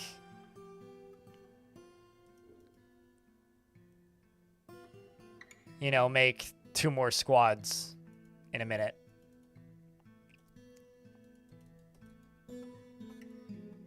Okay, so I've now got semi-wild animals. I will just bring these to be traded. Semi-wild. Semi-wild, okay. Let's see, did the migrants bring anything I can consume? Nothing that I can see just yet. Except for that duckling. Gosling. Quackling.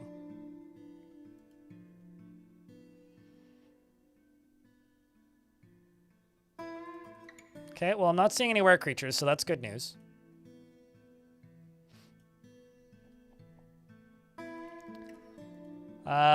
The humans would like to speak with us diplomatically, so I'm just gonna ask them to bring... Oh, man. This is the play here, isn't it? Do the humans have any big animals? They've got grizzlies.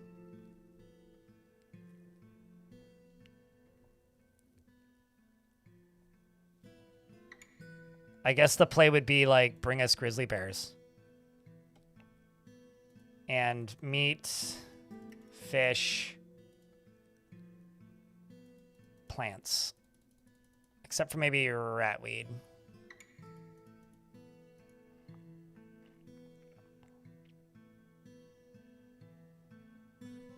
Most of them are now slabs. Sounds like you should have built a greenhouse. That's how I read that. Oh, did I missed the button. Gotta request again.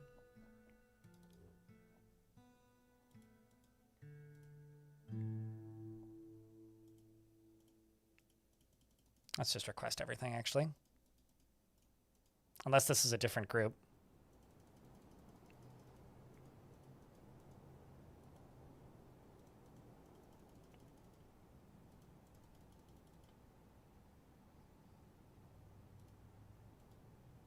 They want tools.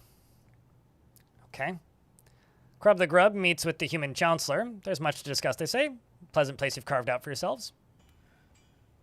They've added more rumors. I'm gonna know so much about what's going on in this world. I only just realized that because there are so many different factions that I'm aware of. Yeah, I know like what's going on over here. Nothing down here. I should ask somebody down here to come trade with me. Why don't do that. Why don't I go down here and send you to demand a one-time tribute? Maybe ongoing tribute. I'm gonna go demand from these humans down here because I don't actually have any contact with them, I don't think. Maybe we're like the great, like the inverse of like people who create divisions between people because we're just like literally bringing everybody together. Let's request wood from them. And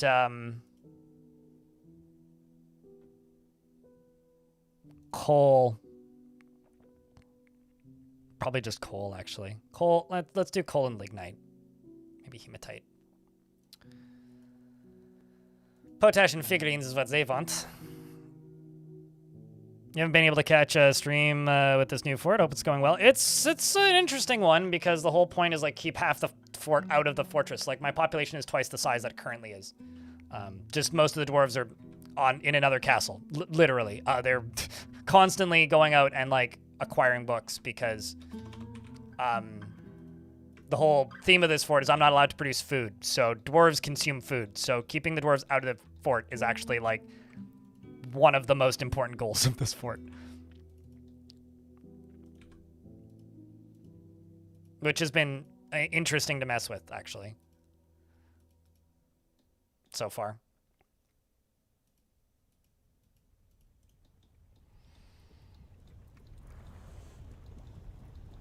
I will say, agitated animals, the very first fort I ever did in the Steam version of Dwarf Fortress, died to giant agitated chinchillas. Oh, that's cool. Olon the Glassmaker has created Zuzzle this, a perfect green glass gem and offers it to the starvation of gluttons. That's going to go into the, I would say the Crafters Guild, but Stoneworkers Guild. We'll put it in.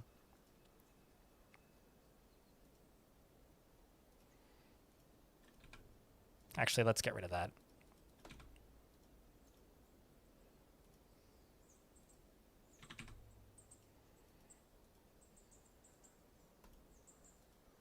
We're also in an ad break, so I'll just lay down these floors here.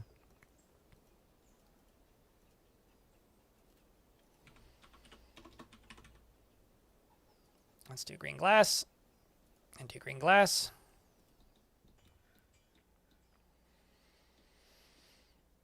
Let's go take a look at that gem. And then we'll read it when the ads are done. This is a perfect green glass gem. All craft store ship is of the highest quality. Subject menaces with spikes of green glass. Yeah, so I demanded a ton of tribute from a ton of people, Corey Fancy Pants, right off the bat. And, like, in basically just interrogating people, so that I can, or not interrogating, but, like, making demands of people so that they bring me, trading caravans once a year. So right now we have 4 different human factions here to trade simultaneously, which, you know, is pretty fun. So I'm going to grab specifically the materials that are useful to me and then leave basically everything else. So it's like food, leather. I'll also buy those bolts because, oh no, those are way too expensive. I'll buy the cheap. No, it's not worth buying those. Don't even bother. It's basically just like buy all the food every year. As far as I can figure, the scary part about this is when we get attacked by something and then have to fend off. And then have to fend off goblins with also like a limited food supply. I mean, it basically means that sieges are suddenly actually serious and a threat.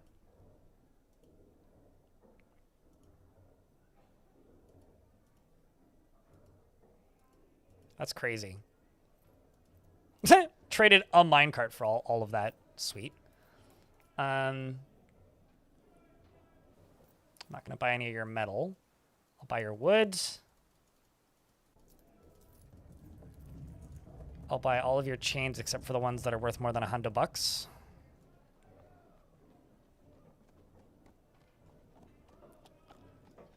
And then I will buy the iron anvils, and I will buy all the food.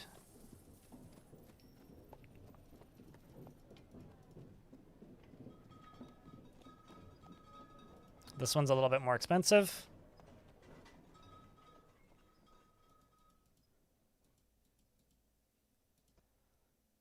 But I still probably don't need to sell everything. See if I can do that. Sweet. This is also... I'm probably going to have the most talented broker in Dwarven history. Like, I don't... It's very rare to get, like, a legendary appraiser, but... And I know that appraisers guilds don't exist, but literally, every time I'm trading, I think, they get training. So, every time I'm trading, they get training. Which I do feel like is going to end with me having some extremely talented appraisers. Because, like, normally, most people trade, like, what, once a year? And I am effectively trading 4 times a season? Or 4 times twice per year. So that's 3. And the last one, I just have a minecart to sell them. Buy the wood. I'm actually going to buy the shields.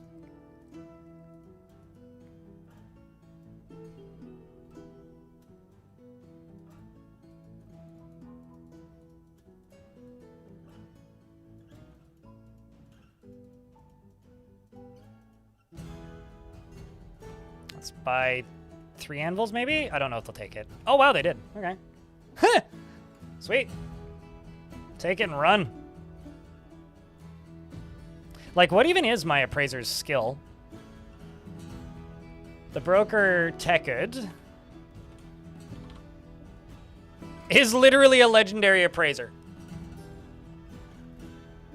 In 4 years.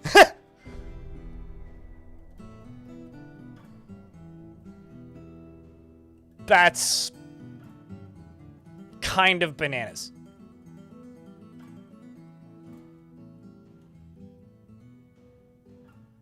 That's kind of bananas.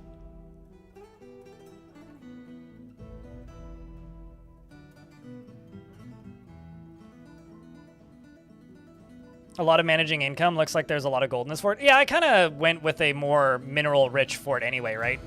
In kind of my headcanon, the reason we're not producing food is because there's nowhere to grow, but there is technically a tiny spot down here that we can grow. We can speak with the last one for the additional news. You know, like, this is all gold that I just straight up haven't mined up. Because, like, I mean, why would I bother so far? Like, we've got galena, so I do have silver. And so we're actively making silver bolts and gold rings.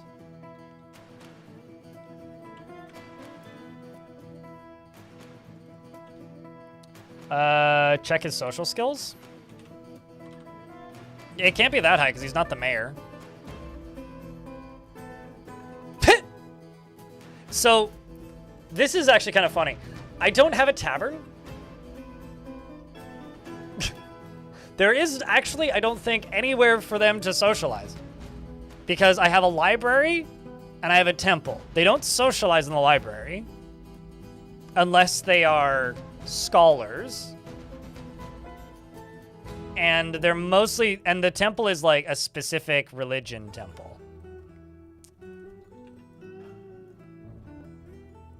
So, yeah. That's kind of, huh.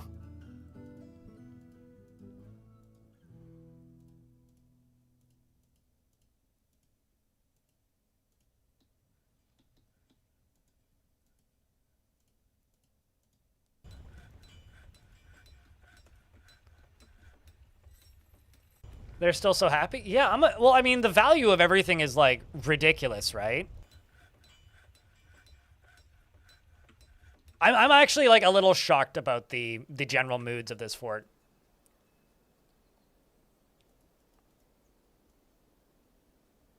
What are the, There's also, like, a shit ton of drink variety, because I'm just buying everything that they bring, right? And because we're not producing anything, we are ending up with, we have a shit ton of food and drink variety. A tavern would be pretty cool. So this is, I don't know if you watched, I think that you watched the video that I made recently. This is the same faction in the same world. So in my, like, weird headcanon, I'm kind of, like, headcanoning this into that, like, this is a very, like, strict, rules-wise fortress, but I haven't really talked about that much. It's just kind of my own headcanon at the minute. I mean, maybe a dining hall. Name a farmer useless. Not to, this might shock you. There isn't a single farmer in this fortress. Because nobody is doing those jobs. This might be the first fortress in Dwarf Fortress history that doesn't get a farmer's guild. How about this? How about this?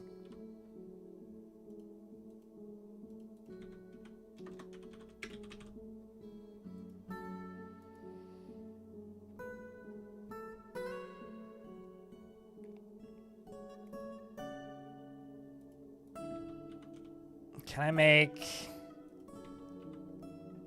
Actually... I can't make a hoe. No.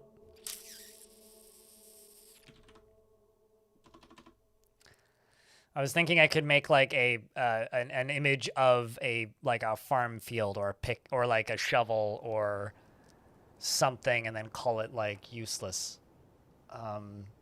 Actually, here's an idea.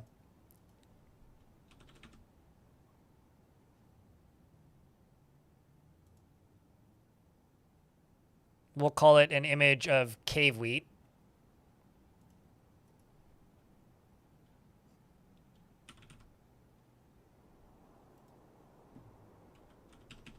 Is this a word? Yeah, there we go. The useless. You're welcome.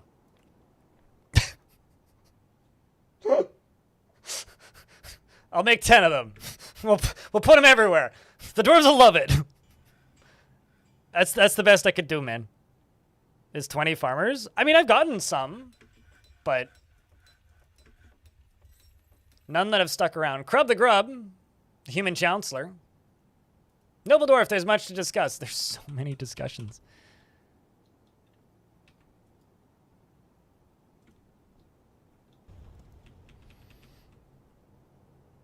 Oh, squads have all returneth. Or at least the other squads have all returneth. So once all the leaders are back into the map, I can be like, get back to work, you lazy fucks.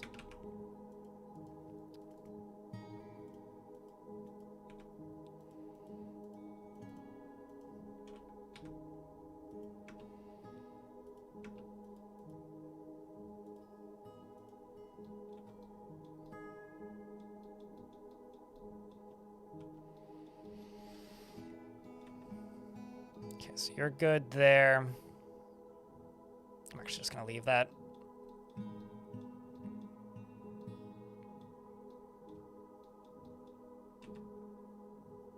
I think here what I'll do is this.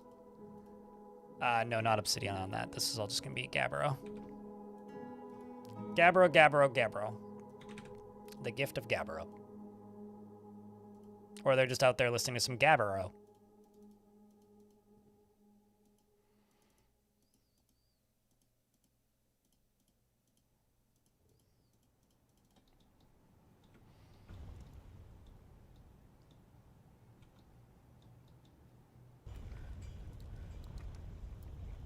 No, we actually have a new queen. If you want to go look at Legends, it'll probably tell you what happened to Maffel. In the legends.blindrl.net, you can go look at After Casket and see what has happened to all those dwarves. I don't actually, like, if I go to the civilizations screen, it's now Iteb who's queen. Micah's still alive, though. Micah's a duke of grizzly onions still. Don't know where he's moved to or if he's still around. Also, shoutouts to the Baroness of Bloat Paddle. That's just a good name.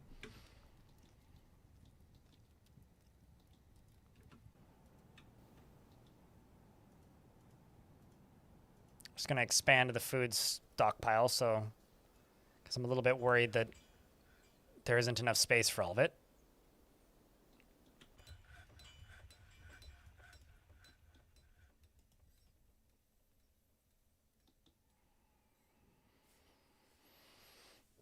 Yeah, likely. Likely. I wonder if investments are open. It seems like it's been a while. Are those transparent doors? Yes. Glass doors are transparent, although they're called portals. So if you aren't thinking with portals, they're kind of hard to find. There's coyotes on the map, apparently.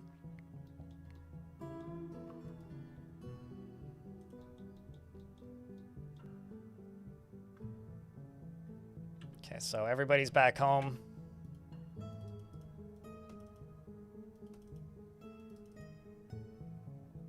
Except for the dwarves that are demanding tribute from the people down here. Which they probably won't succeed in if I'm gonna bet.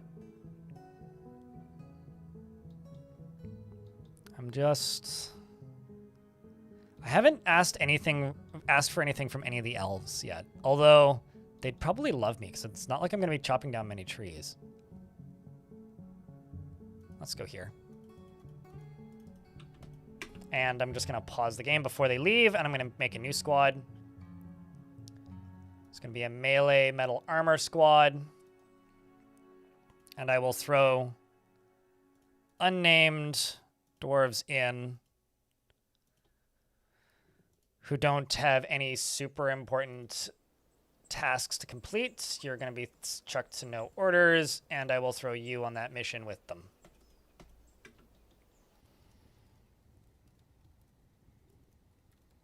Not quite yet. Oh, there you go. My bad, then. Uh-oh. Seems like a bunch of humans are fighting with coyotes. Also, Bob is fighting with some coyotes. Where is Bob? Bob, where are you? Did you survive, Bob? No, but you did lose your clothing. Your pants are very, very damaged. Did you kill the coyote? No, you didn't. But you are chasing it still. Bob, why must you do this? This is not the wisest course of action. They're literally punching this poor coyote to death. What did it even do? It appears that the coyote either escaped or died, because they are now leaving.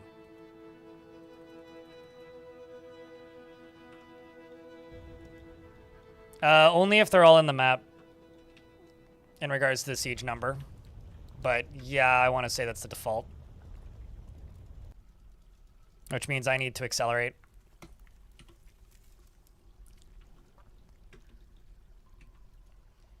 My efforts, which, you know, we're doing pretty good. If I go back to anvils, I'm going to melt all of those. Melt a metal object. And I'm going to actually go here for you and say melt a metal object. Whenever there's more than 10 designated as melting, melt 10.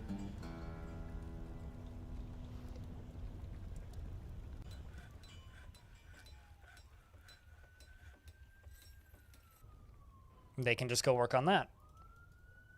Because I would really like to get those objects melted. Which are probably mostly just going to be the iron anvils, but... Do you guys hear that siren, out of curiosity? That was a loud one. The dog beneath me, that my neighbors own, is trying to help the siren. So, he's working very hard. Overtime, even. He's making sure that everybody is aware that there is, in fact, a siren outside, and he's still going. Dogs are kind of like parrots when it comes to sirens, I find. He's a friendly dog, though, so it doesn't bother me all that much. Unexciting life for too long. Oh, you just wait, honey. She wants to practice a martial art. Yeah, I don't mind the dog. There's some people in my building that get really annoyed by that particular dog, and I don't know. I ain't that person.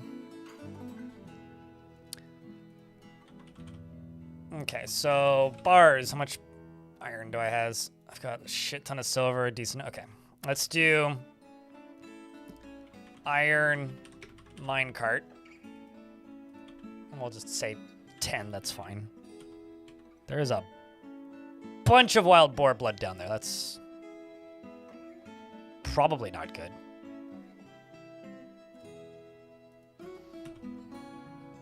Probably not good, I don't know. I wonder if it was the ones that I sold that maybe, like,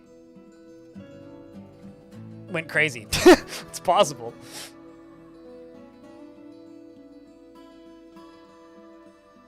Anyway, I don't know what you mean about 80 dwarves. This is not an 80 dwarf fort. You know, this is kind of like having like a cloaking device for a fortress, I almost feel like. Because like our population definitely isn't 80. Don't tell the goblins. Our population definitely isn't 80. Make sure you don't tell the goblins. Because like... Wait, dwarf. Okay, fine, I'll send somebody else out.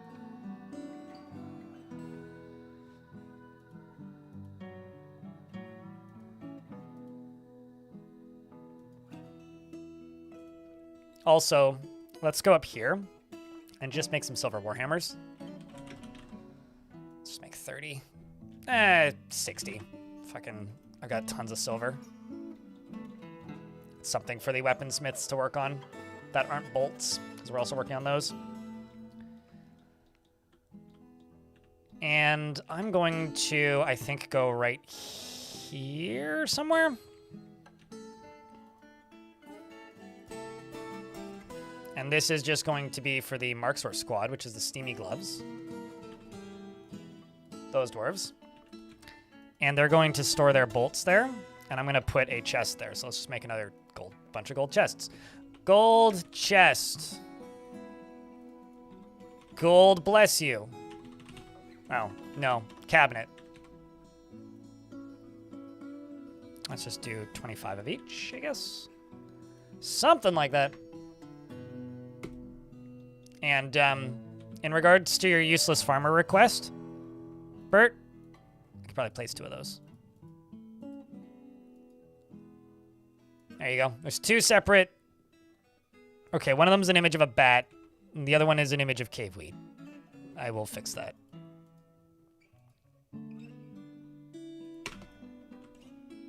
That actually looks kind of nifty. I don't think I've ever specifically made statues of plants before.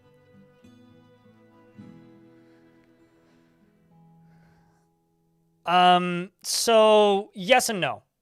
if you are literally right next to goblins and you're within a patrol radius, which basically means like you're within a day's travel of their fortress, you'll just get attacked at some point pretty early, probably, especially with goblins and what's it called?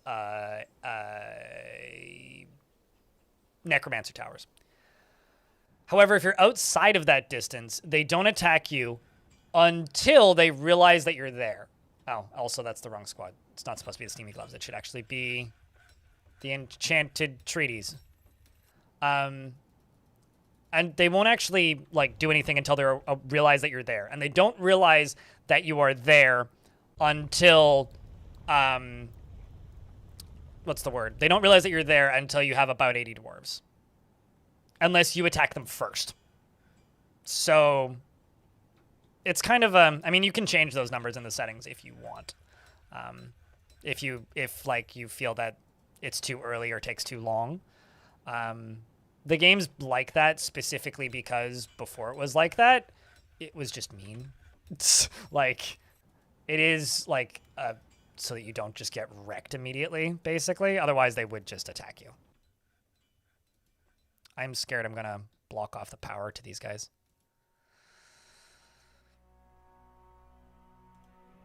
We'll see, actually. I'll use this as a test run, see if it blocks off the power. If it does, then I will change this design, but hopefully it doesn't.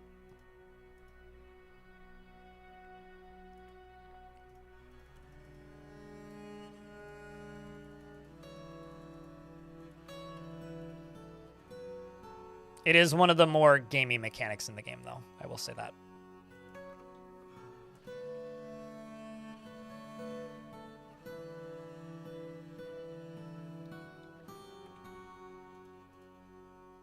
Because, like, in order for them to realize that your population is a certain number, you have to have that population when the game saves. At least that's how I would guess is how it would work. But since they can dig, yeah, but they probably wouldn't bring enough to dig initially. It's more like because most of them can break through doors, right? The fact that they can just like show up and immediately break down your doors and just be like, get fucked, is like the biggest issue for the player.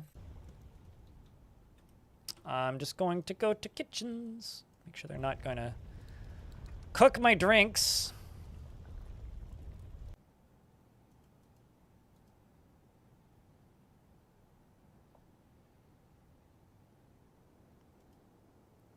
I mostly just want them to cook the seeds. But that's fine. And goose tallow, that's also fine. There is, I think, a value threshold. That is true. I don't know. Also, like, a lot of the traditional knowledge that I'm just, like, spouting out here that are, like, is based on, like, the way the game has worked for, I don't know, the last several decades. That being said, you do need to realize that because a lot of stuff changed when the Siege updates hit, that not all of this information is necessarily accurate anymore because, asterisk, it may have changed. I don't think it has. I don't have much reason to believe that it has, but it might have, and so I might be completely wrong. I guess, like, operate with that asterisk at your own risk.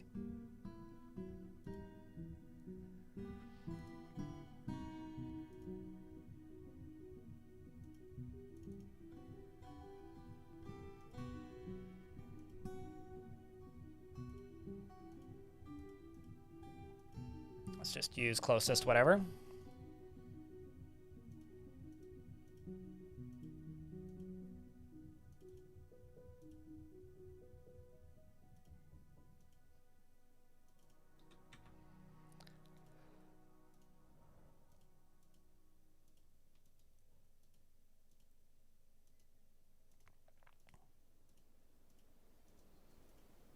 There is going to be so much construction job. Holy shit. But at this point, I'm very much just hoping that we don't get attacked in any way for a while, because otherwise, if these contraptions I'm building are not ready to go and we do get attacked, this fortress will just collapse probably. Unless something crazy happens, which is possible. God, God, I'm so excited for being able to, like, I really hope that in, like, the new diplomacy stuff that Tarn's working on will allow us to do some crazy things, like bring in mercenary armies to defend you, because, like, if you could just turtle until the mercs show up, that, man, I will be so happy about that. That'll be such a neat system if the way I'm imagining it gets implemented. Gonna try and be realistic, but oh, no siege delay. You can turn that off in the difficulty settings, you know. I mean, or you could just literally settle right next. Like, if you just start a fortress like right here, you'll just get attacked like on day 10. Like, if you settle like right next to something that you're at war with, the second they realize you're there, they will attack you. Like, the second scouts stumble upon your fortress, you'll get attacked. So you can absolutely make that happen if that is something that you desire. If you truly want the sudden and quick release of death in your dwarven fortress, you can bring blood for the blood god and settle next to the enemy.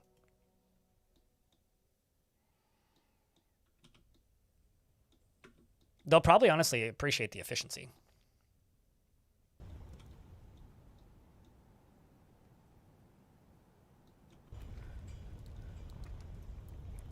Okay, all squads are back. Speaking of, let's send them back out. At some point, I'm just going to end up sending them repeatedly somewhere where, like, they're not even going to gather anything. Because I'm literally starting to run out of, like, known books. Which is kind of funny. I wonder how those demands went as well.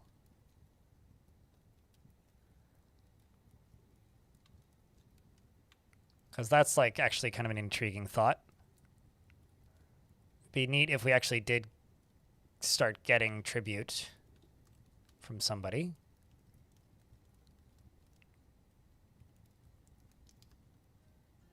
Man, I am actually starting to run out of known locations full of books. Okay, there's some.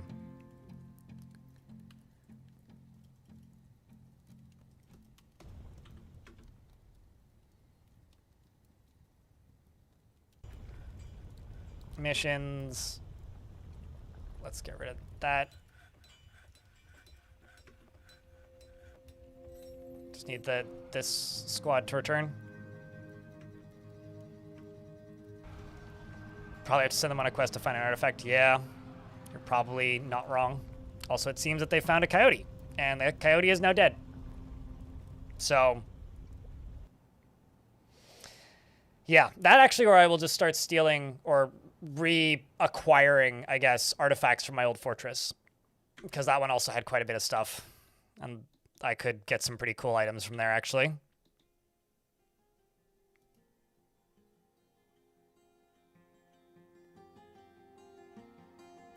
Some ads are going to pop in about 10 seconds, so I will pause the game when the ads hit. Let's just make this into a Stoneworkers Guild.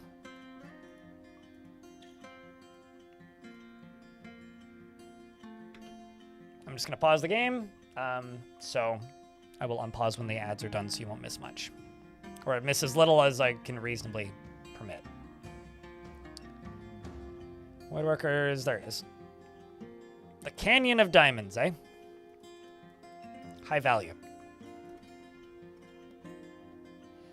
Do they get experience in tactics and leadership if they don't fight anything? I don't actually know. I should check my militia captains to find out, because I'm not actually certain if they do or if they don't.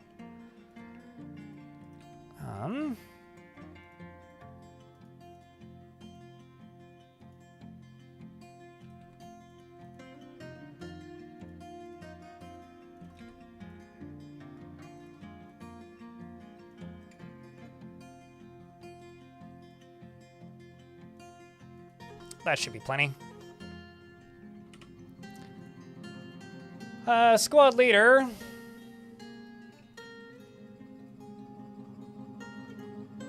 Doesn't look like it. So, no. But we will start just raffle stomping them as soon as I get the chance. Also, how many books are in the library? 155. Not bad. Not bad, not bad. Let's see how this demand tribute went. Then we'll wait until they get back. Although we're not doing, like, empty ruins. But, like, we're literally going for artifacts, so. Currently, I'm literally doing this just to keep them off of the map. Oh, it was rejected? Oh, Sag. Womp womp. For a second, you thought it was great training exercise. What you want is you want to find a place. What does train them, rather, is you want to find a place that has only civilians in it. So, like, when you attack and they just leave, that will train it. But, like, when there's enemies, like, when you raid, attack the place, and then they just leave, like, they don't kill anything because there's only civilians left and no soldiers. Which is basically, like, when you need to, like, send them in to conquer it. It does, but it's, like, it's less upsetting for them than, like, a trader dying, you know? Like, one time the traders showed up and one of the humans turned into a were creature and killed, and then got killed and then left, and they left a lot of stuff, so that also hurt, but that's gonna hurt more than demanding tribute. But I will say a lot of this information could be moot in a month. Like, if Tarn adds the diplomacy stuff that he was talking about adding, in the next couple months, this is all gonna be old, out-of-date information that won't be relevant. Because the things that are on the roadmap that Tarn wants to add are the ability to muster up forces from hillixes. So hillixes around you can provide mercenaries to go attack things, which is exciting, by the way, and non-combat ways to talk to other civs. So right now it's literally just demand tribute or ongoing tribute. So I just do one-time tribute because it's like the smallest demand you can make to like tell them that you exist and then they'll come trade with you. But if you could just be like, offer a trade agreement, and then they're like, give us 5 rings, I'll be like, yeah, okay, give us you ask the goblins if you can trade with them, and they're like, give us 15 of your, like, infant children and 2 fresh children per year. And I'll be like, oh God, don't challenge me with a good time. You embarked on top of a bunch of goblins and traps, and it didn't warn you or show you a marker. You can't escape their hole, though. I have a question. Or actually, I can tell you what happened if you want, Zach in YouTube chat. You settled on one of these. You settled on a camp. So they're invisible by default, unless you've exposed them in adventure mode. They have skin gems. Oh, that's questionable. It's not like they need people.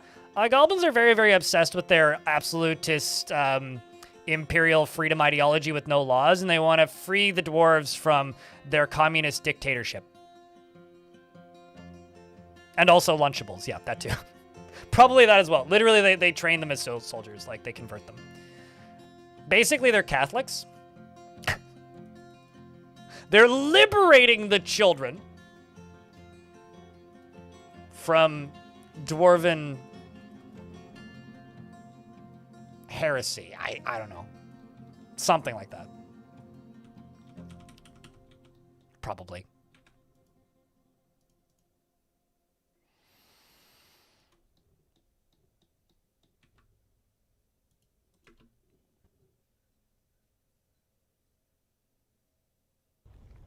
Can you see through glass floors? Yep. Yes, you can.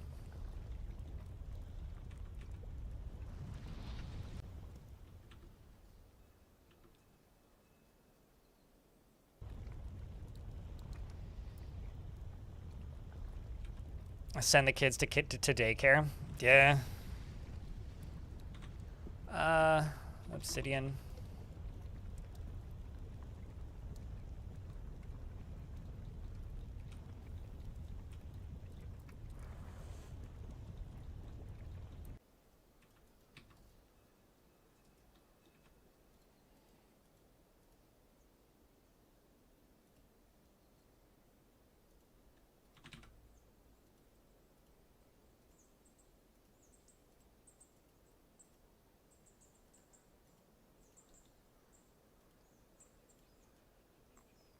I don't know. Goblins are like quirky weirdos that are run by demonic overlords, so I wouldn't question too much about what they do.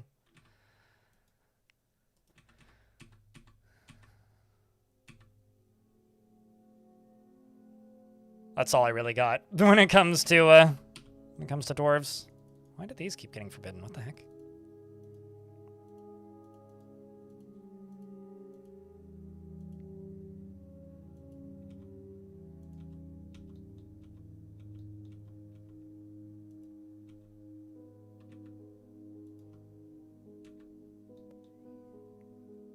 I really need to dig through this and connect that is what I need to do.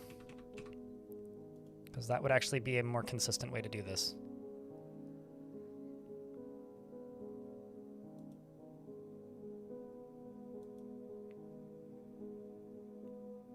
Call it dwarf punk. Dwarf is already kind of like glue on gears and call it steampunk. I have like mixed feelings on Steam. Not the platform, like Steam is like a mechanic for use. One, because I feel like it would be really hard to communicate visually in the game. That's just kind of like an issue that I have with a lot of like things that people say that would be cool. And also, Steam used to like scald dwarves and kill them, and it doesn't anymore. It hasn't for a while. That was actually removed from the game around the time the game became 3D. And another thing is Caves of Cud used to have Steam that would hurt dwarf or hurt the player character in Caves of Cud. I'm actually gonna put gems up here. I keep changing my mind, but and they removed it from Caves of Cud as well because it was very hard to tell why you were getting damaged by something and what was damaging you. Which kind of makes sense when you think about it. Like, it's just a really hard thing to convey to the player. Like, you are dying because you are getting blasted with steam is kind of a hard thing to visually communicate. And also, like, quite frustrating when that happens. So, like, I don't know. I have a lot of, like, mixed feelings on things like Steam doing damage to dwarves. Or, like, being used for power. Or being, like, a mechanic that I have to utilize. But, I would be open to trying it if Tarn wanted to implement it. It's just not something that I think that I personally would need or ask for, I guess.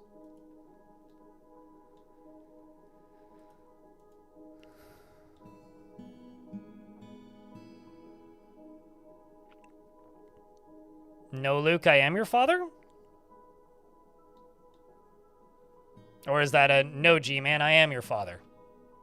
Distracted? Why are you distracted?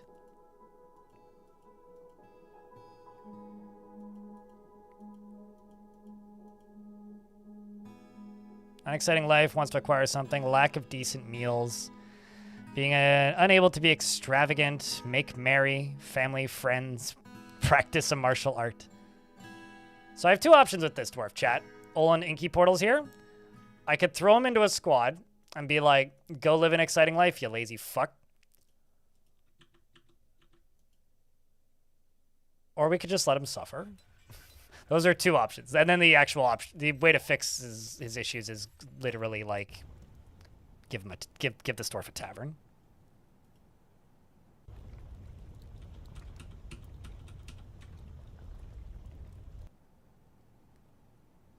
I think what I'm actually going to do as well is I'm going to make a clothes shop and we're going to start making silk clothing.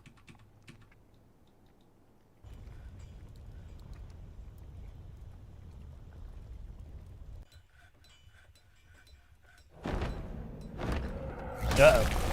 Forgotten Beast, Tutzel Bothum, Agseth has come, a gigantic blob composed of grime and filth. It has two short tails and it undulates rhythmically. Beware its poison vapors. That sounds like an Agseth, after all. Okay, well, it's kind of gross.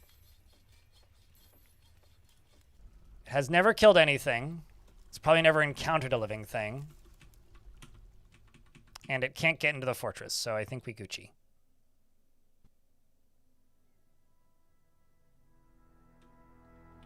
Muck with a stink cloud, yep.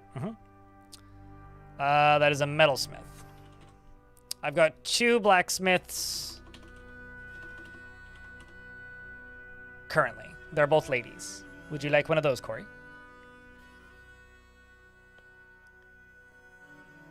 Malign the Murk of Ages? It's like the crummy, grimy, gross, icky version of the Rock of Ages. You know, it's something that I've been throwing around in my mind, just as an idea. And this is partially something I've been throwing around in my mind because of the fact that I now live somewhere that no longer is going to change the clocks for half the year.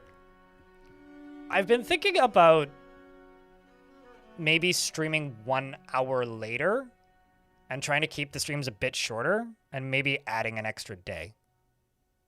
Like if I change actually, maybe just keep the time the same, but like if I add an extra day, 1 or 2 of the days would be just like shorter streams. It's kind of something I'm considering. And wandered until now sounds vibey. All right, this Corey, fancy, fancy. Do you have a dwarf in this or in this world previously, Corey? Like we did Squidward, and then we did After Casket in this world. Because after today, I'm kind of actually considering just throwing Saturdays on the schedule in place of Fridays. You did in Squidward? Okay, well then I can give you a slightly different name if you want to make it easier for you to determine who is who in Squidward versus the one in Squidward. So if you have a variant on your name, like I could just name you Corey or Pantsy or Fancy Pantsy or like, I don't know, Corey 2, or Pants the Corey Fance, or I don't know. Or I could just name you the same thing and then just not worry about it.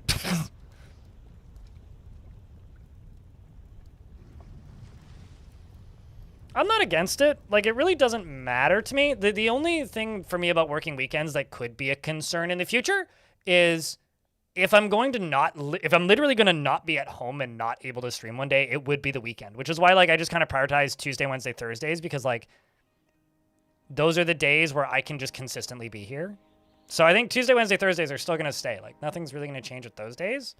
It's just I've messed around with Thursdays. I really don't want to stream Mondays. There's just something about like the way my weekends end up going usually where like I would never be in a mood to stream on a Monday. The Legend of Corey 2. Yeah, Corey squared. Corey Fancy Pantsy it is. All right, the fanciest is Glazed Saber. There's a dick joke in that. She's generally quite confident of her abilities when undertaking specific ventures. She does not easily fall in love and rarely develops positive feelings, and she tends to make a small mess with her own possessions. She tries to do things correctly each time and does not go out of her way to help others. She occasionally overindulges and has a greedy streak. She scratches her head when she's thinking and needs alcohol to get through the working day. She personally believes that hard work is one of the highest ideals and a key to the good life, and doesn't really value merrymaking, and dreams of raising a family, and likes bauxite and zinc and goshenite and chickens for their clucking, giant leopards for their spotted coats, and the words of these skirts of embracing, and the sound of the songs of clossing, and the sight of the rhythm of lyrics, when possible, prefers to consume white spotted puffer and pig cheese and cranberry wine, and absolutely hates rats.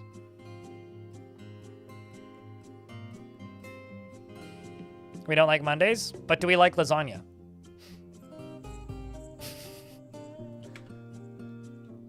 No, Sunday is like usually like Monday is usually like the days I like straight up take off unless I'm like working on a project.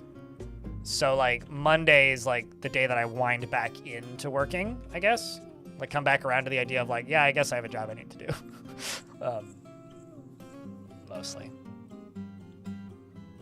Like Tuesday is my Monday, really. I hope not. Last I checked, I don't have cat hair. I'd be, like, making myself sneeze, probably.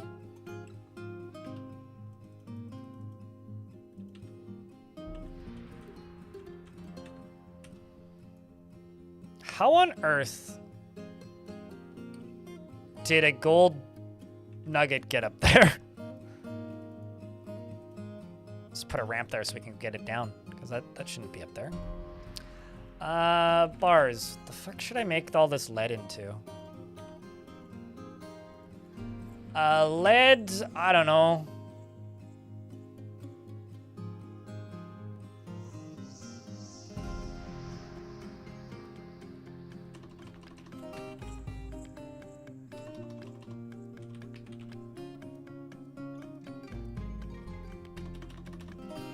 Could just make lead gems. Don't, like, I don't need to be led towards dad jokes. I'll do them myself.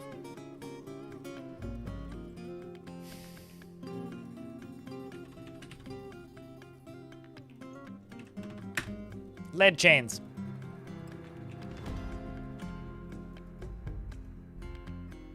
Oh, Dwarves is back.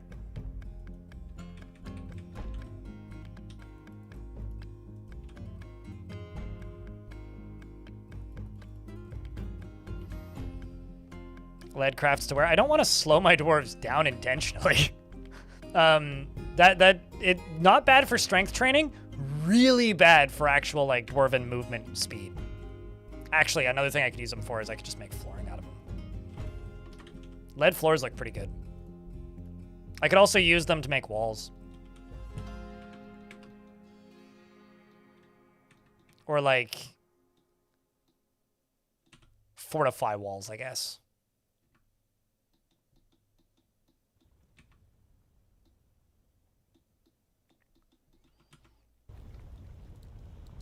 Could also make bridges out of them.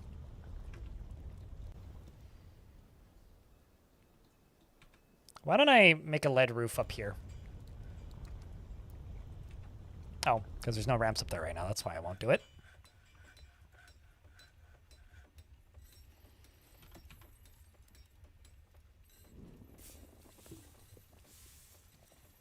Lead pipes for drinking water? Oh, yeah, def.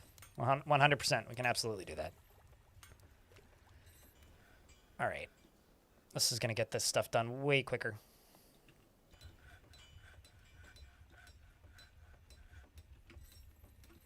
Not going to lie. Fortress looking pretty good. We could put like a little tower thingy over here. Fortress looking pretty good. It's starting to get somewhere. Naturally. I mean, what else would we line it with? If not asbestos. Or just stud stuff. Actually, yes, studding is also another thing we could do.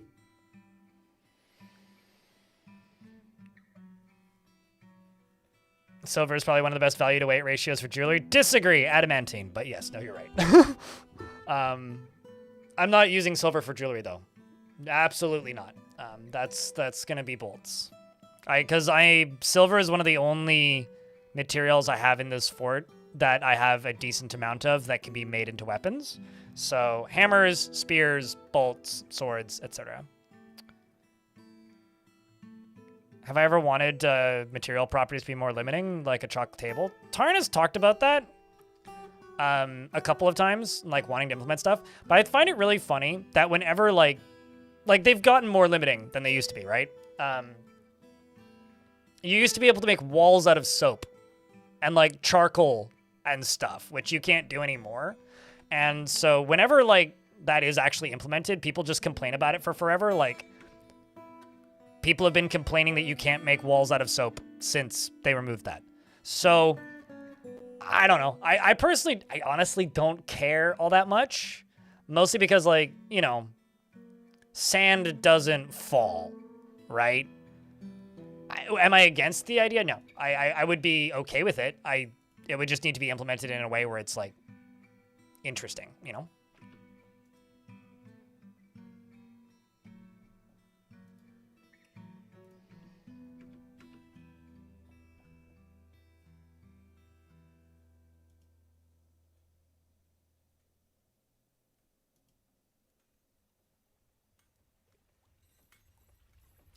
There we go. Okay, I set them to ranged by mistake.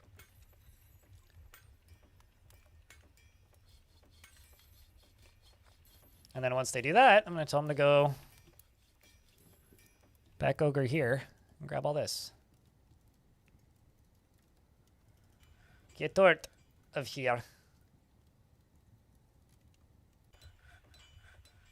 Also, you're a captain of the guard. I was kind of unaware of the fact that I made a captain of the guard. Not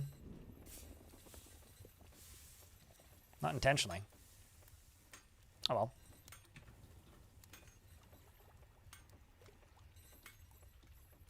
So yeah, I don't know. Like I'm not against the idea, but they've done it before, so they'll probably do it again. Wouldn't surprise me. It's not like for like my #1 priority or anything. A giant fat wall, aka a fatberg. God, fatbergs scare the shit out of me in real life. Like, truthfully, those fatbergs are freaky.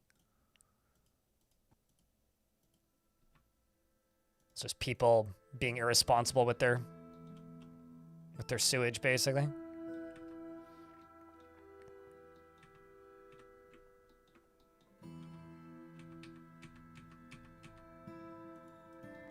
Okay, so now that I've done that,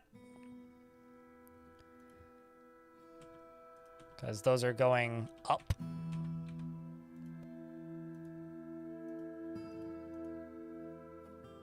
No access to mechanisms. Rock mechanisms.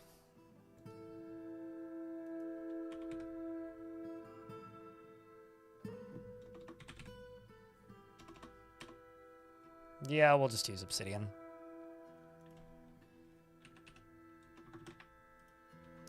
And I'm just gonna go mine out some more obsidian. I mean, like, because there's a bunch of it up here.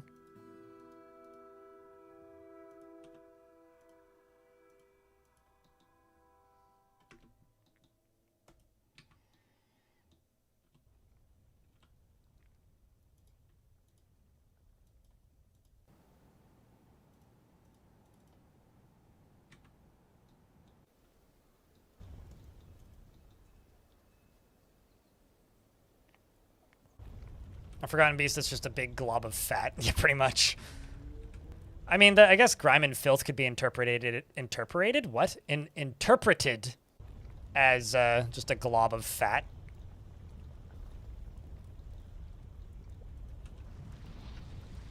But I don't know, I've always associated that a little bit more with like mucus and vomit and stuff.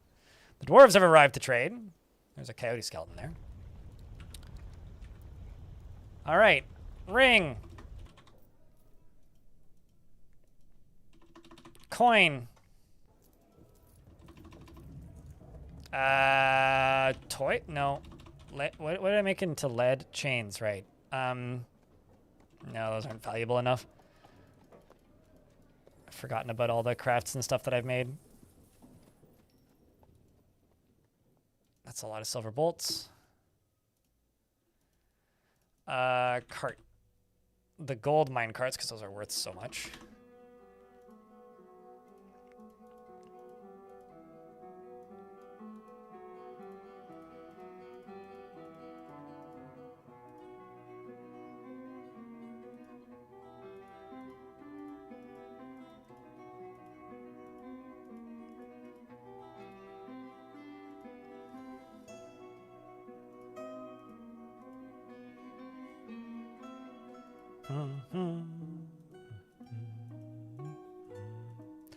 I don't actually have as much to trade as I thought I did. It's okay though. What we do have is pretty high value, so we should be fine. Yeah, we should be fine. Worst case, I'll just sell some bolts. Yeah, I think that's the worst case. Green glass disc. I'm just gonna start that as a repeating task right there.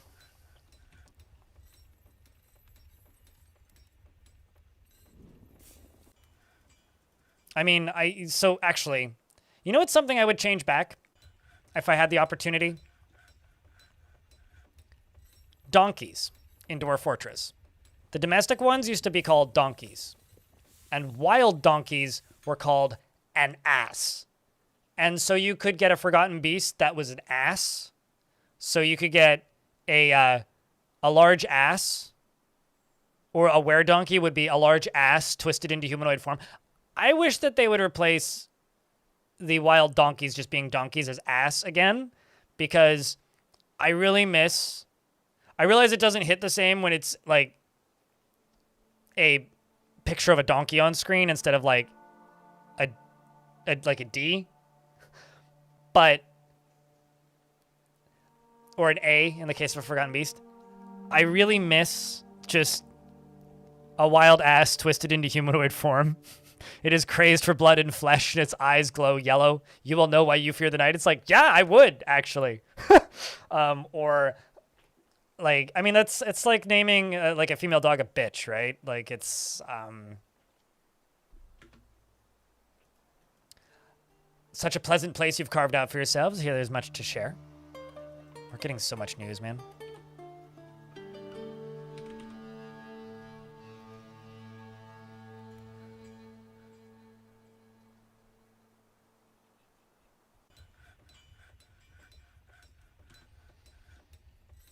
I think once we get the cannons set up, I'll make these poor dwarves a tavern.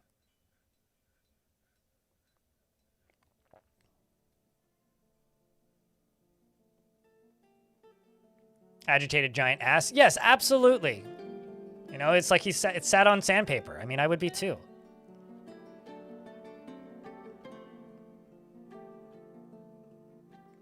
I mean, we still have ox peckers, which make me blink twice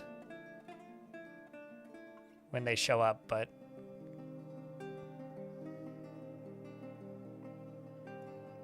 it's like a what now? An excuse me? And I beg your pardon?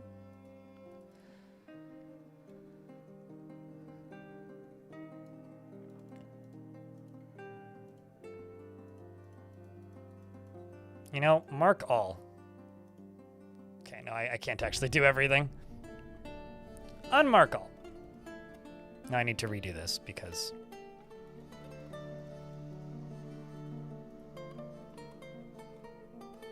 I was curious if I could actually afford everything, which I can't.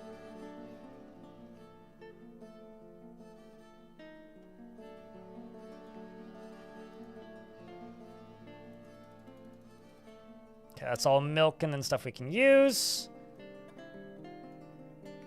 And I will just sell rings until... Let's try that. No, I will not give you an additional minecart. Ah, fine. Fuck it. We'll accept the counteroffer.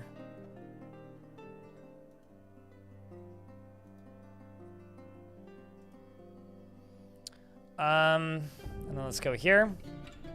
What do you... Let's say... Bring me some wood. And bring me... hematite, please. You want shields and bucklers? Let's go to the other ones. You brought us logs. Just gonna skip that this time. Buy some fancy shirts. Bronze mail shirts. Actually, just gonna buy their clothing. I'm sure the dwarves will appreciate it a little bit.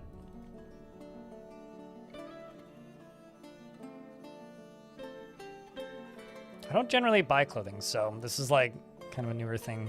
Or not really a newer thing, but like not something I do frequently. I just know I can afford it, so might as well. Kind of deal.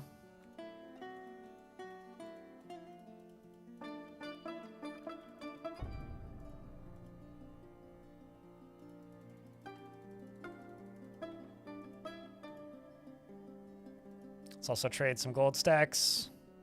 I'm done. And now we're just waiting for the last one.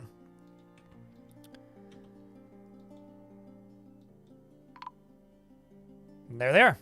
Now we just need to wait for them to get up here and trade.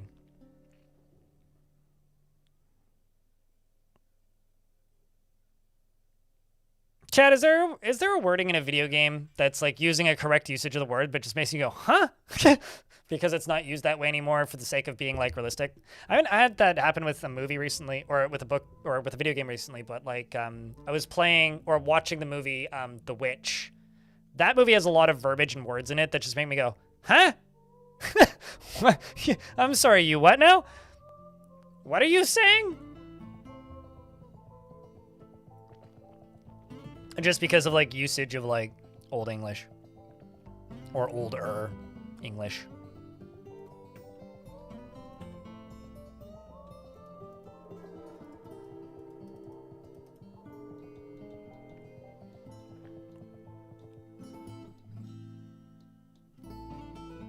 I'm sharing so much more news as well with my expoing. Yeah, no, this faction is going to be like fucking goated to play an adventure in, because they're going to have the knowledge of literally everything. So if you play as this faction, you're going to know where every fucking cave is in the world. You're going to know where every single, like, interesting location is in the world. You're going to know everything if you play this faction.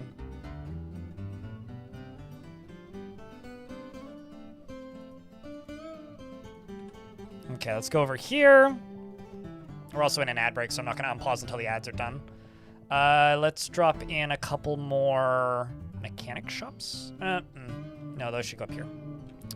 Let's actually just throw them down in this bottom area. 1, 2, 3. 1, 2, 3. No, that's fine. Down here, you can be clothing. So let's go loom. Loom. And clothes.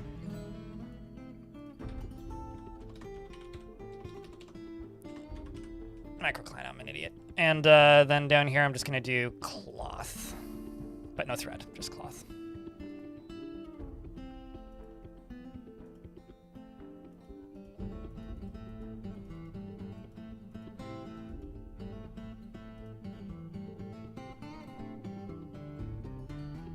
Yeah, and then we'll figure out exactly like how we're doing on that. Final Fantasy, old languages? Gotcha. Yeah. How goes the lurking out there this weekend, chat? On this Saturday. What are we up to this weekend? You guys got any plans? You gonna go do anything interesting? Just chilling at home? Hiding from reality? Speaking of hiding from reality, I get to go figure out exactly what I owe in taxes this year. That's my biggest plan for this weekend. And I'm going to go visit my parents on Monday after I do that, so I can cry. But you moved yesterday? Hell yeah! I mean, yay! No. Well, hopefully it was like an easy move. Hopefully things went smoothly. Chicken tomorrow? Ooh. No plans for the weekend? Fair. I think your dwarf is pretty crazy, Ray, in YouTube chat. You are a legendary appraiser. This is like the most specific values of things you can get. You know the exact value of every item in the entire fort, off by heart, from memory.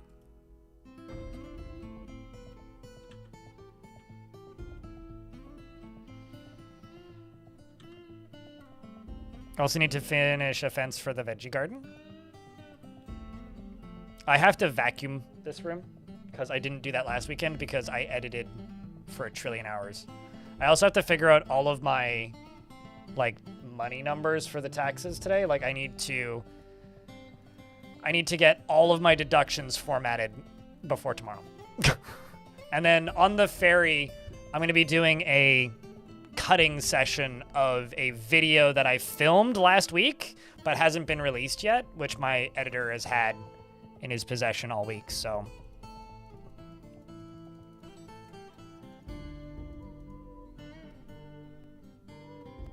which I'm not sure when that'll see the light of day, but at some point it'll see the light of day, that's for sure.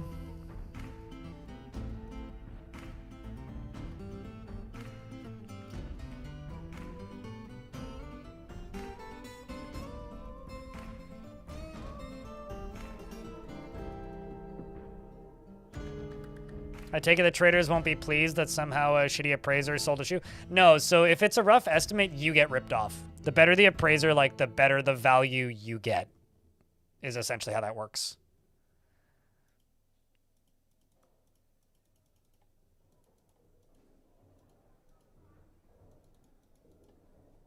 And if, like, they're better at, like, making demands for different prices, then that's also better for you. So, like, let's see if I can trade 1,000, or you see, like, 1,000. They only get a profit of 1,000, but they accept it because my dwarf's good at his job. So, you know, Crub the Grub meets with the diplomat Muthcat and says, "There's much to," and they say, "There's much to share. Let's discuss." They compliment the place and tell us to go on with our day. And he's standing down here next to another diplomat. Well, imagine sleeping with a diplomat next to you. Then they have their meeting. Another intellectual discussion with an acquaintance. This is... Okay, I really need to fix that because I don't need no diplomats dying because they decided to walk through a meat grinder. So it's best that I fix that. Down in here, let's go... Scabro is fine.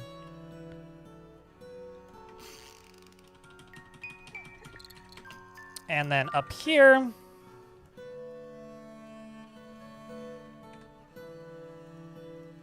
a baby was born in the fort as well. And this... can have a jeweler's shop.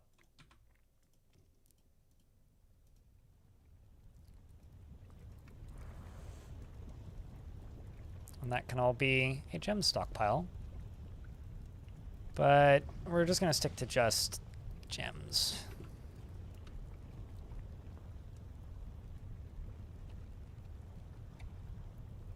Negotiator skill is how they complete the trade. Actually, now that makes me wonder.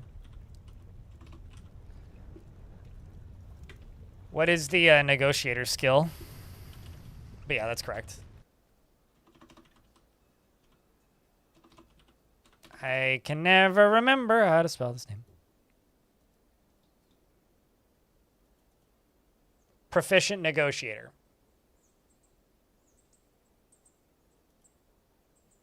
And a legendary appraiser. That's pretty crazy.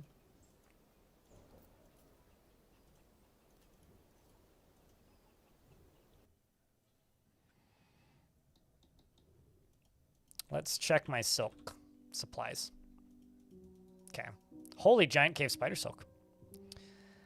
All right, let's do silk hood. And let's just do 20. Let's do 50, and I will do those annually. And then that's all I'm going to do for the minute. But we're just going to let the dwarves acquire some hoods. Oh, geez, I also didn't satisfy the need of this. That's wild. It's not a high enough value. That's crazy. I thought it would be. Oh well, 2 more statues, 3 more statues should do it.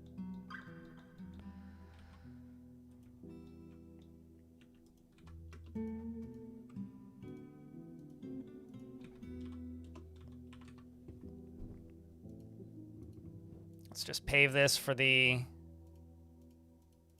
Baron.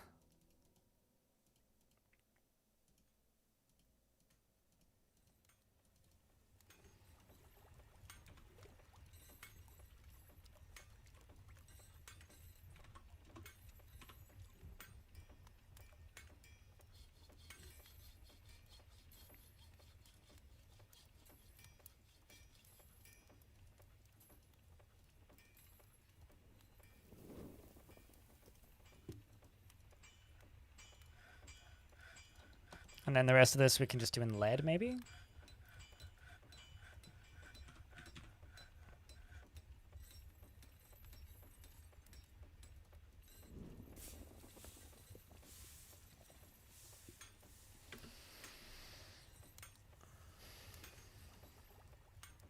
You cheat the other guy and pass the same as on to you. Yeah. Well, he's so good at appraising because, like, of how many people we're trading with, right? Like, we're just trading with an absolutely ridiculous number of different factions. So, like, each trading season, we trade twice per year mostly. We trade with 4 factions, 5 factions now with the humans, and then 3 with the dwarves. So that's just kind of crazy in and of itself. Okay, so let's go down to here. See how this is doing. Those are all powered. Sweet. Let's keep working on you.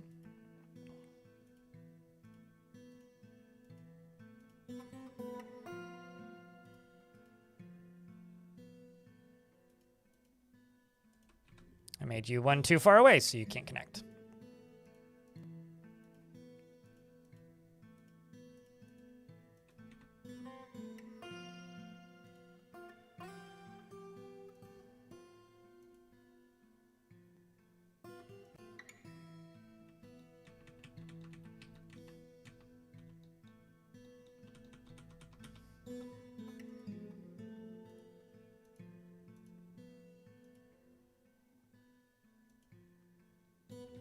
We're out of materials. So I can make them run, like, quite a bit slower. I probably only need to run them to about there. This one over here is going to need more power.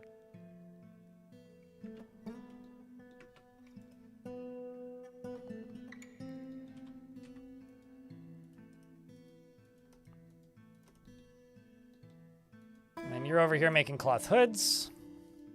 And then I can go into here and make more mechanic shops.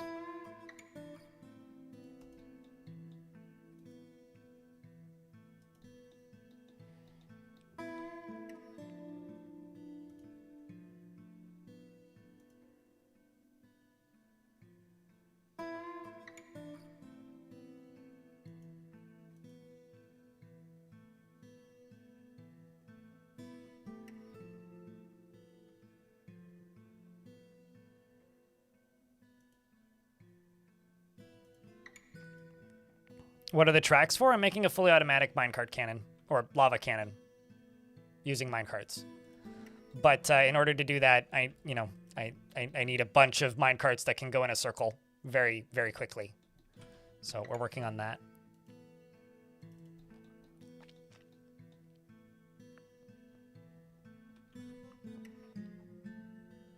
But that's why I have almost no beds and like almost no actual functionality in this fort, because everything is going into this cannon.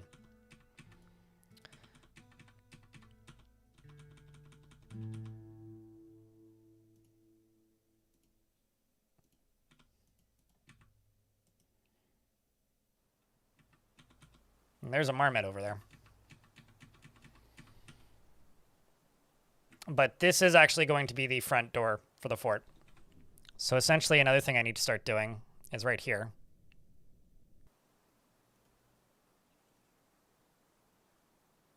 Is going to need to connect across this way.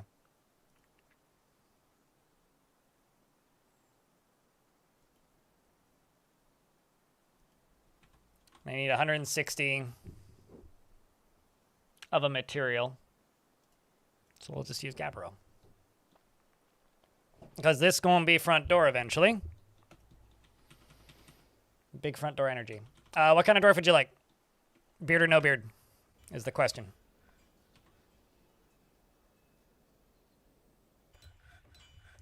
I need another weapon rack and another armor stand.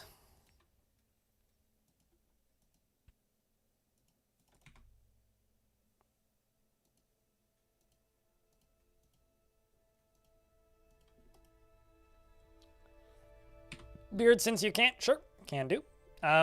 Those are the happiest dwarves in the fort. If you have any preference, please select one. The happiest bearded dwarf, actually, who isn't named already, is Domas, who's a peasant. But there's also Udil the mechanic and Thiket the gem cutter.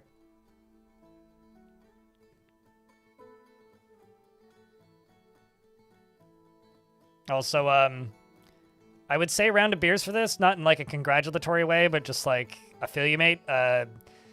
Katie Grieg in YouTube chat 10 minutes ago said, I got broken up with. Making a prime rib roast, mashed potatoes, and steamed Brussels sprouts, and oyster mushroom gravy. Fuck yeah. Sounds delicious. Love me a mushroom gravy. You want Dolmas? Okay, can do.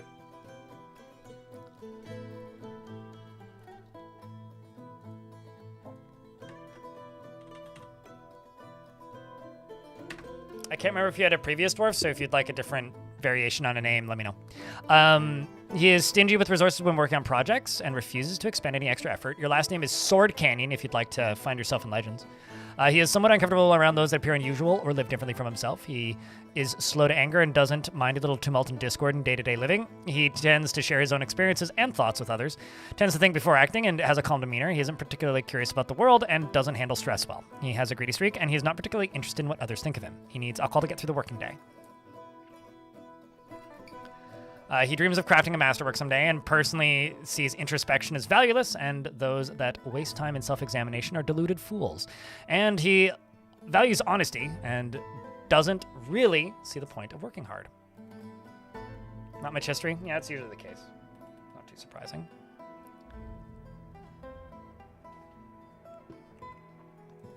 And he likes basalt and trifle pewter, as well as yellow sespertine and giant honey badger parchment, and the color sea green. Bull sharks for their aggressive nature. In the words of the goldenrod of smiles, and when possible prefers to consume brook lamprey, potato wine, and finger millet flour, and pineapples, and absolutely hates roaches.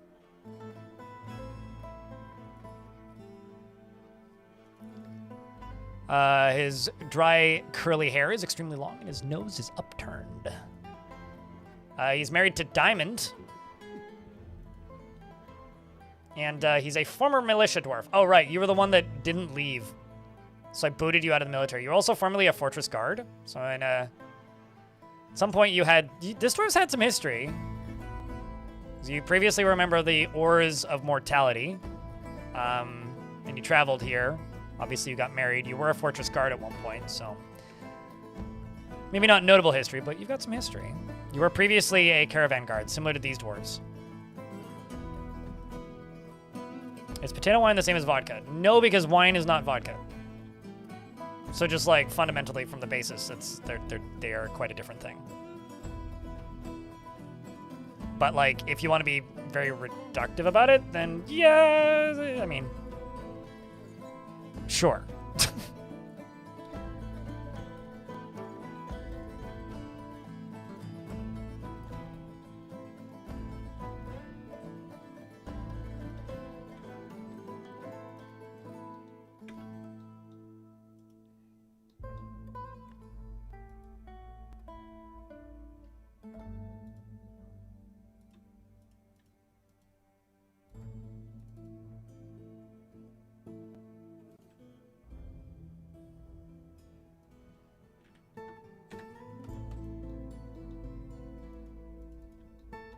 Okay, let's deconstruct that.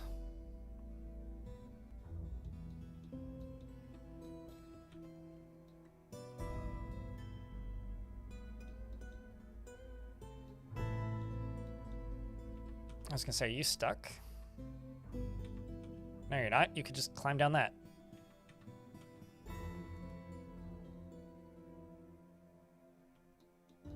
Oh, no, you are actually stuck. Well, that's a little awkward. Here, let's just deconstruct this. It's like, no, you can leave. No, literally, I've like blocked this dwarf in. There's no way for this dwarf to get out. Good thing I spotted that.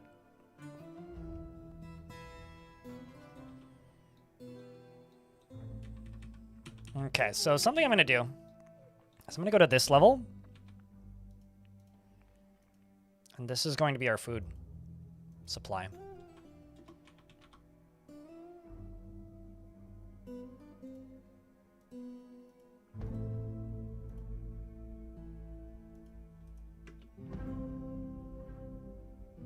What'd you miss today? A whole lot of acquiring books. The fortress has gotten quite a bit bigger. And I'm just slowly building up my hopes and dreams so that they can come crashing down. I'm slowly building up my hopes and dreams so that I can, you know, utilize my hopefully one day greatest weapon.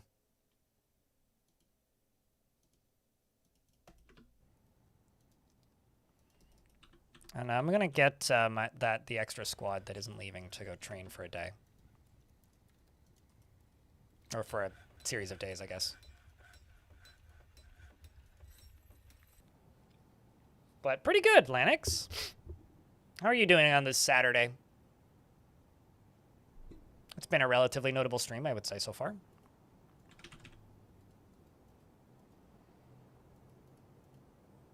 Okay, I need to check something, actually. You are all built, so I'm gonna go right here and just throw in 2 doors. And, actually, something that you missed, we got some very generous piles of gift subs today due to Twitch's sale, which ends soon, TBD. Actually, I haven't even looked. It was 180 books the last time I looked in the library. It is 159 books, so I guess it's gotten smaller. Enjoy Gorges has been found at half a day's travel. Oh, we have a legendary appraiser because of how much trading we've been doing, and we're already a barony. So we've got a baron in the fort already, which is kind of nuts.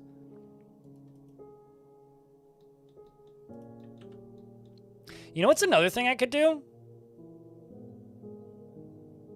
Is I could just start sending all of my dwarves that migrate here to the Helixes. And then if I need them back, I could just request them back. I mean, that's kind of a genius feeling, hey?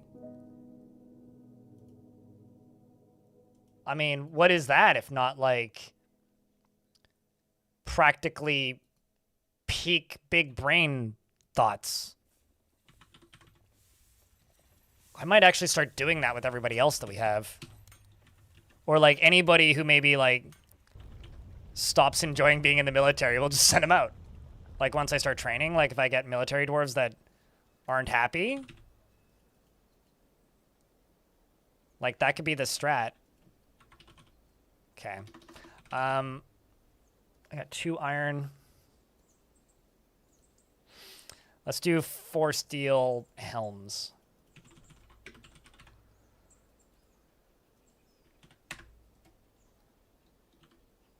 Too bad you can't export food from them? Yeah. I mean, it's fine.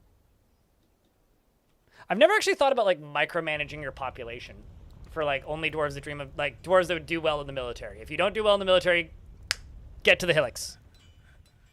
Because that could be kind of wild, actually. You watched a ton of my videos unbeknownst to me. I mean, hey, most people do. You single-handedly taught you the fundamentals of Dwarf Fortress. Happy to help, mate. Happy to help.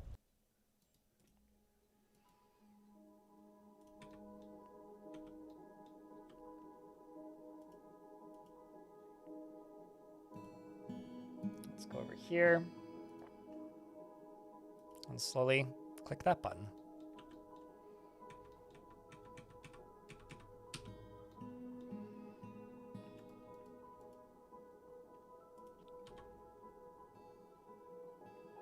Okay, spears, and what do you want? Figurines. Okay, so let's just do rock figurine 3 and silver spear 3. And I will just do those quarterly. No, not monthly. Quarterly. And that should satisfy both of those nobles, ideally. Ideally. Oh, speaking of, you've got skilled discipline and stuff. And dreams of mastering a skill. Sweet.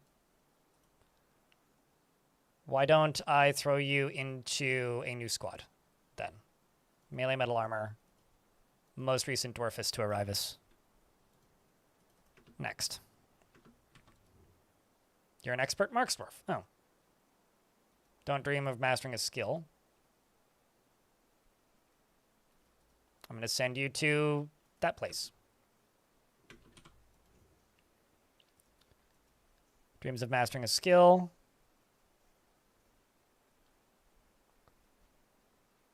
Has anybody here ever tried to micromanage their military like this, by the way? I'm kind of curious.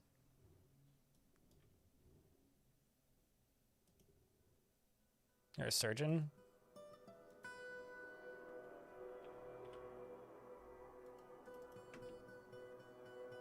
Because I can't say I have. Oh no, a horse. I'll have to eat that.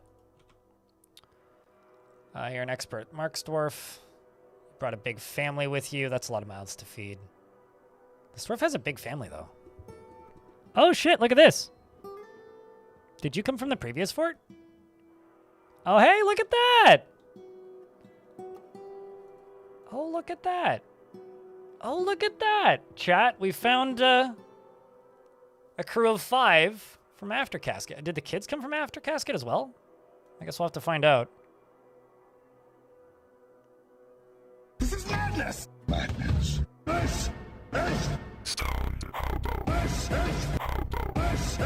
How's your back feel? Yeet. That's my AMA.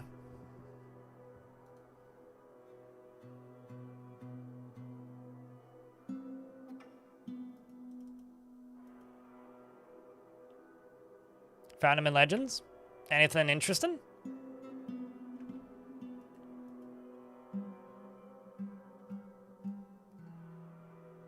Saw a bunch of dead bodies, you know. Has relived a lot of trauma. Haunted by the dead. Her husband, on the other hand, no. Well, personally has deep dislike of the natural world, doesn't care about family one way or another. Wow. Doesn't see the point of working hard. Well, get in the military with your wife. Because I can't have you around here, dwarf. Her dad was the former Exalted Blade?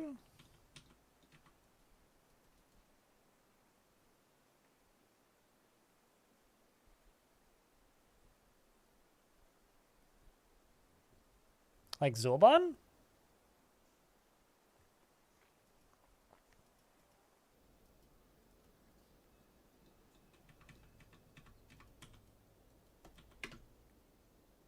How about kid? Uh-oh. Well, this kid was there previously. Made an artifact there. Was in the combined stockade and the nets of coding.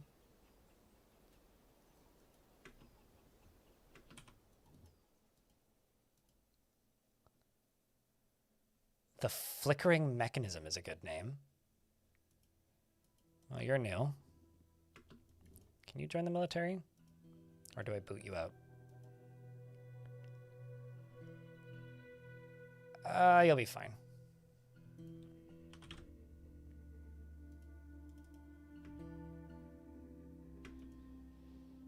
Oh, another dwarf. Odom Blue Diamond. And Exiled Blade. Okay. And a Holy Lightning. Well, that's good. Former Militia Dwarf.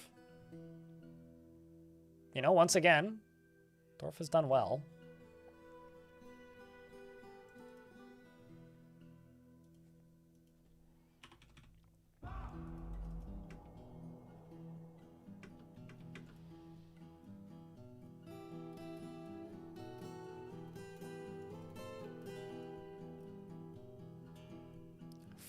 Former Militia Dwarf? Oh.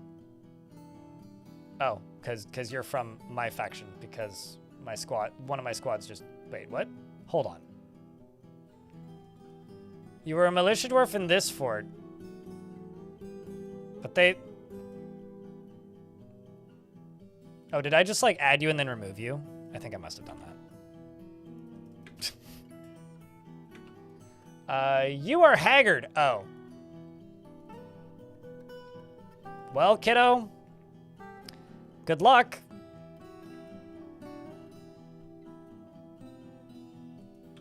Good luck. We'll sell them. We'll send them to the camp up north if they become a problem.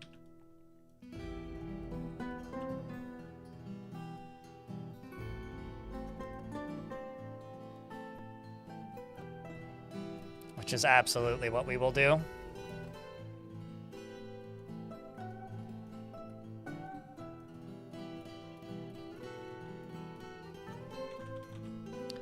Melt more metal objects as well. Oh, we're in an ad break. Pause game.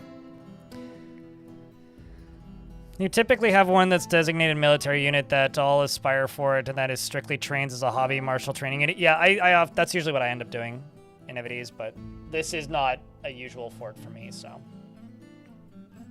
The extent of your squad micromanagement was to train 2 months on and then 4 months off for civilians staggered. The professional soldiers would be 5 on, 1 off staggered. I don't think I ever do that. I just manually turn them on and off periodically. Like I almost never automate the training schedules. Like I don't use a default one. I don't like use any of them. I just, you know, let it run more or less. Regardless of how, you know, whether or not, like, that's actually, like, the smart way to do it.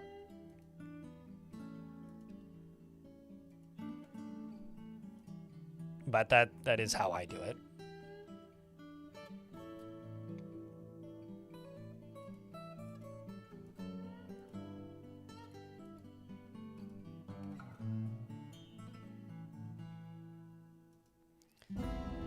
All right, these ads are coming to an end here. Then I can unpause the game.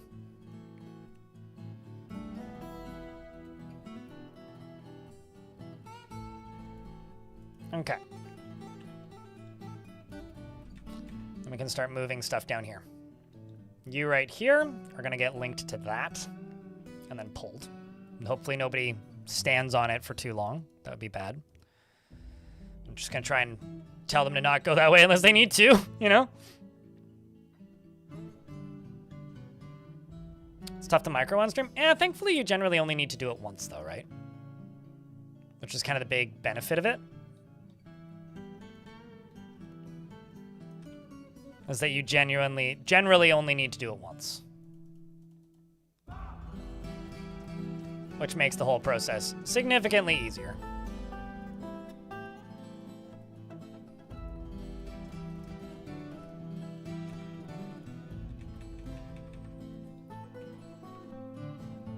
Okay, I'm also going to throw a gear right there.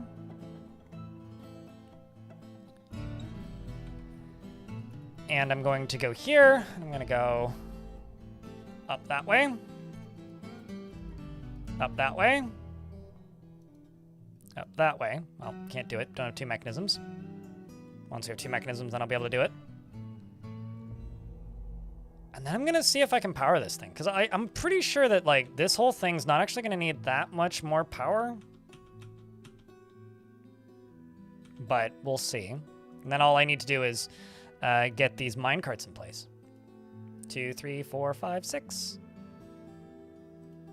1, 2, 3, 4, 5, 6. Okay, and then you just iron minecart, iron minecart, iron minecart, iron minecart, iron minecart, iron minecart. I did one of them twice, and then iron minecart. Cool.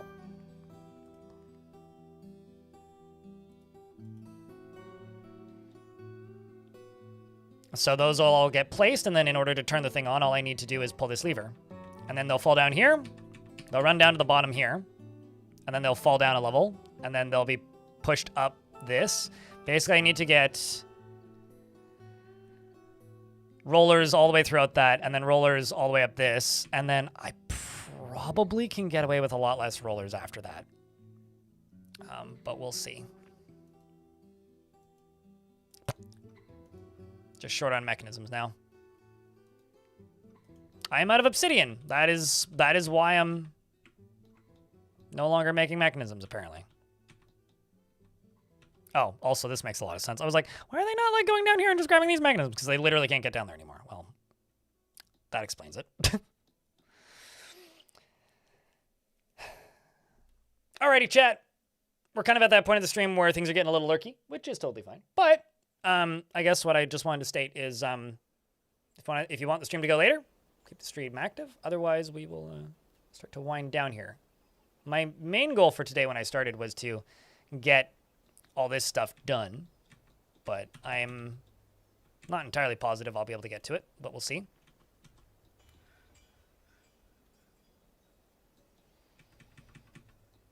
Oh, also I need to butcher those animals that got brought here. There's only 2 of them that are butcherable. It's a shame. There's a king snake on the map. That's neat. Just a little tipsy. What you sipping? I'm assuming you meant a rum and coke, not a run and coke. Hitting harder than planned. You need to cut the ratio back. How much did you put in it? Or was it just like eyeball it? Those are always a little dangerous. Fun, but a little dangerous.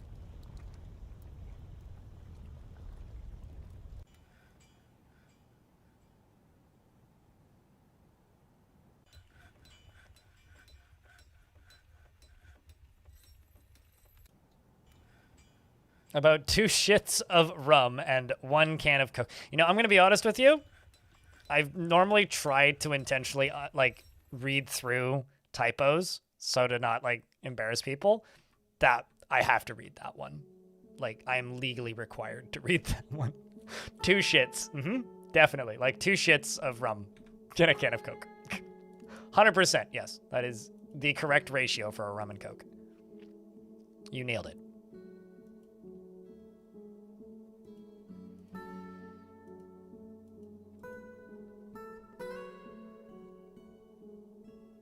Obligated, 100%, yeah.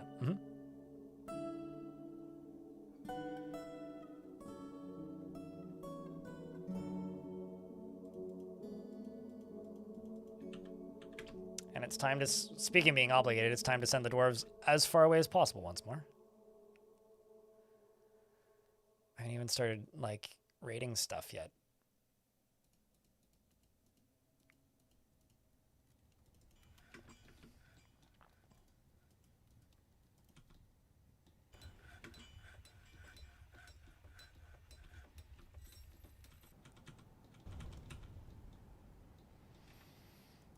That's been set to go away. That's fine.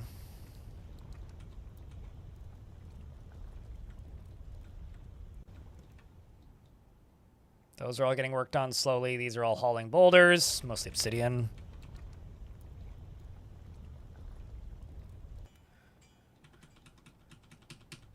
And then you start encrusting furniture with cut gems.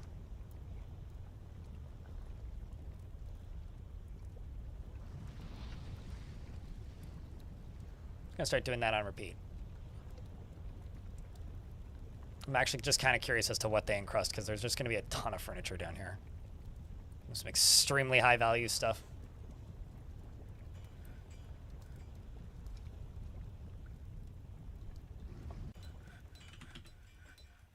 Also for bars, steel. Let's do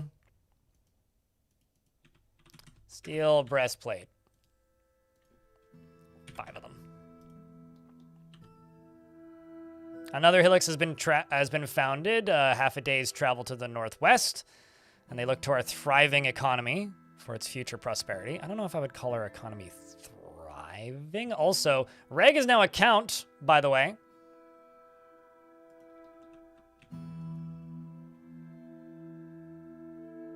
I would call that thumbs up.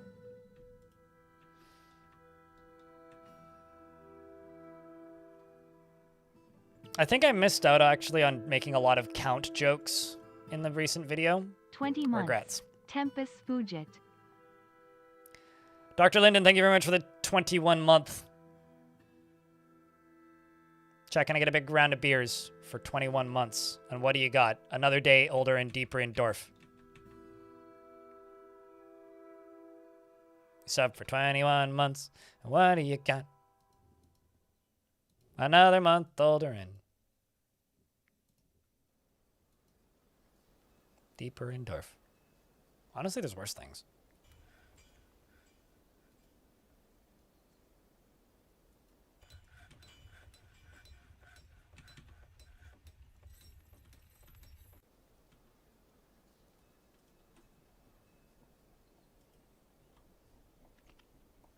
Well, cheers, Lyndon. Thanks for continuing to stick around and help keep the channel funded. It's like, it is, like, those Prime subs go a very long way.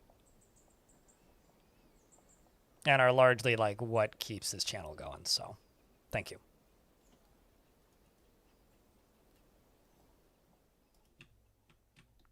Also, quietly down here, we're working on this, which no one's even started building yet. Shit, dude. Thanks for the 5-pack. Do we have armor yet? I don't have any materials that can be readily made into armor outside of stuff that I'm melting. So, no, not really. I think I've got, like, 1 armored dwarf total. So I've got some dwarves that want to pray to unrelated gods. I think I shall make them a small shrine to pray to. Because, you know, we are religious. Oh no! Anyways, the Forgotten Beast of Naguk has come, a scaly leech. It has a broad shell and a bloated body. Its pine green scales are blocky and a far apart. Beware its poison nom noms. What does it look like? It's literally a noodle. I wonder if it's gonna go kill the grime ball, because there's a grime ball. What is that? Shit, it's self-right? That stuff's so pink. Hey, chat, could I get a round of beers, please? That there was 5 subscriptions, and 2 people posted beers. I'm not counting the bot. 3 people posted beers. We can get at least 5 people to post beers. YouTube, you can participate, too, by posting beers or hitting the heart button. I don't know.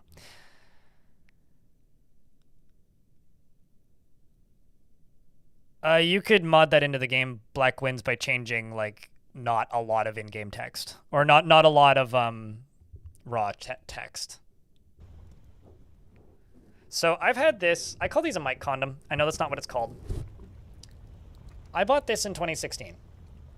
It is literally starting to disintegrate. This little foam mic cover for this microphone. I've had it for so long. I bought it originally because my older audio setup made it like the popping of my voice like came through a lot more. And I'm debating as whether or not I should get another one of these or just throw it out and just stop using it. I can't decide.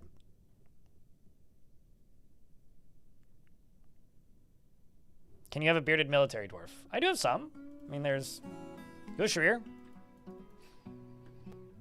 the Home Guard. If you've had a dwarf in this world before and would like a different variation on a name, let me know. He personally develops negative feelings towards things, is a perfectionist, and can lose focus on the matter at hand. He does not easily fall in love, rarely develops positive feelings. He's moved by art and natural beauty, and he's troubled by this since he dislikes the natural world. He tends to be a little wasteful when working on projects, and he has a greedy streak. He does not often feel lustful. He has a habit of stretching his body during pauses in conversations and needs alcohol to get through the working day. Dreams of creating a great work of art and personally finds sacrifice to be the height of folly. He's put off by family and finds eloquence and artful speech off-putting. This dwarf is very cranky. You don't like anything, really.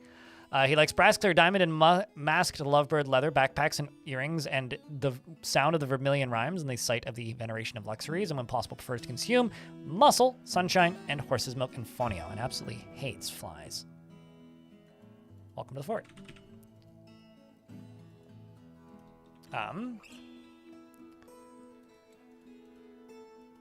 You worship Arketh, which I'm not familiar with what that is. You're not part of any religions, and you were originally... Right, yes, this is the dwarf that was previously... one of the dwarves that was previously a member of the Picks of Destiny, which, by the way...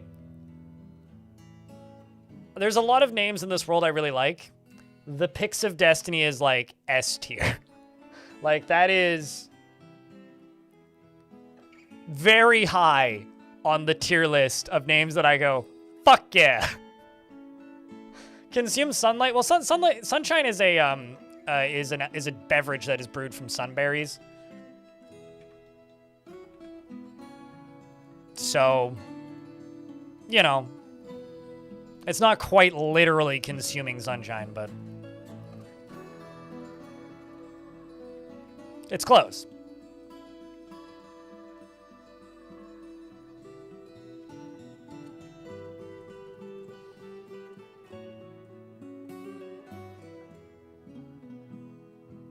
Yes. Dave Danger.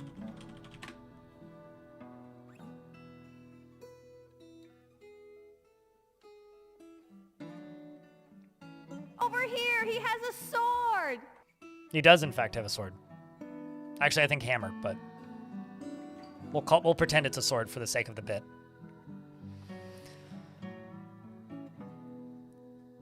Yeah, with the Pick of Destiny, yes. Tenacious D in the Pick of Destiny. I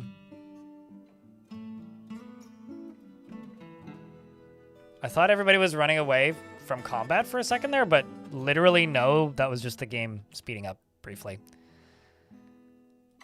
Okay, so I'm going to get rid of half of this stockpile, because this is going to get expanded.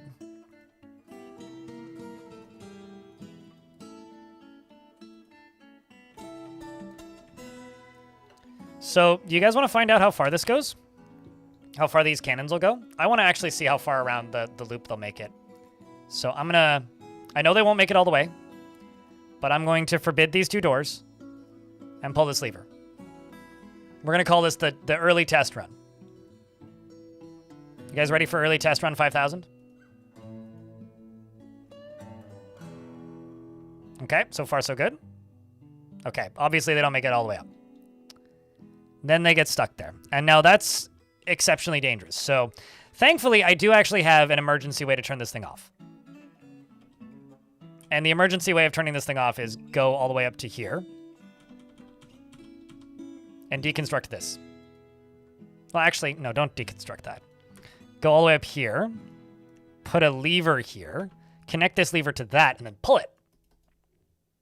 We'll turn them off. And then down here, I can just do this. Pull this again, and then that'll, you know, sort that out. I'm also going to take these 2 squads and set them to off-duty for a minute. So that they can go assist.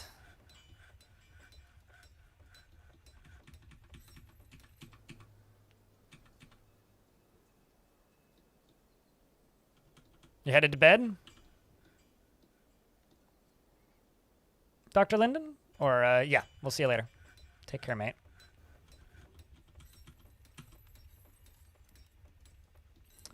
Is distance different if they are filled? No, I don't think so. Like, genuinely, I don't think so, but I'm not 1000% positive on that.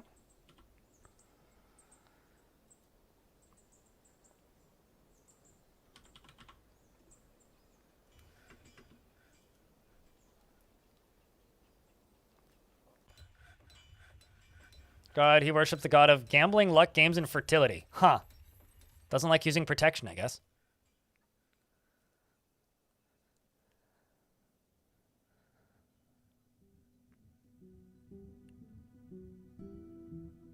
With the Hawaiian rum you bought today? Well, hopefully the rum's good. I like a rum every once in a while. It tastes like summer in the right context. Okay, so I can now pull this.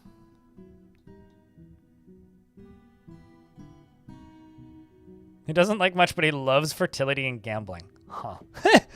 Basically, like, he's just a casino fiend.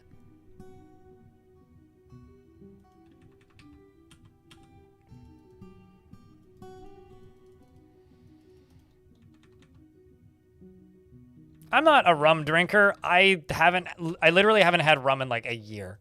But like, I will drink rum occasionally when it's available because it's tasty. It's not something I go out of my way to drink. But every now and again, it's like, yeah, I could use some rum. Like, rum is like a once a year thing kind of for me.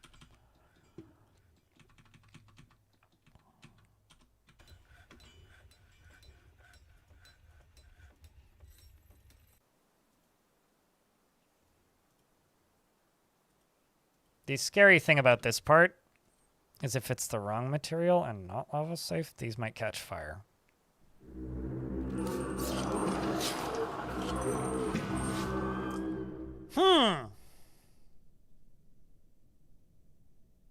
Well, that's not good.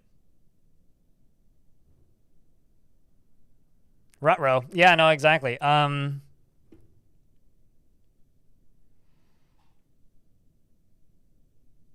ambush, chat. Curse all friends of nature. Let's hope that my local squads can get suited up quickly. And let's hope that this isn't a huge siege. What have they brought? The good news is, I think that we are more well-armed than they are, even though we are underpowered. We, at the very least, have metal weapons. Chat, we just got sieged by, or we just got ambushed by elves. So I'm going to do 2 things. I'm going to enable this. I'm going to hit T, and then I'm going to go through, and I'm going to pause every single one of these tasks, and then just make sure that everybody is getting assigned to that tiny little zone in the middle of the fort. Because this is going to be chaos for a minute.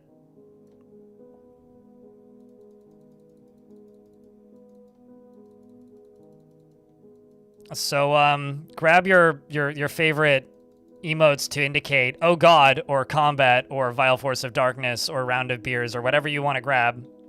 Post it in the chat, and let's hope that this goes okay.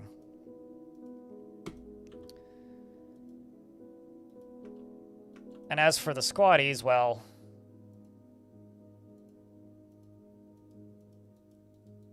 they're all completely separated and undertrained.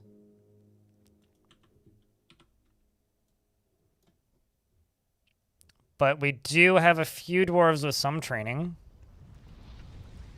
such as Bob. Although Bob is shirtless. Doesn't seem to mind, though. There's already combat sounds. A miner named Zon is in combat. Judosi is running up at the front as well. The dwarves are charging in. If I scroll down, it appears that this baby here is not in the best of ways. But Mum, on the other hand, is doing quite well, fending off that initial elven siege wave. Nobody appears to have died yet, which is, I guess, a good sign. The fact that there's a bunch of them all in a crew is, like, pretty good. Dave Danger's been injured. Sengor has not been injured. Judosi is enraged at all enemies, bleeding and stunned. Bob is shirtless, still, which is good, as I would expect. Once again, I was going to say nobody's been found dead. Bunch of animals have been found dead. So they found my livestock, it seems. Well, here goes round 2. Round 2 is a little bit further down the cliff at the minute. I do hope that the rest of the Raffle Stomp Brigade comes back, or it comes and helps, because hot damn, we're going to need them.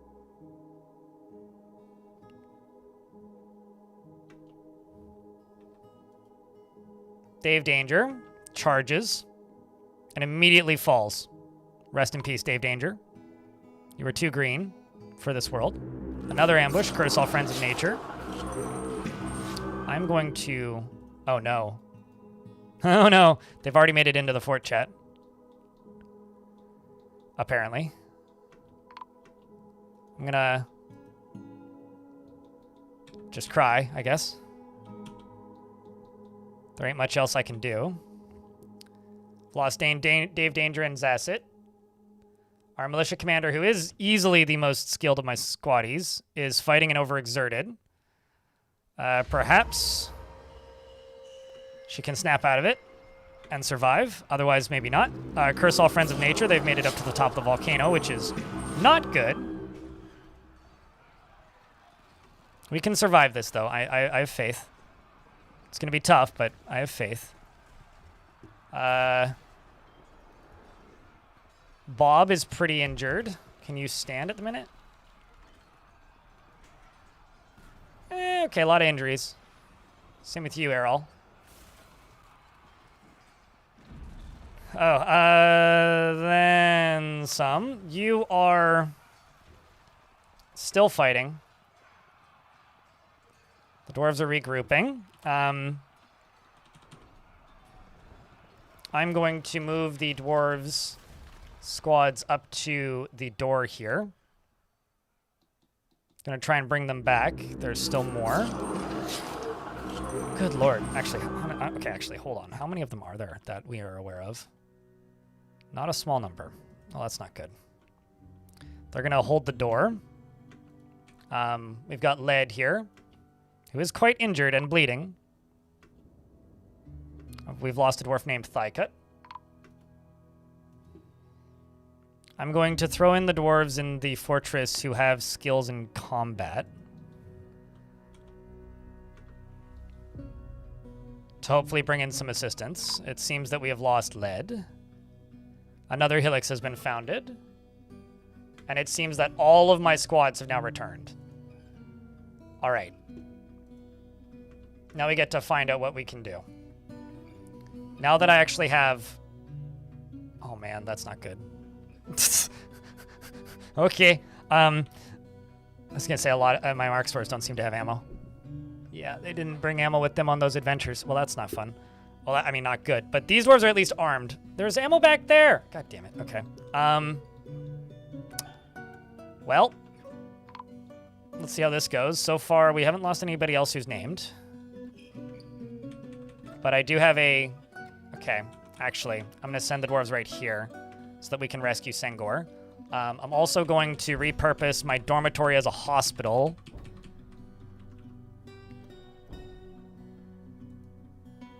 And I'm going to tell these two squads to stay right here so we can get rid of that elf. I'm going to go down into the fortress. I'm going to go right here. This is just going to become a hospital. So you can sleep there if you need to, but primarily it's, you know, not that. And let's add this to the burrow. I'm going to need a chief medical dwarf, which I don't currently have. I don't know. Snail, congratulations, you're the chief medical dwarf. I hope you like surgery, because you get to learn it now. Have you died yet? No, you haven't, but you are still overexerted. You are moving as well. Bob is now dead. Well, that's not good. Where's Bob? Bob is all the way over here. Rest in peace, Bob. I've got Imwish, the recruit here, who's doing some work on her own in a martial trance. She's never even seen a spear before, yet this is her first time using it, and honestly, I think that she's learning by doing quite effectively.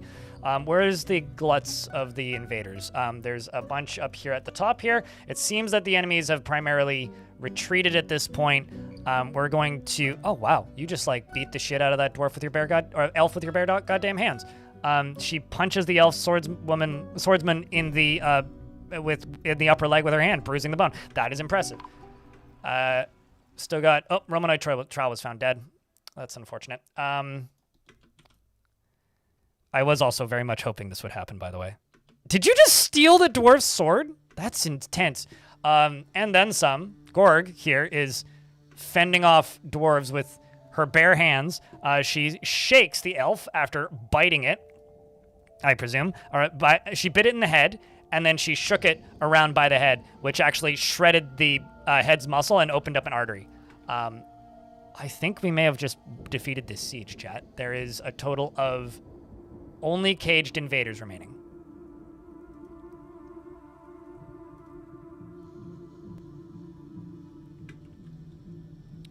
Which means I need to just sit here and hope that there isn't, in fact, more. And I need to go here. I need to go doctor. Doctor.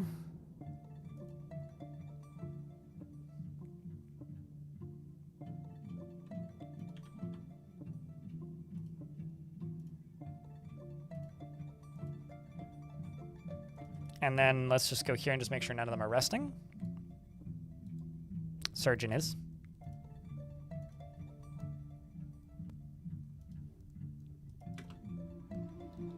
And I need access to water. Which means I've got at least one forgotten beast I think I need to kill. Can you fly? Let's just hope you can.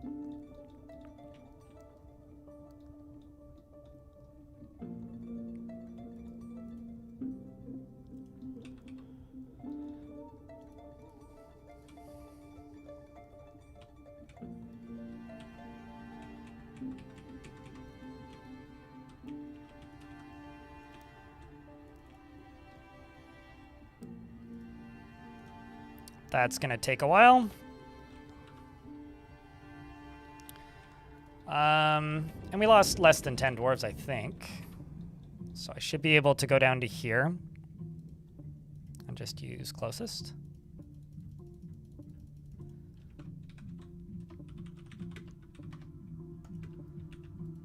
Oh, I see the problem here.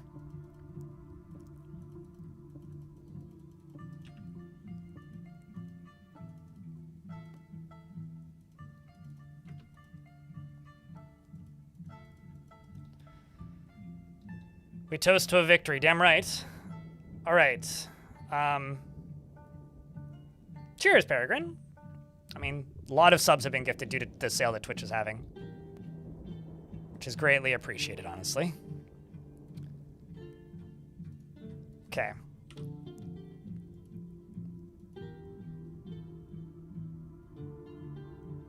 Terrifying. And there go the moods. It was nice knowing you, dwarves. Well, the moods were good.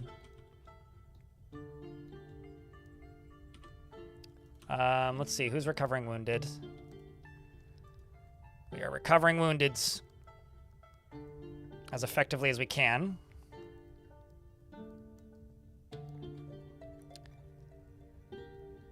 Well, the good news is we can get rid of the elves by throwing them in the volcano. I think that's the best news out of this. So do those extra elves. We don't even need you. I mean, why would we?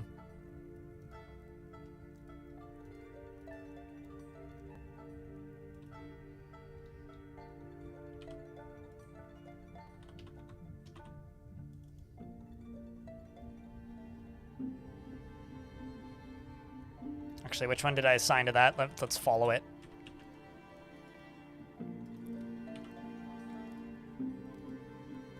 This one. King Roard actually has quite a little bit of history, in fact. Did you kill any of my dwarves? Oh, wow. You did, in fact, kill 2 of my dwarves, as well as 10 additional dwarves in Rainbridge and Shot Torch. English, the fishery worker, has created I Gemes Bastos, a perfect smoky quartz. A true celebration of our victory.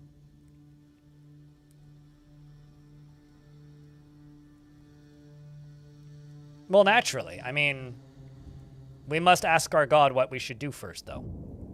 Clearly. I think this has been a really fun little set of events in this fort. I really hope that this fort turns into a video, because I don't know about you guys, but I'm enjoying this one so far. It's been a fun sesh, if you will. I could see this one continuing to be fun, if not getting better. I'm also actually going to put a food stockpile back underneath this so none of this rots.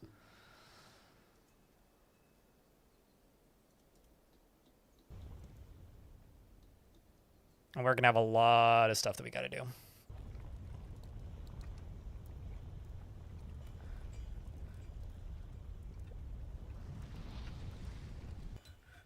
Burr, thank you very much for the 5-pack. Holy shit, dude. It's still going. You guys are too kind. Thank you so much, man. Hey, chat, can I get a round of beers for Burr keeping that subscription alive? Or bringing some subscriptions alive, I guess, is what I should be saying, or something along those lines. I do greatly appreciate it. Did your parents die? Oh, no.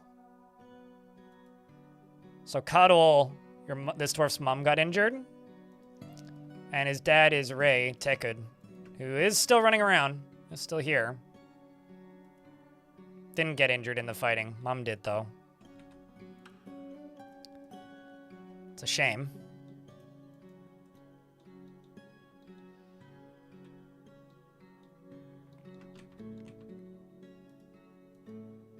There's 2 different guilds, a Hunter's Guild and a Ranger's Guild, eh? It's asking a lot. Also, did I set them to dump outdoor refuse? Let me double check. Yes, okay. I'm also just going to go into here real quick, and I'm just going to pause a bunch of jobs. I'm going to actually just go down to here and just literally cancel all these. Maybe up to like right about there. It's not that I don't want them to happen, it's just I want them to not do that right now. Because there's a lot of other things I need them to do right now.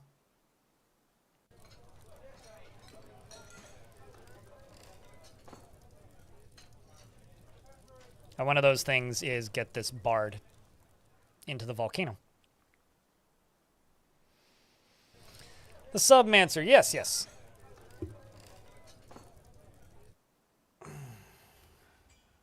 Yeah, I also need I need to make a ranger and a hunter's guild, etc. Is anybody putting bodies in tombs? Huh. Poor kiddo. It's the hard knock life, eh?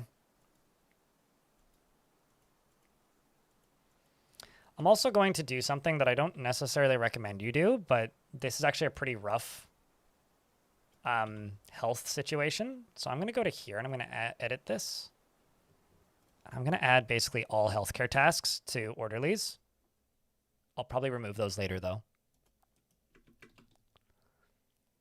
But right now, it purely is because I need water is the issue here. So once you get down to here, or once this dwarf gets to the end of this, then we're just going to dig directly down and into this water. Actually, is there a faster way to dig down into the water? Okay, so there's water like over here.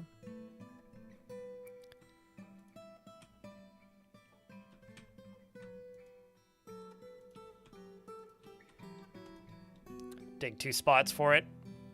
Basically, I'm just trying to make a water zone as quickly as possible. Let's also double this up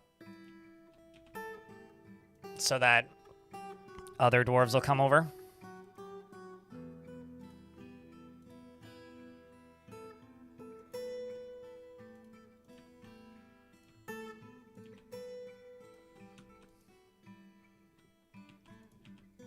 And then we'll do priority 2 for the stairs.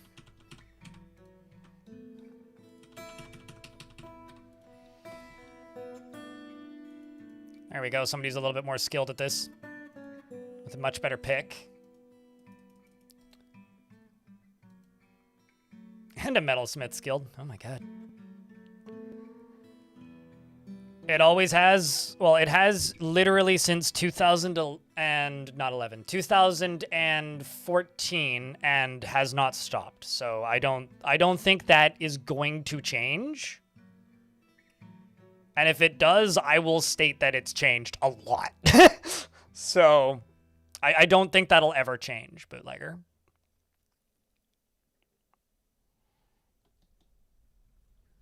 I need water, is literally what I'm going for right now.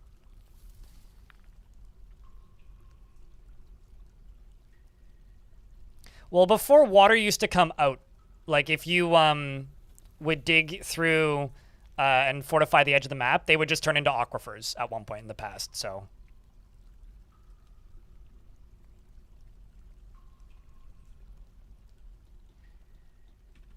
But, yeah, I don't see them ever actually changing that, really.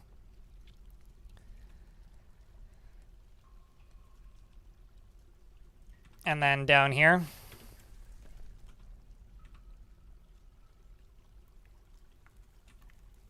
Come on, dwarves. Someone come down here and smooth that. Anybody. Please. Somebody. I mean, I understand that literally every dwarf in this fortress is reading books.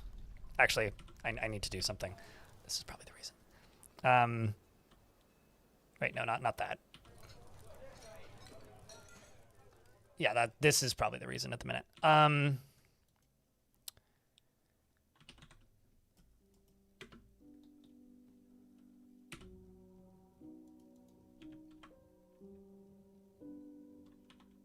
Smooth? No.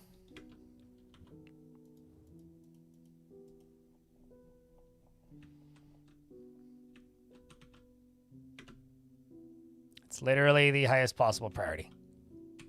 There we go. Okay.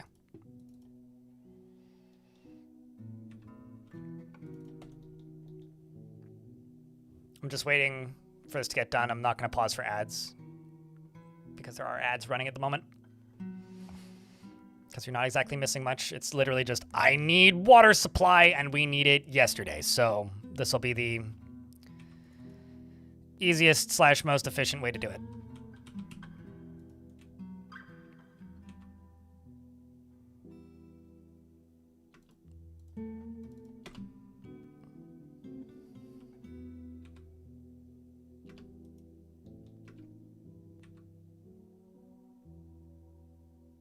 Sweet. We can now do this. Wait, no, not that. We can now do this, except not with closest material. We're going to use this.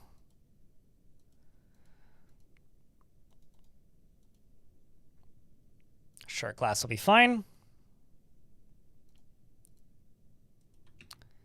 And we'll set this as water source.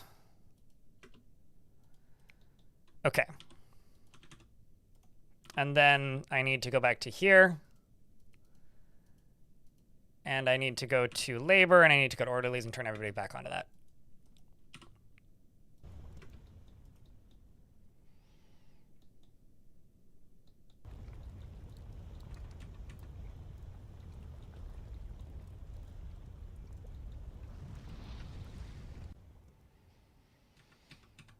And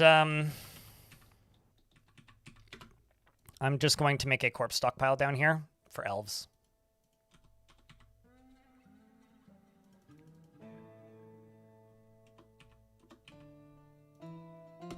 Okay. Means I can't hunt, can't farm, can't fish, can't harvest, can't gather, is what it means.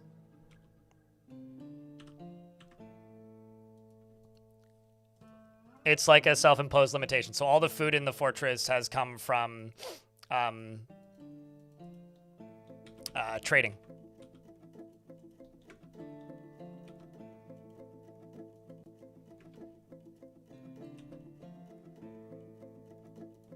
Just gonna pause those.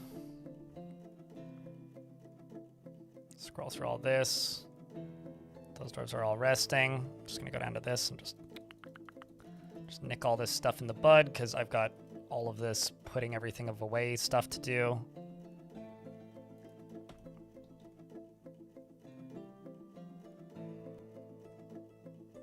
I don't know, none of them were really a hero, except for the one that's already named.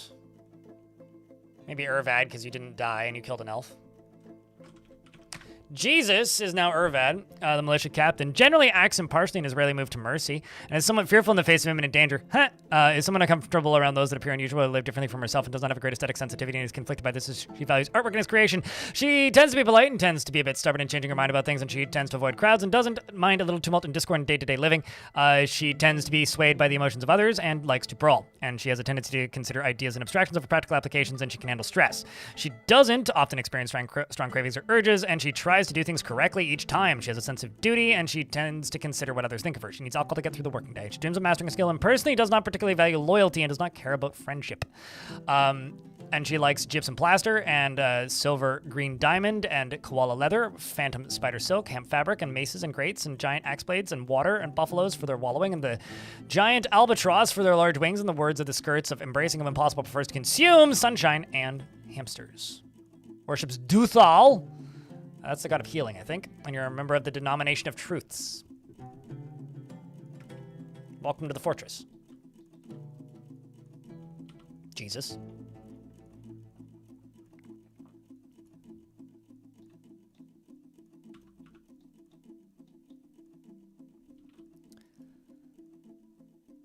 And I'm kind of amazed that this elven bard has not yet been thrown.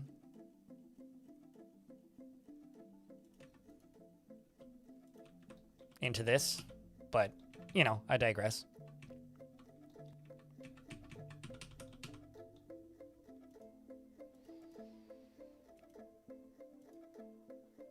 Another thing I'm going to do is I'm going to go down to you, and I'm going to say, make us a traction bench.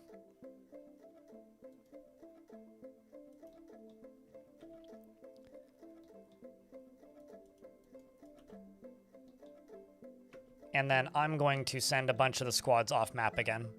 Although, we're going to start doing unrelated things. Such as, bullying some kobolds.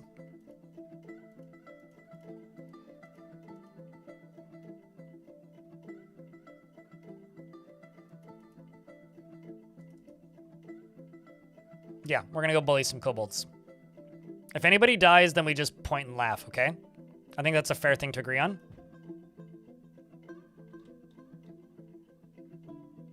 Because if you die to while attacking a kobold camp, like, Are you even a dwarf?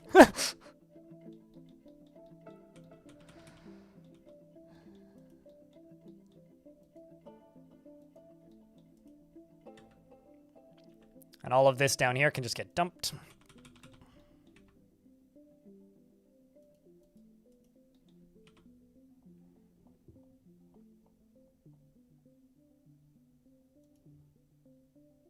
We're off to go pick up equipment.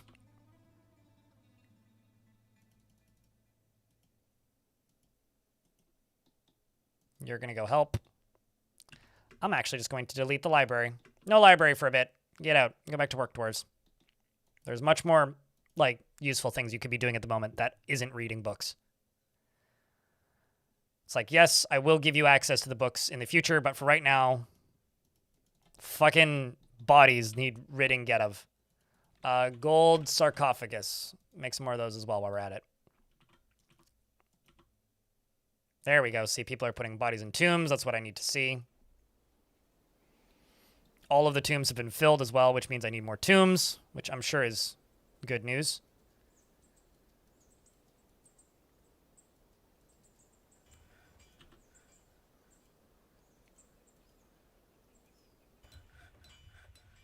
What are all the rails and minecarts doing for? I'm making a fully automated minecart shotgun, which I haven't made in a while, so should be fun.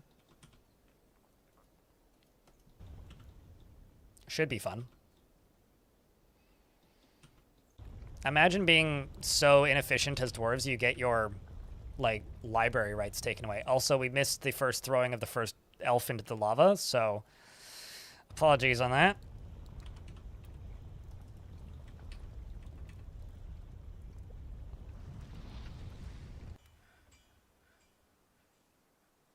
Blind streaming on a Saturday, yeah. Mm-hmm. I also think I should pay attention to things. No, I announced this multiple times throughout the week that I would be streaming on Saturday. I'm also testing this out because I'm curious, like, because Friday streams tend to be kind of quiet. So I'm a little bit curious if, like, streaming on a Saturday might be a better idea instead of Fridays. This is what they get for committing crimes against my faction and killing the young families in the fortress. These dwarves are too how do I put this? Naive, thinking that the elves would simply leave them be.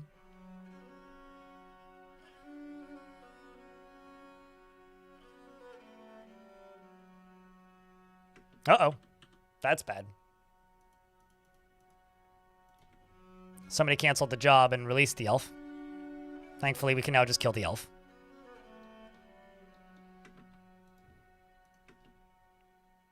Come on, dwarves. Get it. Splat. Ooh. Well, that's brutal. Did they release another one? Oh, no. I will have to manually kill them, I guess. I didn't want to do it this way.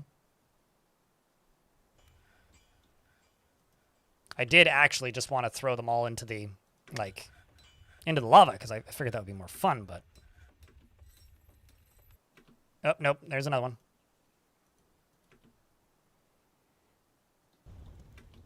Watch a dwarf fall into the volcano because of it. Oh, there it goes. I don't think anybody's died in this round. Okay, let's see. Can I... Seems like the elves have figured out, like, the plan of the dwarves, and they're now protesting. Oh, did we release another one? Must have. Nope, nope, they're all caged.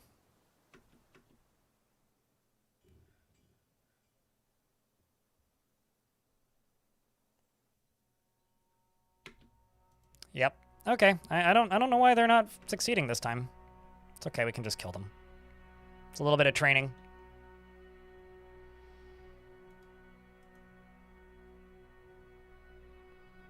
Okay, who's left? Actually, it might be because I've got soldiers that are trying to leave. So the soldiers in the general vicinity are, like, triggering combat. Oh, there's another one.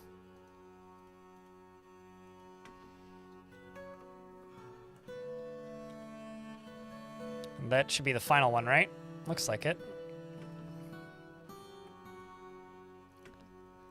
gonna tell them to kill them as soon as they come out of the cage. Which you can do, which is what I'm going to do.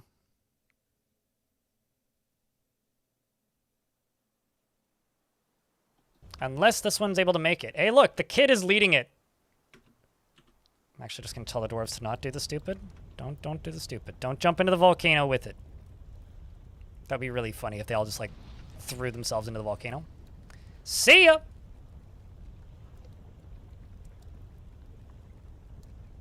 Bye, Sharona. Man, that must be a really big pipe if you're smoking a corned beef brisket in it. God damn. I can understand, like, you must be inhaling a lot of fat. That can't be healthy.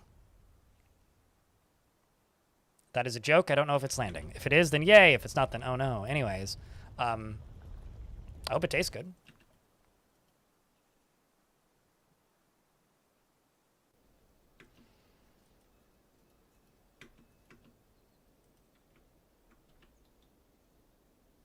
You trim the fat? Right. You don't want to get bloating in your lungs. Yeah, no, that's fair.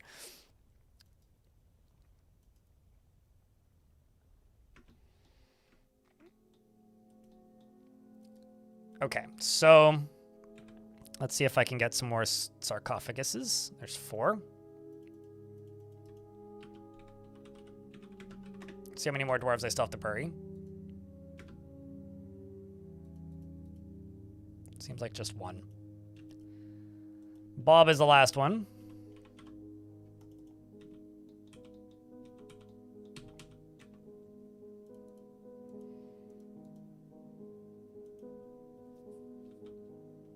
I'm actually kind of curious as to how many of these dwarves will collect stuff. You, up here, we're going to give items to this stockpile. And we're not going to put items into these stockpiles anymore. They're just going to put them in that one.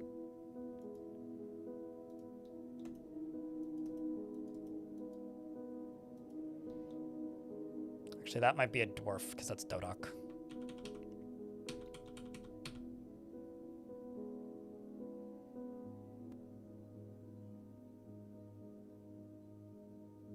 Yeah, that is real dumb. Do not put habanero gas in your lungs. I was making a joke and hoping it would land as funny, and I think it did. But yeah, no, do not do that. Okay, actually, we're... Oh, okay. I was gonna say this is a weird route that they're taking, but I guess it makes sense now that I actually look at it. This might be the most overly dramatic, like, corpse disposal unit I've ever made. Like, the rubber duck kind of takes the edge off, but at the same time, this is pretty dramatic.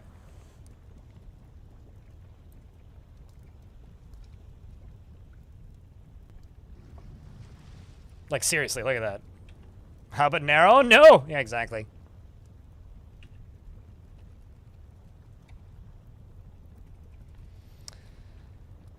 Exactly.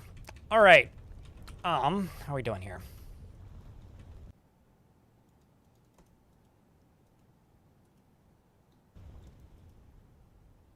That's going to take a while to clean up. Dwarves are now all largely upset. I need a lot of bedrooms. Chat! I think today's been exciting. We have a count of locked diamonds. Crub the grub, or count. We've got a bunch more nobles. Food supply's up. Mood supply's down. And the volcano is starting to look fucking rad. I've made a bunch of good progress on the cannons. And I've streamed for 7.5 hours. I would go later, but I'll be honest, I was only planning on streaming for 6 today. Because I literally have to finish my taxes. I have to get all of my deductions added up by tonight. So I got, I don't know, at least 2 hours of math that I need to do. It's not hard. I just need to do it. I just need to get it all into the spreadsheet so that I can take it to my tax lady on Monday. So, I hope you guys are excited. Oh, wait until it's okay. Eventually we'll be throwing lava at them. Sup, Lil Jaeger? It's been a minute. I mean, Odin. But we are just winding down for the day, duder. Unfortunately. But it's good to see you all the same. Hope you're doing well. Happy Twitch sale.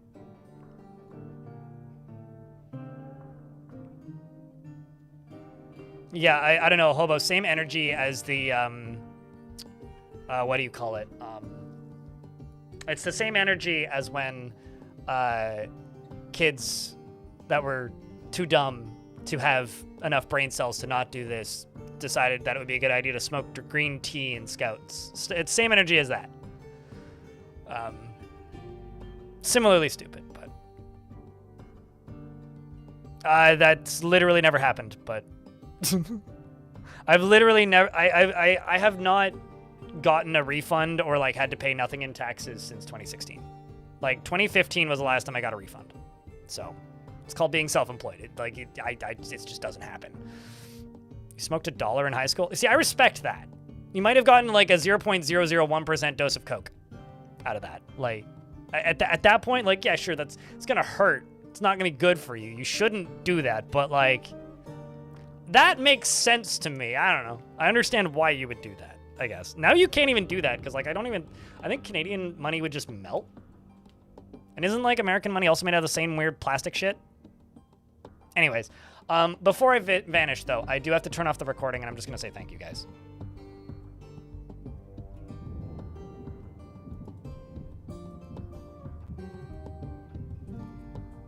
I just want to say thank you to everybody who's tuned in the past few days. It's been a couple of really slow months. You know, January was rough because I broke my foot and that put me into a horrible mood and I didn't want to get out of bed or work. So I just like hid in a corner for 10 days and edited a video. And then this past week, like I just fucking wrecked myself editing all week, which I did get that video up. So if you want to watch a video that's pretty cool about a vampire, you could go watch that on the YouTubes. I just want to say thank you to everybody who's taken part in that sale, quite literally, because it's been some of the slowest months money-wise since Dwarf Fortress came out for me, so it's been like years since I've been in this spot. Like, it's not bad, but it's stressful, so thanks for the last couple days, because the last couple days have been great. Like, seriously. Means a lot. Appreciate you, Hobo. Thanks so much for the 10-pack. So... Wait, what am I waiting for? Did you hit a wrong button?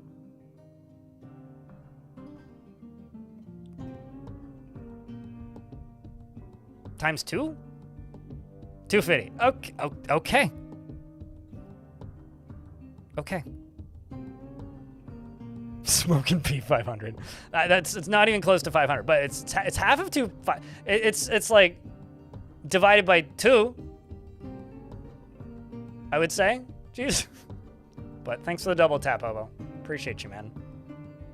Seriously. Thanks so much.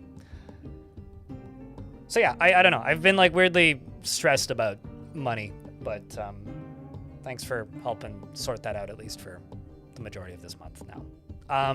YouTube folks, I'm going to shut you down now, and then I'm going to grab the raid music, and then we're going to go raid somebody. We'll be live on Tuesday next week. Because I literally won't be in the house all day tomorrow or the day after. But Tuesday we'll be back. And maybe we'll test out a Saturday stream next week. Why not? Because people seem to like the Saturday streams. I don't know. And seriously, thanks to all those of you who've taken part in that sale and gifted subs. Because, Jesus, I really, really, really appreciate it. And I'm not just saying that because Jesus is here, okay? I'm not addressing you. I'm using it as like an expletive. So, appreciate you guys.